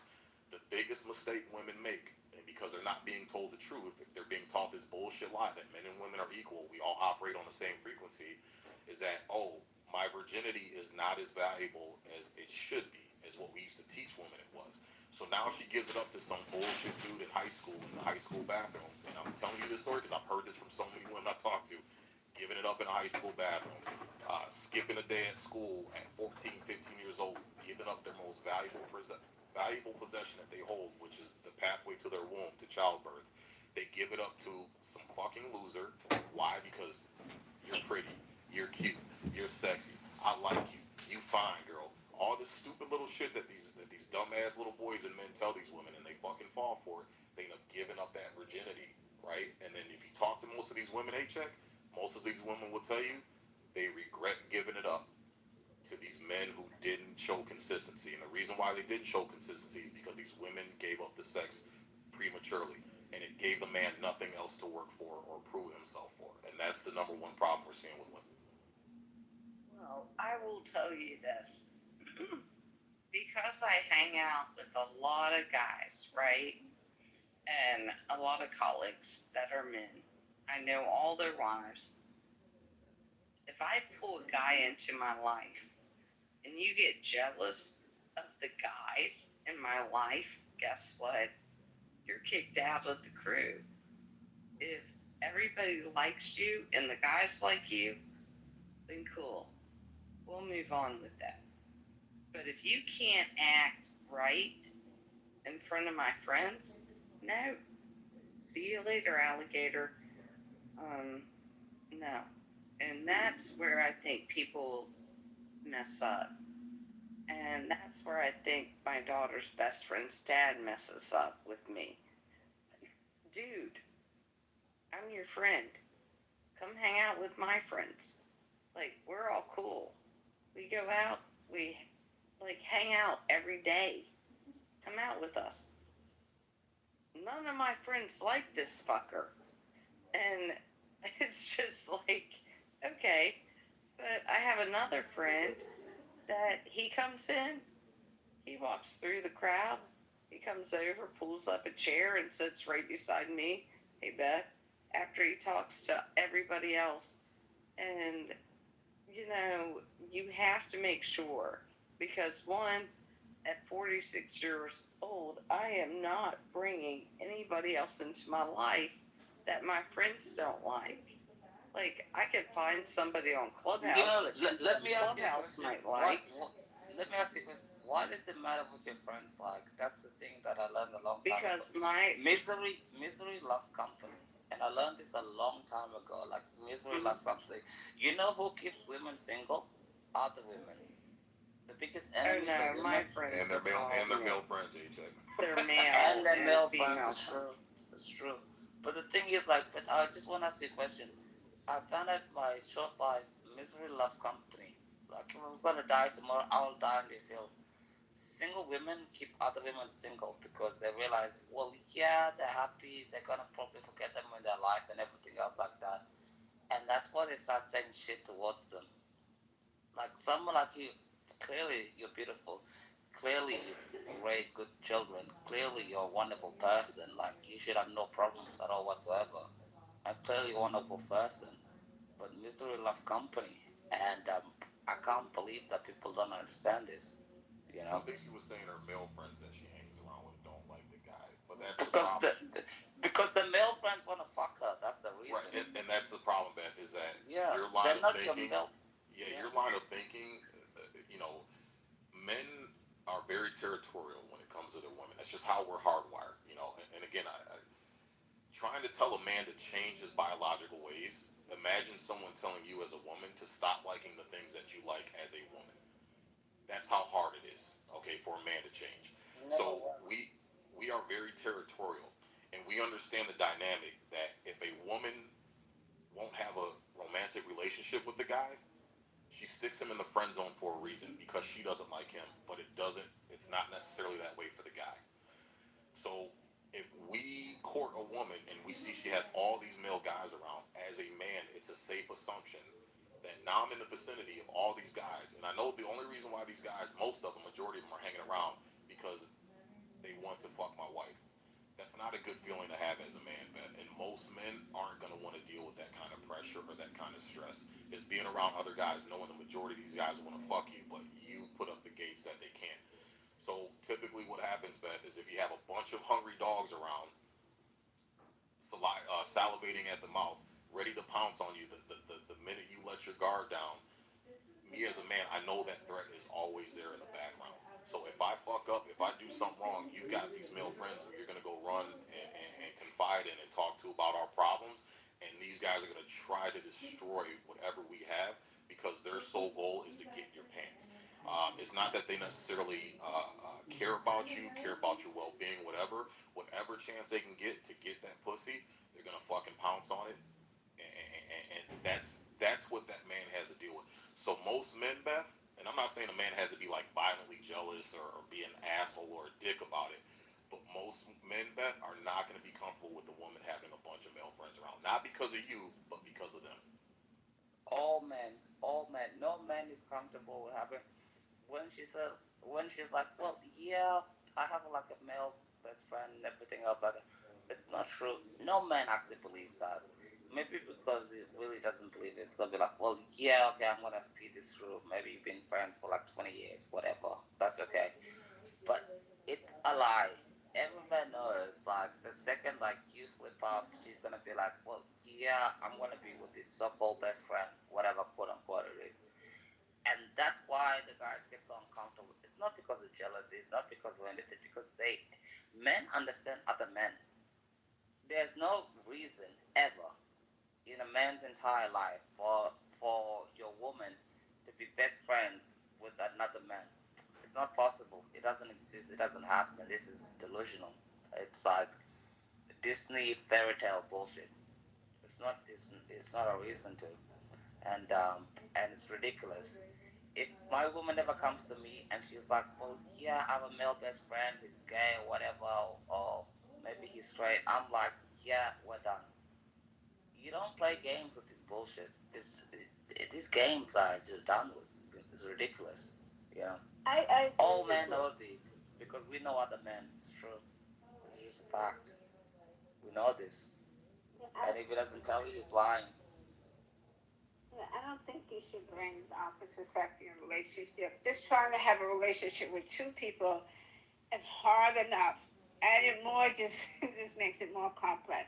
But let me tell you what my dad taught me when it comes to. So I agree with young ladies should savor their virginity.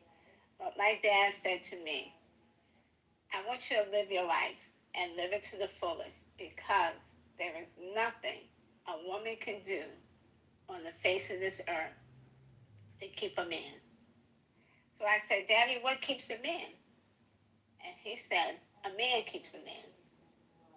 So if a man wants to be married, he ain't leaving. If a man wants a family, he want to have a family. And if a man don't want that family, I don't give a damn how good you cook, how pretty you are, your virginity, he ain't fucking staying. You gotta be kidding me. Did they tell you that in like the 80s or the 90s or 2000s? Like, nobody believes this anymore. No, it's true. She's 100% right. So if you're gonna date a type of dude that doesn't understand the foundation, he's not looking for a wife, because we're choosing for the wrong reasons. So you got to ask yourself first, what do you want? And then you got to seek that. You got to be in those areas of men and women who are looking to get married. But men and women choose for what makes them feel good, what they like, because we are so lack of emotional intelligence. So we choose everything on our emotions. And that's what's causing us to choose wrong, because we're not thinking outside the box. So he's cute. That makes me happy. I like him. He's rich. Makes me happy. I want to marry him, you know. And he's not even a married-minded man. He's never been with a one woman in his whole life. And you think your looks or your vagina is going to change that. But besides that point, I want to ask a question to the men. Are men even interested in vaginas anymore? Because it seems like they're focused only on head. They seem like they prefer oral. They prefer oral over vagina. That's a red flag, though, Delphine, for a woman. If a man is only trying to get you to suck his dick, that should be a glaring red flag for a woman. That he's only interested in the sex, nothing more. Because, look, men who are marriage-minded, husband-minded, family-minded, father-minded, Delphine, they're not. First thing out of their mouth isn't gonna be, oh yeah, I need that sloppy toppy. Like that. They're not gonna talk like that. They're not gonna talk. It's true. Well, he's 100% correct. Yeah, it's true. See, that shows the type of woman I am and who I will put up with in my life, right? I went out with this guy. Like, I've tried to stay very, like, respectable during this whole divorce process, even though my husband is with another woman. And this guy lifted up the center console in his pickup truck and unzipped his pants. I said, you gotta go pee? What are we doing here? Yeah. Like, I think you're messing with the wrong woman. I'm sorry. That's not going to happen, but good for you. But why do you think he felt so emboldened to do that, man? And comfortable to do that. Huh? Yeah, why do you think he felt so comfortable to do that? Because I have no idea. For but every one of you, Beth, that says no, there's 10 others that say yes. Well, probably. Yeah, but yeah, no, my integrity is way too high for that. And that was never going to happen. I was like, cool, dude. I'll pay for the gas for your truck. My friends just paid for dinner. please drop me off at my house and see you later, alligator. Yeah, but that is right there a telltale sign, and this is what women need to start being more keen to, man. Like Delphine said, and it's both men and women in 2025, but we get these feelings of infatuation early on. It's that honeymoon phase. We're clouded by all the, ooh, they're handsome, they're pretty, they're tall, they're this, they make good money, they make me laugh. Oh my God, they got, perfect white pearly teeth that glisten every time they smile. We get so infatuated that, then 2 seconds later, bang, bang, bang, we're in the bed. And then next thing you know, there's a fucking child on the way. And it never works out. That's why you got so many single mothers out here. What's their story? Almost every last one of them, their story is what? He was a great guy in the beginning, and then he turned into an asshole. Well, did he turn into an asshole before or after you got in the bed? And it's typically after. Yeah, because that motherfucker was only out for sex. He got what he wanted. He didn't truly care about you. He didn't truly care about your well-being. He didn't truly care about taking care of you and making you a wife and making you a mother and creating a family. He didn't care about that shit. But because you went off of your emotions, you gave up your one bargaining chip. That one chip you had to use to your advantage for leverage, you gave it up instantly and you lost the leverage at that point. Once that man gets the pussy, he wins. No matter what happens, he fucking wins. And women gotta understand this shit. This is why they gotta hold that shit dear to their fucking hearts. You have a leverage card, and you use that leverage to weed out the motherfuckers that don't give a shit about you. They only care about getting a nut off inside you. That's all they care about. You use that to your advantage, and this is where a lot of women go astray because they give it up to too many men too fast, and then they create a reputation for themselves. And then the next set of guys that start approaching, most women, what sucks about, and this is what sucks for women, is that once most women go down that path, there's a lot of telltale signs that they're not even aware of that they give off that give the vibe to the man, hey, I've been promiscuous, I haven't cherished my body or my womb or whatever the case is.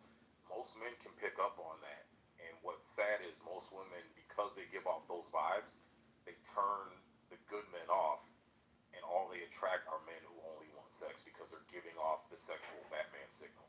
And that's all they seem to attract. So, like I said, this is what we need to start teaching our young girls, as far as the point of valuing themselves and valuing their bodies. It's 2025. Again, I'm not expecting a woman to be a virgin nowadays. I don't think any rational man is. But what we're looking for is that valuable asset that you had between your legs. How did you use it? If all you fucked was a bunch of ain't shit, no good niggas with face tattoos and pants sagging and couldn't hold a job and they were taking your paycheck and spending it on bullshit while they weren't working and eating up all your food and living on your couch being a homosexual, then as a man I'm gonna be like, then why should I work hard for something you've given out for pretty much free? And that's the mentality most good men have. They don't want to come sloppy seconds, thirds, fourths, fifths after a bunch of bums. Now, if you were out there, okay, you had sex with a couple guys, maybe you got a body count of 3 at the age of 25, 30, whatever. But all 3 of those guys, they were solid relationships, 3, 4 plus years long. It was a fruitful relationship. He was a decent guy. He held employment, whatever the case is, and for whatever reason it didn't work out. That's a much better pill to swallow for a guy than the previous scenarios that I painted. And that's what a lot of women don't get and they don't understand, is they end up shooting themselves in the foot before they even have a fucking chance.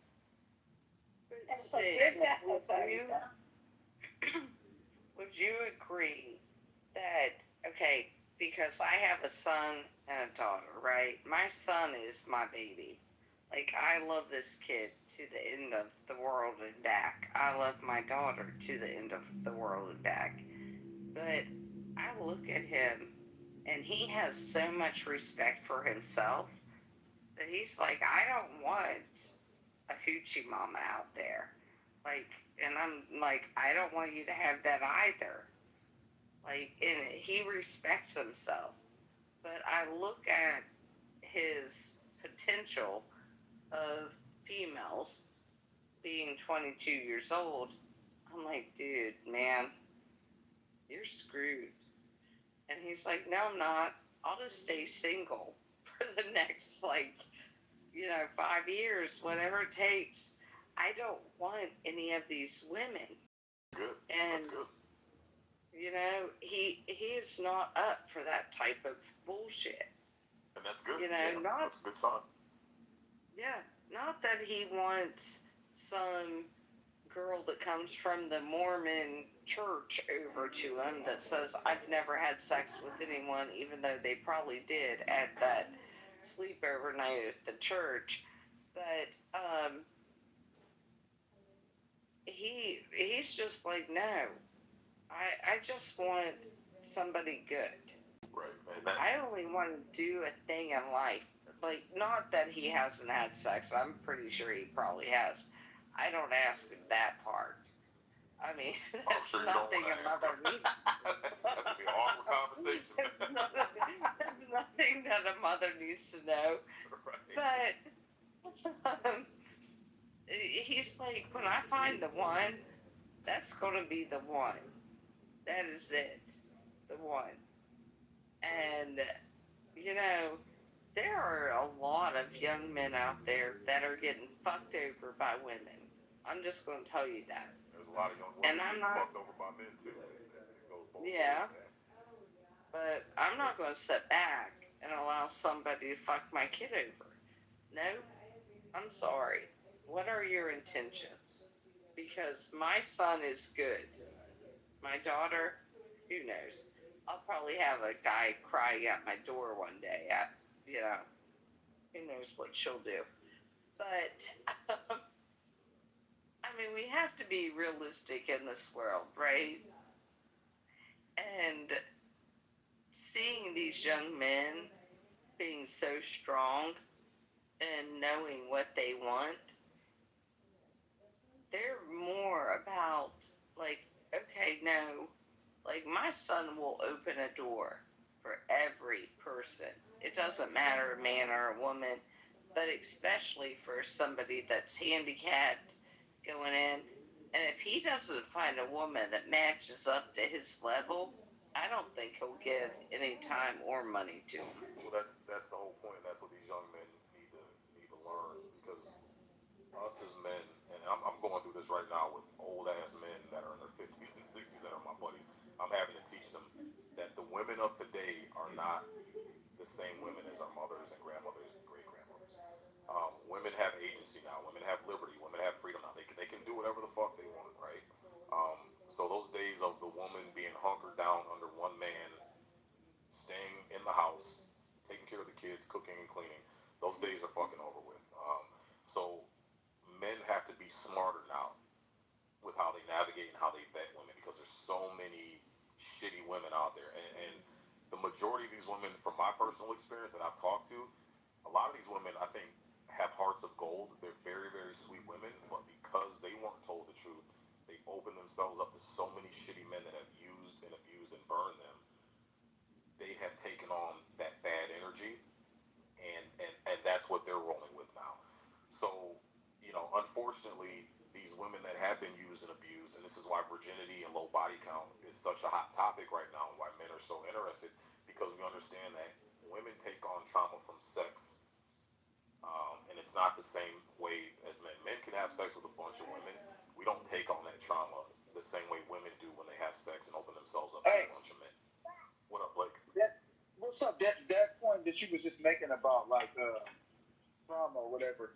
I know you don't do all that people Buddha shit, but do you believe in that whole theory about what they say like exchanging energy or souls or some shit? What they say?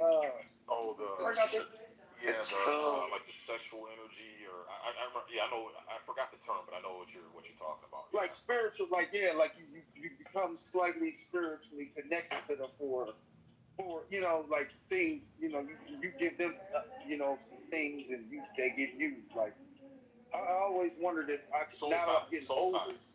Soul ties. There you go, soul ties. Yeah.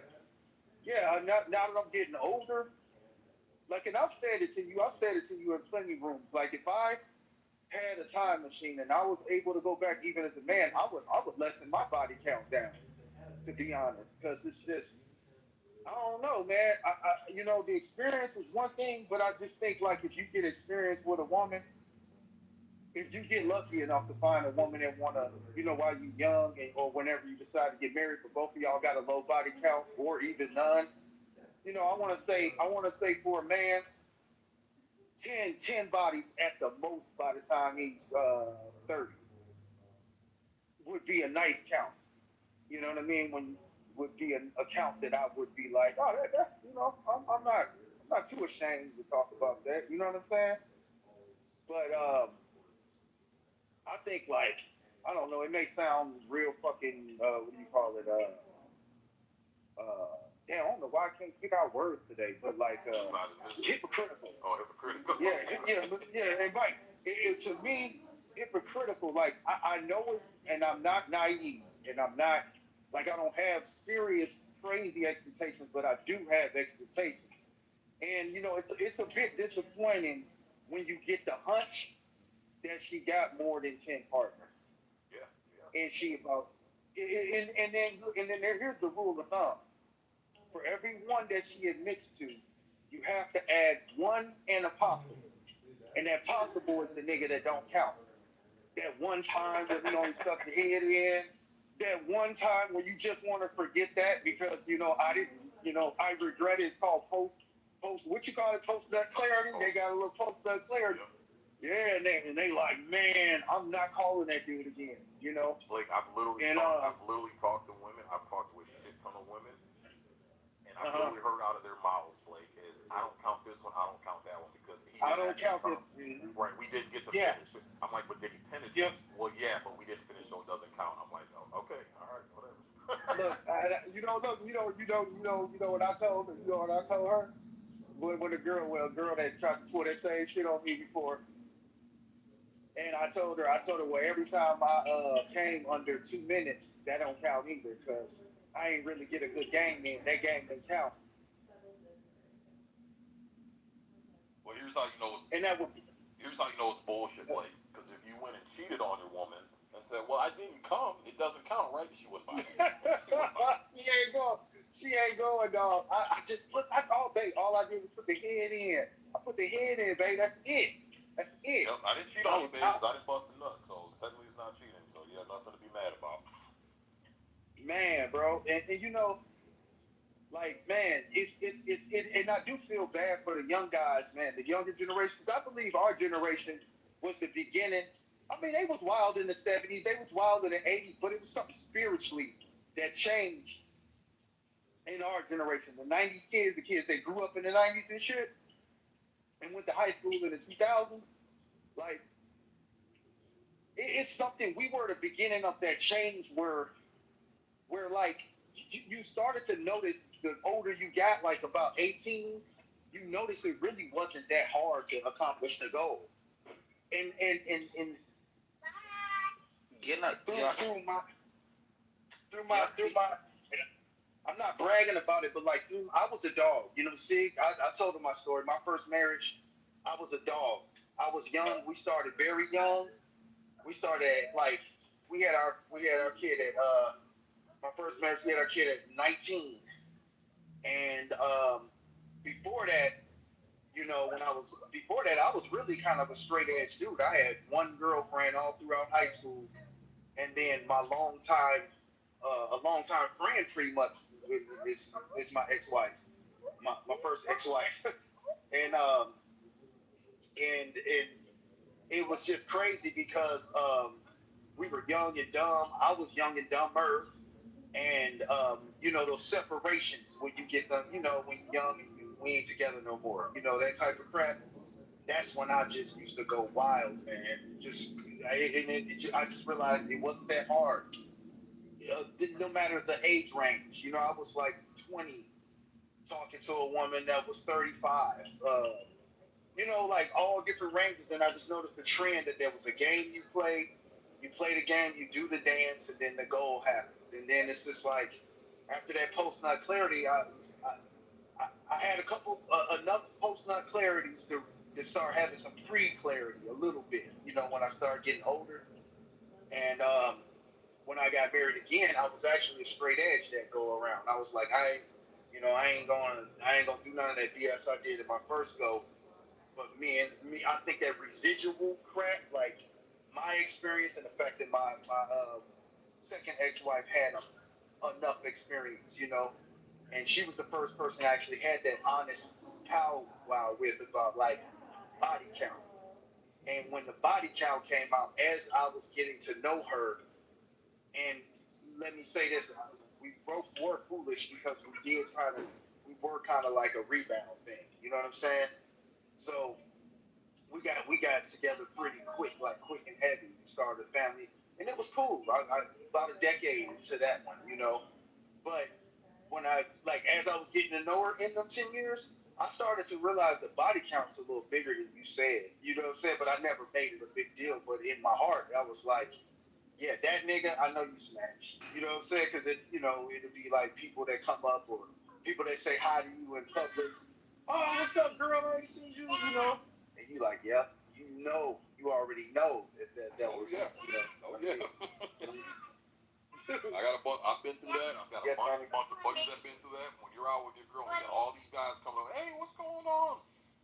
Alexis, what's going on? Susie, what's going on? Brenda, You're like, who the fuck is that? Who the fuck is that? Who the fuck is that? Oh, we used to date. We used to hook up. And you're like, what the fuck is going on here, man? It's fucking embarrassing and it crushes your soul. I got so many buddies. I've been through it. So many of my buddies have been through it. And just having honest conversations with these men with no women around, where there's no fear of offending women or pissing women off or getting them upset.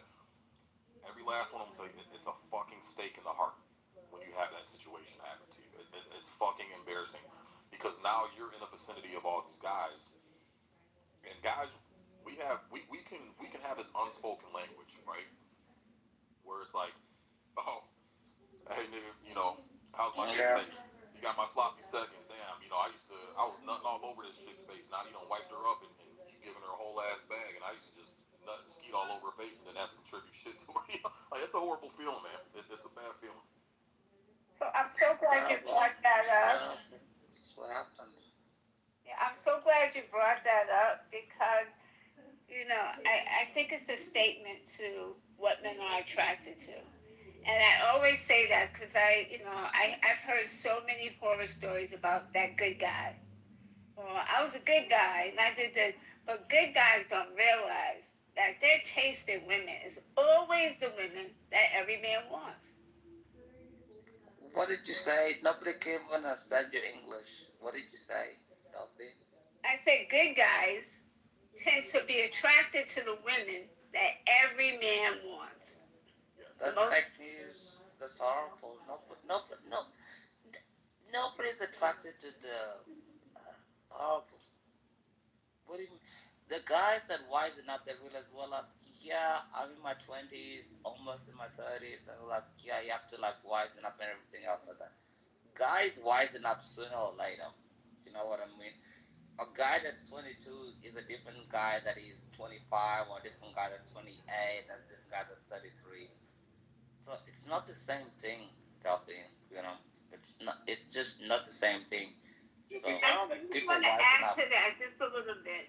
I learned when I went on a dating site, I realized I've heard so much shit that men have been through. But what I've noticed in common, if you're cute, they don't ask you one motherfucking question.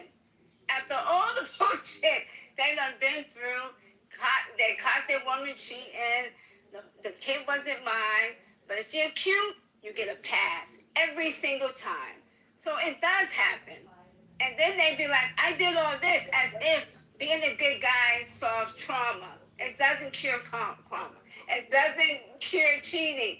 I don't care how much money you make, how many degrees you got. It does not take away traumatized women, even though they have amazing sex. And they tend to go with the stuff that everybody wants, just like but they'll be like, just wait a second. Like the women be like, wait a second. The women be like, yeah, I'm a degree in psychology, therapy, and all the kasumkam, and nobody cares about the women's like um, degrees and everything else. Like, you want to know why? Because it doesn't make an absolute difference in our entire lives and everything else. Like don't come here and be like, she's not talking about that. She's talking about the fact that she's 100% right. We as men, this is where we're fucking retarded, and we think with our little heads. She's right. It's the most attractive women that all the guys are going for, and most of us are retarded. Of course, are you gonna go fuck with a woman? Right. Because all we see is the beauty, and we're not searching in depth for what's beneath that beauty, and that's the cardinal mistake that men make. That's where we're retarded. That's where we're stupid. Our little heads lead us, and we end up getting ourselves in a bad situation because the women that everybody wants, the most attractive ones, those are typically the ones that grow up getting the most attention, getting the most from men offered without them having to give anything in return. So they grow this complex. That's why. This is why we had a saying back in the day: if you wanted to get a good woman, get a fat, ugly girl, because they had the best personalities. Why did they have the best personalities? Because they didn't have their beauty. They didn't have their beauty to rely on, to lean on as a crutch, right? They had the better personalities. It's usually the prettiest chicks that had the shittiest personalities and the most trauma. So Delphine is 100% right, and that's where. Yeah, what's up, Blake? No, I was saying that's a good point about that, but I think that as an absolute has expired because you got to watch out for the thick and ugly ones too, though. Well, yeah, now we're supposed to yeah, the fat ugly chicks are getting attention that they've in amounts they've never gotten before, so that shit's gone to their head too. Yeah, so now even the fat ugly chicks walking around like they're dimes and 10 pieces and deserve the same treatment as supermodels do. You know? Yeah. Oh, but yeah. Delphine's 100. Yeah, Delphine's 100% right. A lot of us good guys, we tend to see the beauty. We don't. We tend to skip out on the red flags and ignore the red flags. So us being good guys, we tend to fall in love with the girl that's got the trauma and the complexes, and we give this girl everything up front. We give her a ring, we give her money, we run ourselves ragged. And she's been throwing. It's the same thing as with the ancient, with the Pookies and Ray Rays. These women get with these Pookies, seeing all these signs. Like, bitch, he's got tattoos on his neck. He don't have a job. He sags his fucking pants. You know, if you try to take him out to a nice function where you need to dress up nice, nigga got on True Religion jeans and Jordans, thinking that's how you dress up for an occasion. Like, those are the red flags women ignore. We do the same exact thing. We see big tits, nice long flowing hair, a pretty face, a nice physique, and we fucking ignore all the red flags, and then we end up getting burned. And then we do the same thing as the women. We get traumatized, and then we think, oh, all women ain't shit. All these hoes are bitches, and that's how we end up getting blackpilled. Women do the same thing. They start off nice and pure. They start off with good intentions, and they run into the fucking bad boys that use them, abuse them, and burn them up. And then now it's all men are dogs. All men ain't shit. And this is where the problem's at. So no, Delphine is 100% correct.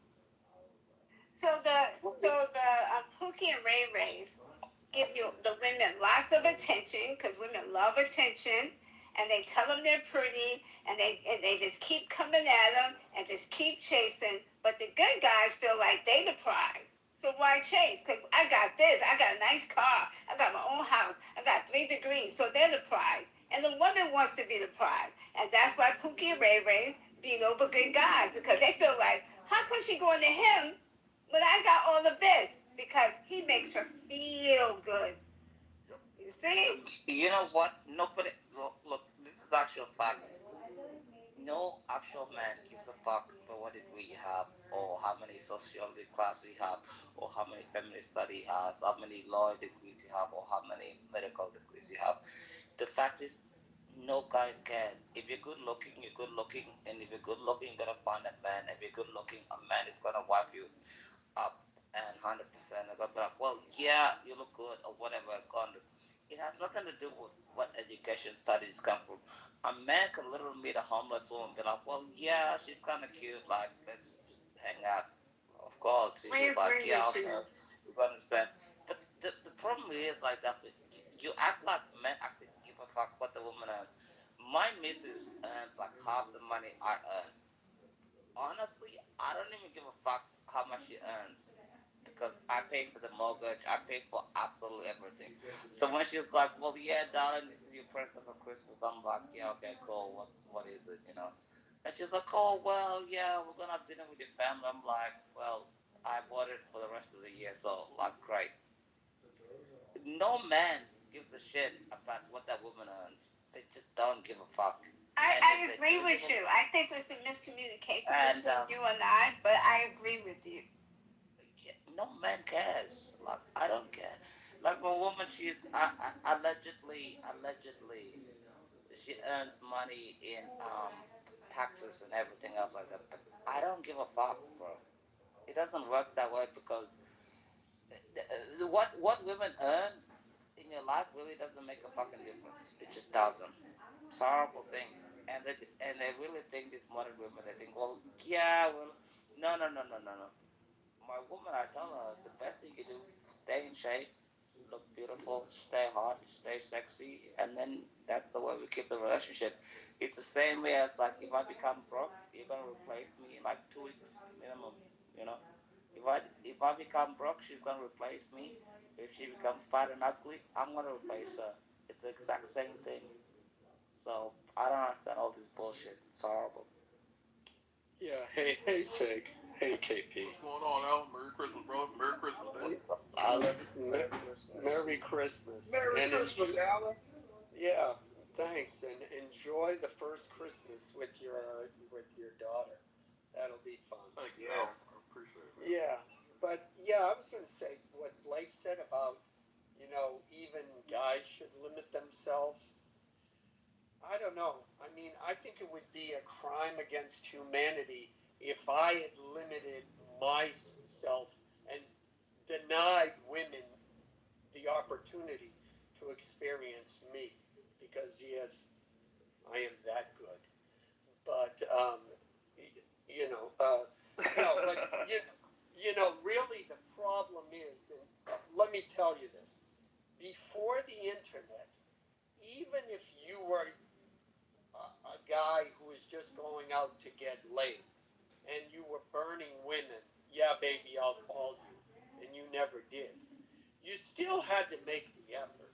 You still had to get dressed, go out, go to a club, meet the girl, call, get her number, have some game, call her, then take her out, take her to dinner, and then you had sex with her, and then you never called her. But let me tell you, once the internet hit, and believe me, I was there, it was like everyone was like kids in a candy shop. Like, wow, I get to have sex with no effort. And it was on both sides. And I think we're still living in that. Yeah, I think we're still living in that. I mean, I don't know. I mean, I haven't been, when I was first on Clubhouse, it was either, NFTs or relationship rooms. But what I remember is guys will text a girl and say, hey, you up? And if she says, yeah, you go over and you're doing it. Was one example. It's just too damn easy. So the point is women are getting burned more and more often. And they think, yeah, I'm a strong, independent woman. No, you're still a woman. Same as from 5,000 years ago. And like everything you said, Sig and Blake, the soul connections or an energetic connection, however you want to do it, however you want to say it. Yeah, they're getting burned. And I'll end with this. They forgot that, in the modern world, women can do whatever they want, but so can men. And everything that, all of the rules and social norms that at least tried to contain men who were the Ray Rays of their time. There's no more guardrails on them. So, yeah, it's bad. I think, to go back to that point, Alan, with the soul ties and stuff, like, just like teaching our kids about sex, right? We want to teach our kids abstinence is the best way to go, but we know reality is kids are out here fucking, right? So I think it's stupid to only teach your kids abstinence. I think you need to give them the full spectrum of how the real world works. Say, hey, abstinence is your best bet. Is the best way to go. That's the best move you can make. But we understand kids have raging hormones. They have feelings. They don't have a full grasp and understanding of how the world operates. Kids are gonna do dumb kid shit. So if you ever find yourself in that situation, here's option B, and then here's option C. So I think giving them all the options is there. So when it goes back to the soul ties thing, I think the best thing a man and woman can do is hold on to their virginity and give themselves to each other umbrella of marriage. I think that's the number one best thing to do because that's how it used to work and that's how we got here in the first fucking place, right? Now, it's 2025. Let's get into reality, okay? We understand most women are out here fucking. And most women are out here fucking at 14, 15, 16, 17 years old. It's just the reality of it. We understand most women have had access to pornography. Most women have had access to some bullshit ass female podcast that's talking about, all the sexual fantasies and oh my god, this guy had a fucking 8-inch dick and just fucking dominated the fuck out of me and I came so many times and like women have access to this shit. They have access to 50 Shades of Grey now, They have access to all the shit that women didn't used to have access to. So women understand what good sex is. And this is the same thing as my sons. Ultimately, yeah, your best bet, just keep your dick in your pants and focus on making your money and then worry about women and sex later once you're established and you have a good safety net that you built to fall back on in case you get burned or something bad happens. But what I taught my sons, especially my son going to college, is hey, odds are the girl that you meet is already gonna have a body or two or three on her, right? So she understands what sex is. So as a man, sex is important to women in 2025. You need to know how to lay the pipe. What you don't want is to get with a woman who's had good dick, and then she meets you, and your dick is lame, and now she's got an excuse to fucking bounce on you, right? And become dissatisfied. That's just the reality, man. You talk to these women, this is the fucking reality of 2025. You know what? I have to push back on that. I think that's a terrible reality. Well, hold on. Let me finish. I'll give you the whole scope of what I told my son. I said, so here's the deal. You're in college. There's pussy all over the fucking place, and there's easy pussy, like Alan said. It's easier now to get pussy than it ever has been in history. Um, if you're gonna dabble in it and get experience, wrap it up. Be smart. Be safe. Um, if she looks like she's just a straight whore that gives up to 5, 10 guys a day, stay away from her because no condom you put on your dick is gonna it's gonna keep you from that. From getting burned with that type of woman. But if you do it, play it smart and get yourself some sexual experience. And then that way, at least you got something in your back pocket for when you do meet your girl, you can throw the dick on her and she's satisfied sexually. So, again, I think virginity on both parts, marriage, umbrella, the traditional way, I think that's the best route to go, but we understand it's 2025. I think that's the next best thing. But I don't see, as far as the soul ties goes with what Blake was saying, I don't think the soul ties thing is more of an adverse thing towards industry to prove that. If you look at most female porn stars, they're down in the fucking gutter. Drug addiction, alcohol addiction, suicide, STD rates. Just women when they have sexual exposure to a lot of men internally, they just can't cope with it as good as men can. If you look at male porn stars, you don't have a shit ton of male porn stars that are homeless, that are fucking drug addicted, that are alcoholics, that are most male porn stars. They get out of the porn industry, they're living normal lives. They get married, they have a family, they have kids. They're not down and out to the same tune and same degree that the women are that have all that sexual exposure. So that's just my 2 cents. But go ahead, AJ. Like I just where from. I just think like it's like you have to have standards and everything else like that. And I just feel like the last since the sexual revolution in the 1960s, men and women equally have failed every single generation. It's horrible. Like my generation, I'm like, we're dealing with people that just horrible. They'll be like, well, yeah, I have like on OnlyFans and something else like that. You can't deal with that. You're not a strong man. I'm like, yeah, but you're still a slut anyway. It's horrible. We're dealing with people that are just sick people, kryptonite people, and everything else like that. And I just think like you've just cheapened. Honestly, right now, it's just cheapened the value of women. You know, it's literally cheaper in Australia, in the United. Wait a second, Nick. In the United Kingdom, to literally hire a prostitute for like 10 fucking days than to actually go out in 10 fucking days with the actual woman in real life. It's a horrible thing. I don't do that because I'm a missus, but it's just terrible. Other friends are telling me if just keeping it like the value of sex is nothing. Like if you want to get some pussy, you can get some pussy. So you don't even need that. You can just go out at a nightclub. You can be like, well, yeah, how you doing? And you can just talk to them. You can talk to them, and you can go fuck at the end of the night. Simple. So it's like I don't understand why all of this is like, well, there's no value to that anymore. It's dead. It's done. It's done with the last generation. It's absolutely done. If you ask any man or woman from 18 to 25, and they'll tell you the truth. They'll be like, well, have you asked? They'll be like, yeah, of course I have. You know what I mean? Because it's like, there's no value in it, you know? And people can flip around at all whatsoever. I don't understand anything like that you're doing. But at the same time, it's a horrible, horrible thing because at the same time, because it's like, that's what the dating is so fucked because it's like, if you can get pussy so easily, why would other guys be like, well, yeah, I can be with this girl or whatever, you know? It's horrible. It's almost like you have to be with them since high school, everything else like that. Because other than that, because it's just horrible, horrible, sick, you know? Yeah. But yeah, I know just want to finish Nick that. wanted to It's chime bad, in, bro. and we got Mama K on stage. Merry Christmas, Mama K. Welcome. I know Nick wanted to chime in. I want to give him the mic, and then we'll let Mama K go. Mama K's new to the stage. But yeah, go ahead, Nick. Welcome. Merry Christmas, everybody. Yeah, me too. No. Back to what you were saying, Sig. But Sig, you're 100% right. You know, the male porn stars versus the female porn stars. Like the guy can mess around with like 100 women and just be fine, right? He can recover from it, but the woman can't.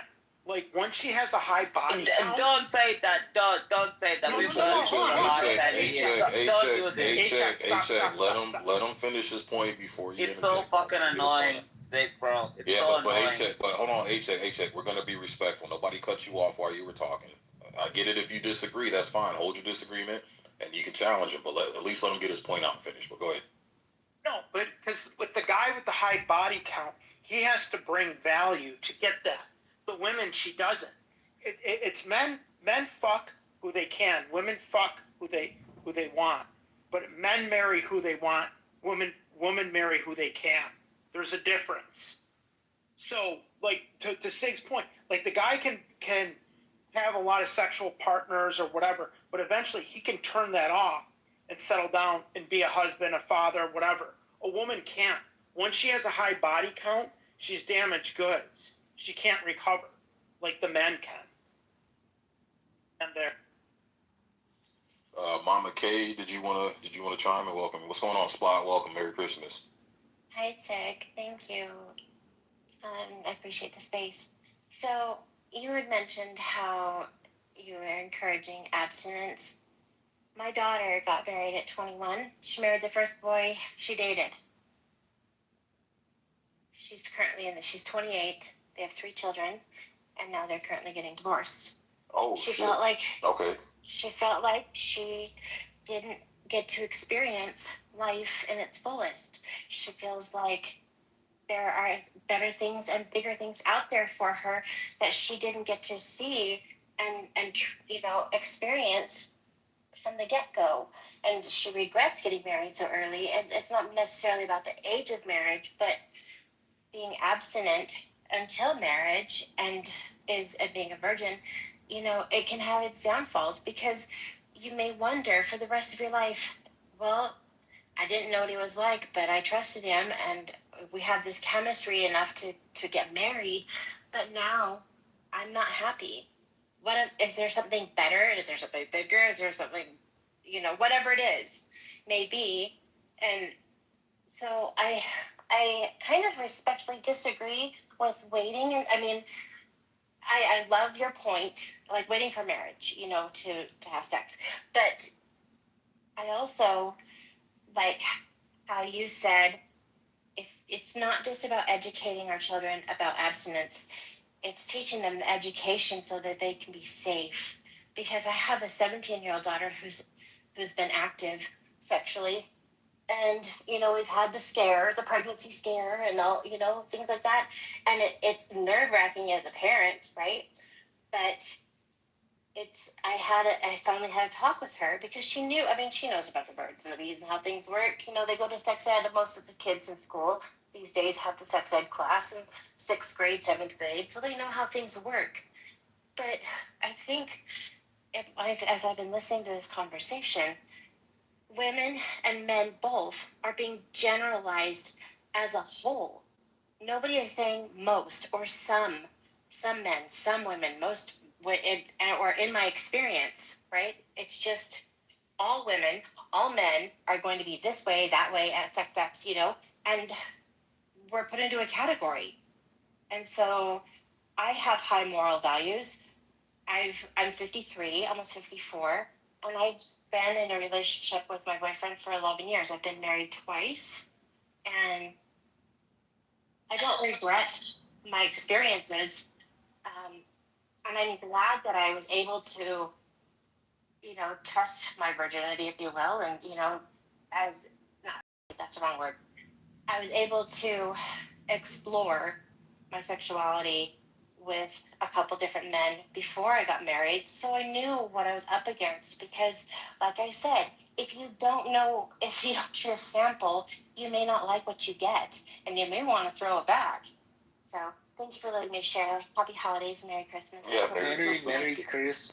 So real quick, I just want to ask Mama K a couple questions based on that. And I appreciate your honesty and Please this. ask the real questions, please. Hey, check, relax, bro, relax. But no, I appreciate her candidness and honesty with this conversation. So, as a mother to your daughter, let me ask you, who's filing? You said they're going through a divorce, or they are divorced? They are currently going through a divorce. It's been about 8 weeks since she requested it. They're going through mediation right now. Okay. And she is filing. Okay. And what is her reason for filing? Because, well, she feels like, one, he's like having a fourth child because he dead scrolls and he watches sports. He doesn't help around the house. She does everything. And when she asks for help, simple things like just, can you help with the kids? Can you maybe pick up some toys? Basic dad stuff, be supportive of your spouse. You live in a house together, please pull your weight. That's not too much to ask, logically and realistically speaking, in my opinion. And so she's like, I'm tired of being chief cook and bottle washer with no help.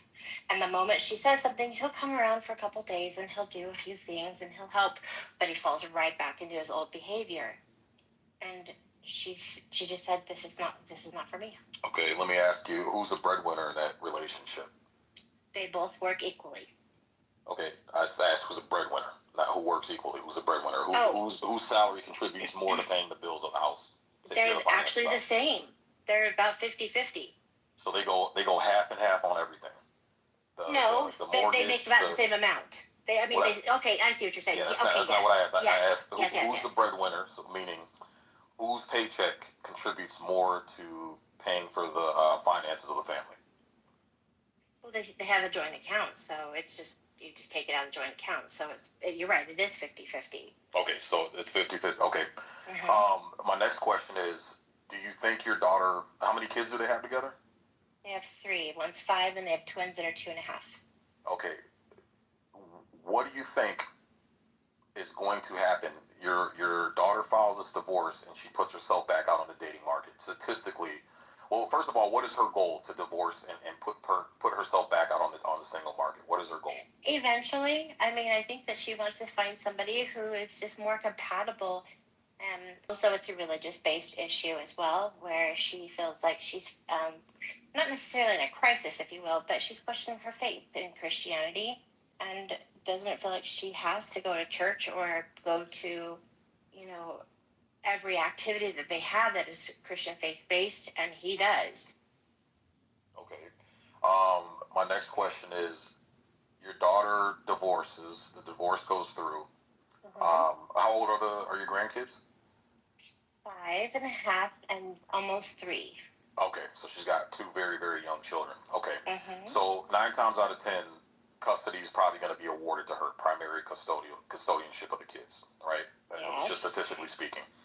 So with her now being a single mother with primary custody of the children, what do you think her odds are statistically of her being able to accomplish that goal, being newly single and freshly divorced with two young small kids? She actually has 3 because the 2.5-year-olds are almost 3-year-olds are twins. Oh, they're twins. Okay, so gotcha. She's got 3 kids. Yeah. Okay, 3 small children. Okay. So, and I honestly can't give you a statistic, but I can say that based on her personality, her willingness to work, and her education, and her career, she's a nurse. She's a pediatric nurse.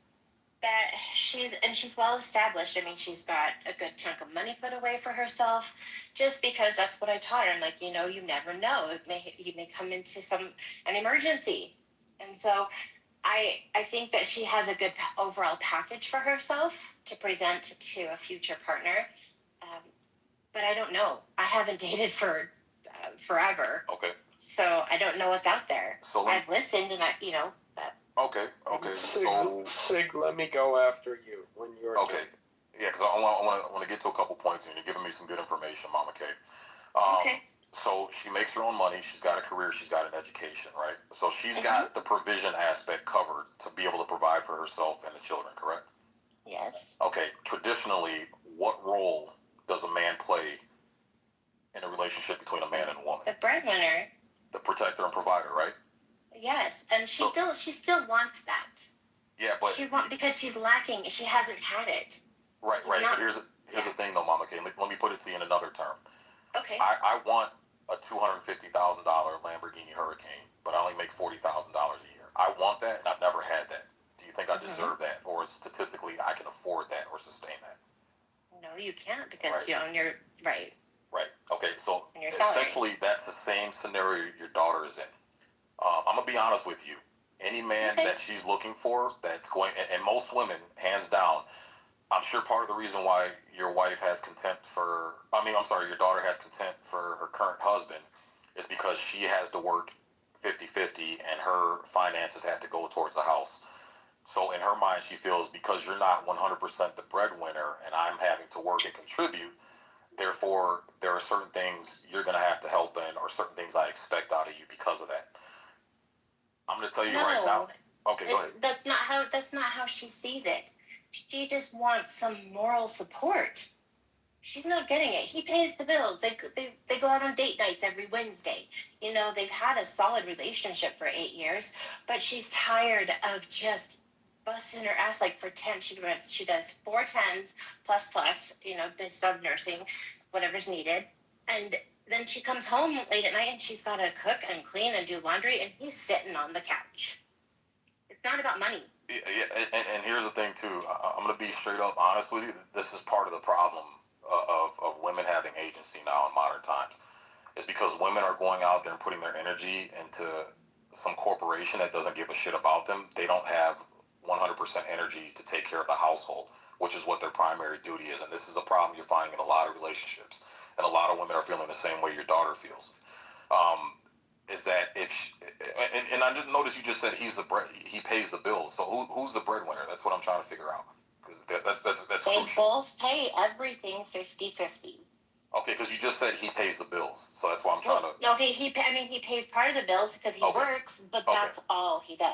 Okay, so I mean the thing is this: men, when it comes to caring for children, men aren't biologically wired to nurture and care for children in the same way women do. This is why it's crucial for a man to be the breadwinner. So 100% of that woman's energy is reserved for the household and the children. All right, that's the only time I've seen it work. That's the only time I've seen it work. But if a woman's got to go out there and exhaust herself out in the world and then come home, she expects help from her husband. Well, it'd be the same as if the husband's saying, okay, well, fine. If I'm going to help you with domestic duties, I need you to help me change the oil in the car. I need you to help me change the brakes. I need you to help me hop on the roof and pound a couple shingles in and clean out the gutters and rake the leaves and shovel the snow outside and do all those external duties that men are more comfortable and more prone to doing.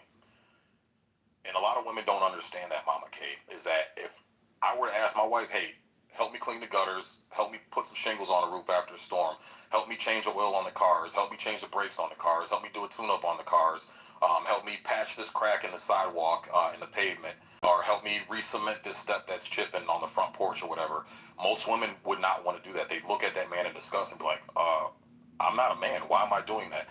Men feel the same way when a woman is trying to obligate them to do domestic duties. But the point where we come between a rock and a hard place, Mama K, is that if a man has a woman set up to go out there and work because he needs her income to maintain that household and maintain that lifestyle, you're going to see what you see now. And this is why the divorce rates are so high. And this is why the majority of women are in the same situation as your daughter, filing 70 to 80% of divorces for this exact same reason. So So and I'm telling you right now, just being honest with you, Mama K, and looking at the stats, and I've dated for the past 3 years divorced. I've talked to well over 200 women, Mama K, and I've done it as a social experience, picking their brains, asking them questions about their relationships, why they divorced, why they left. You know, it's the same story over and over again, Mama Kate. These women have been on these dating apps for years and years and years because they get FOMO, which is the fear of missing out. It's, oh, I see social media, I see all these other women. They've done all these fantabulous things, which are all make-believe. They look great on social media and as you're scrolling, but it doesn't align with reality and what true relationships and true marriages go through. These women think the grass is greener on the other side. And what happens is that they don't understand how men think. And most men don't want to deal with a woman with small children. Do you know why that is? Especially you children that aren't theirs? Forget small children, no children. Well, okay, children. yeah, but small children makes it even worse. Mama K, do you know No why that children, is? no children. Right, but if they're older, most men will concede, and there's a reason why they concede. Because Get to my point. they I don't want want Mama to K. support. They don't want to stop talking. Nobody wants to deal with the baby mama. AJ, thank you. Sir, excuse me, please. We're having a conversation. Just chill. Let me ride with Mama K for a little bit, and then I'll open up the floor. Well, yeah, I gotta go after. Men don't want to support other people's children. They don't Nobody feel like it's cares. their responsibility. Right, and why is that? Where does that stem from, Mama K? Because they're not their kids. But do you know the root, the biological and evolutionary root of that feeling What is? that most Tell men me. have? It's because men over tens of thousands of years of evolution, this is hardwiring, okay? We've had to go out and put our lives on the line for resources. The first thing is we don't want to die for somebody else's kids trying to procure resources, okay? That's number one. Secondly is that if you notice, a lot of animals in the animal kingdom, and men used to do this back in the day before society got as civilized as it is now. Whenever a woman came to the scene with young offspring from another man, you know what happened to those offspring? They get eaten. They kill them. Yeah. And do you know why they kill them? Because they don't want to. They don't want them in their herd or their group or whatever. Nah, because I can't risk putting my life on the line to procure resources for offspring that may grow up and try to dethrone me. Oh, okay. So this You're is going all. deep. This is all evolution in history. So it's all hardwired. Even though times have changed, we're in these modern times where that's not a threat anymore. It's still tens of thousands of years of evolution and hardwiring. It's the same reason why women, no matter what, I can grab 1,000 random women off the street. They want a man who's taller, stronger, smarter, brings more resources to the table. Even though women can provide and protect for themselves nowadays, the safety issue isn't as adverse as it used to be. But because women have been hardwired for tens of thousands of years, that's naturally what they want, even though the modern times don't reflect those times. Does that make sense? Makes complete sense. But okay, so what I'm getting... Oh, go ahead. Please, you first. Yeah, what I was getting to, Mama K, is that you see a ton of women in your daughter's situation, and they think the grass is greener on the other side. It doesn't sound like her husband is abusive. Doesn't sound like he's kicking her ass. Doesn't sound like he's... You know, it just sounds like he's a typical guy. He wants to watch his sports, and he's not interested in doing domestic duties the same way she wouldn't be doing external duties, right, outside of the house. So what happens is these women think the grass is greener on the other side, and they get out there in the dating market, and what they realize is there's a bunch of guys who tell them everything that they want to hear. Oh, you're a great mom. You're this and that. Oh, you make money. You got an education, a degree. Wow, good for you. And these men get in their pants and sleep with them, and then next thing you know, these men have mentally checked out soon after they've had sex with these women. And so what happens is these women hop from guy to guy to guy to guy because these guys are telling them everything that they want to hear. The guys are savvy to this game now, Mama K. It's brutal out here. I'm telling you, it's brutal. So they lead these single, and people look at divorcees and single mothers as easy prey because we look at them as, damn, you had a good husband. Okay, that little bit of shit, you broke up your family for that? You left for that? You put yourself in this situation for that? We look at that as, you make horrible fucking decisions. So therefore, if you make horrible decisions, all I'm going to do is lead you on with everything you want to hear, sleep with you, and then I'm out. And it's not going to work. And this is the majority of women that put themselves in your daughter's situation. They think the grass is greener on the other side, Mama K, 90% of the time, it's not. And there's a whole social media stream of women crying their fucking eyes out in the same situation as your daughter, regretting the decision of breaking up their family because of that.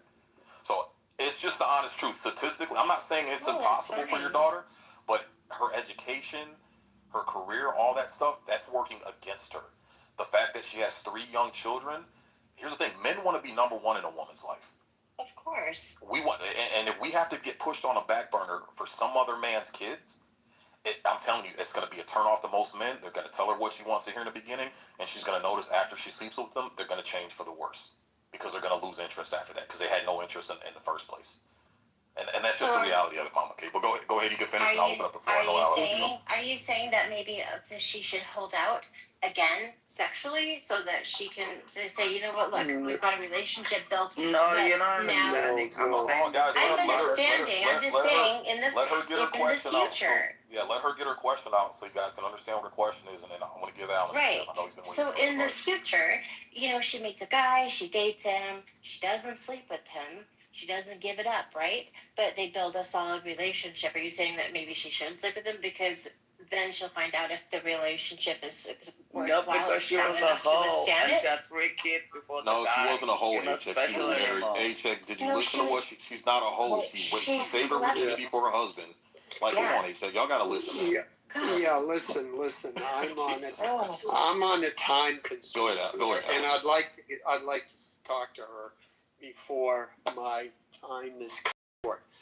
Some of what I'm going to say may seem harsh. It isn't. I can take it. I can take it.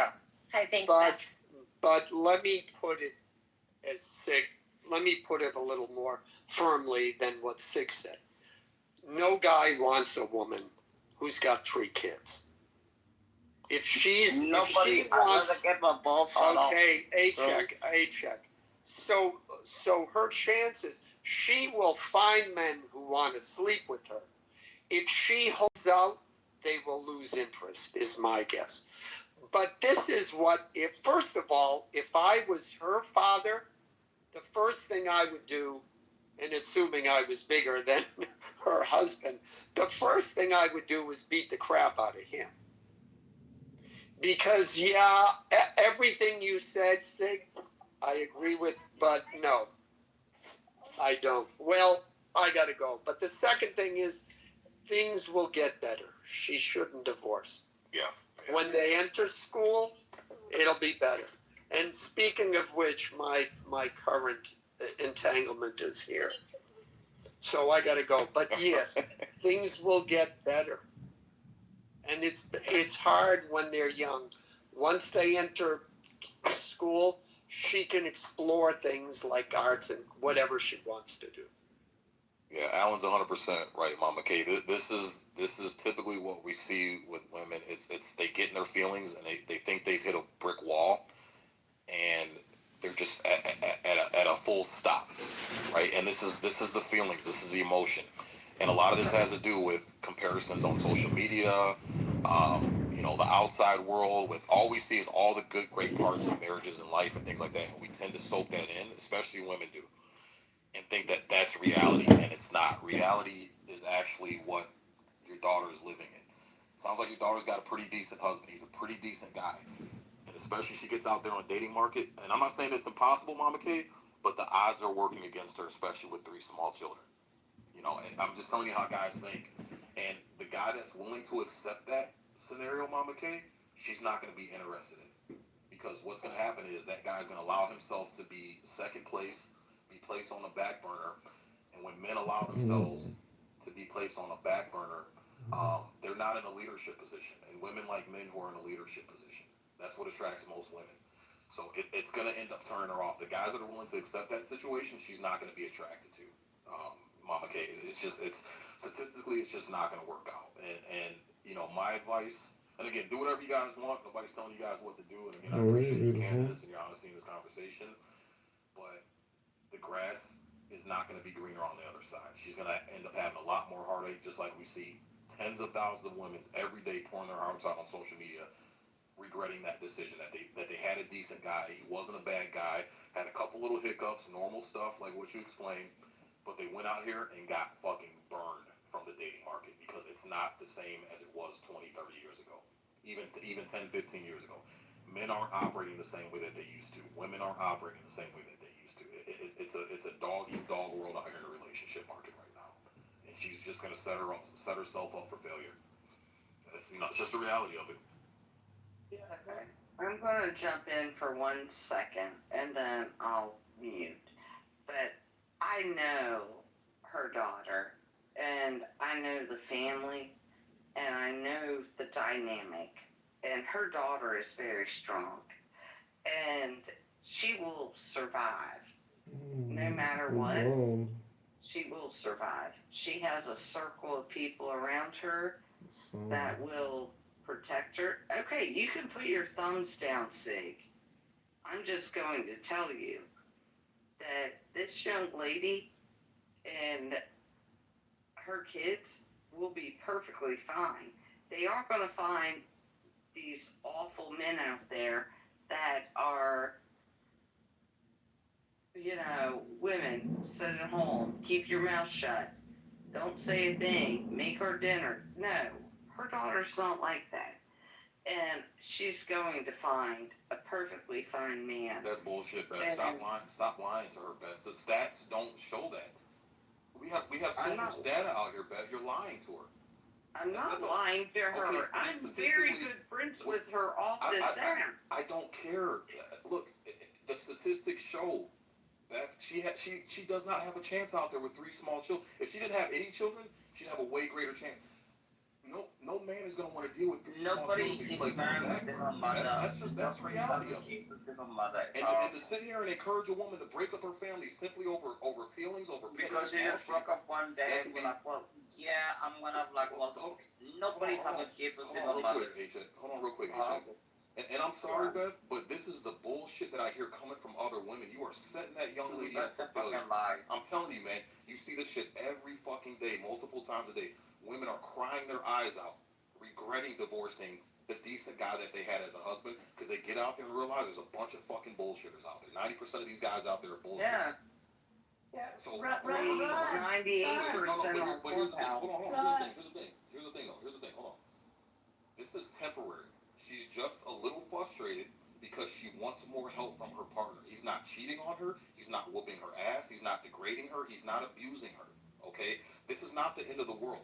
To break up your kids and now split your kids between 2 households and run your kids through all that, your young kids through all that shit, simply because you're in your feelings and a little bit of temporary frustration, that's a horrible decision to make, Beth. And for you to give that advice, I'm sorry, man. That is fucking bullshit. You're encouraging breaking up a family over something so fucking petty, Beth.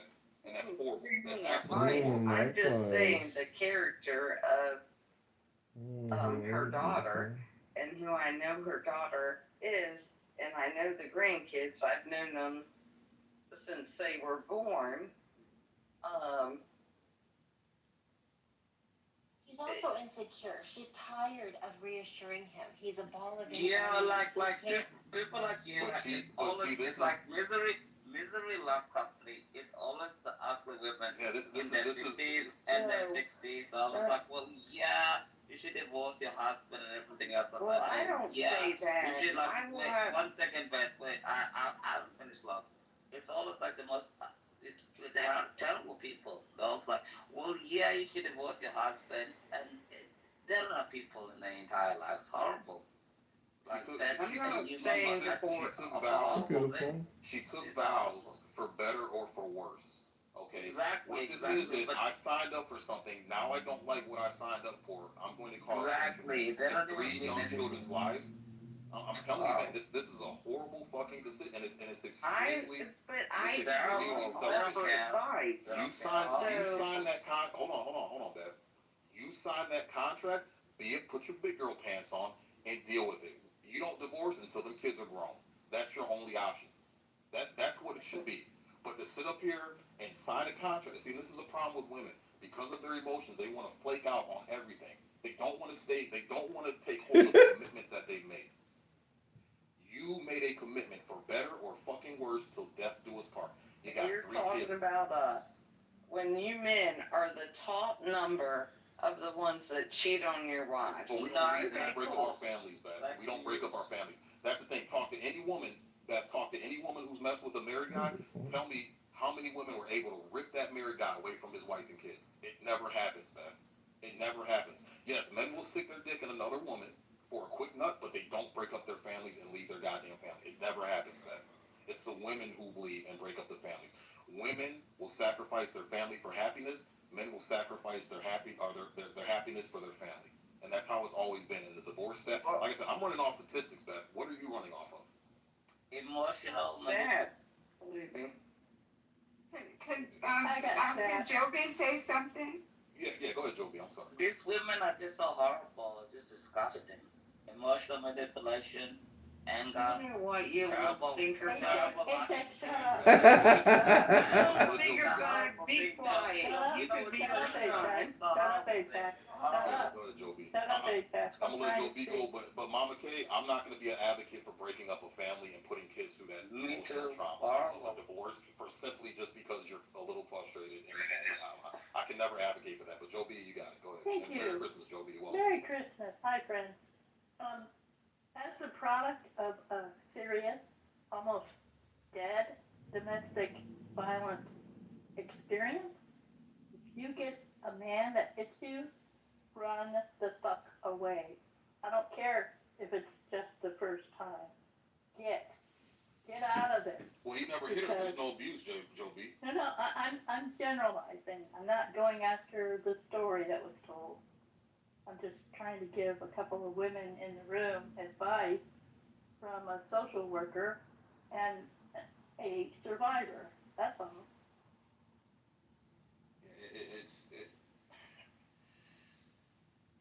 Here's the thing. He's not cheating on her. He's not whooping her ass. He's not emotionally abusive. He's not financially abusive. It doesn't sound like he fits any of those aggressive monster traits. It's just a little bit of temporary frustration, man. And I'm sorry, but what she's about to drag them kids through, Mama K, it's unrepairable. Kids seeing their parents split. No, Kids seeing their it's parents not. split over something so stupid and having to now rearrange Let me bring my girls in here. go back and forth. I'm telling you, Mama K, that's horrible trauma to put on those kids that didn't ask I for wish any of my son was sitting beside me because he would totally go toe to toe with you. Because you're throwing this back on Mama K's daughter, who I know, and when you have to reevaluate your life, where do you want to go? What does tomorrow look like? Well, I'll tell you what tomorrow looks like. Like tomorrow looks like being with Jesus You're Christ. Mama Kang was doing the utmost. Well, yeah, I'm such a victim of everything else like that, but it's not true. I am sick and tired of this people going, yeah, this one happened. It's horrible. People like this, wait a second, Mama Kang. This is a horrible thing you say. Wait a second. When you were talking, I didn't even say anything. It's a horrible thing you're doing. It's a horrible thing you're doing. When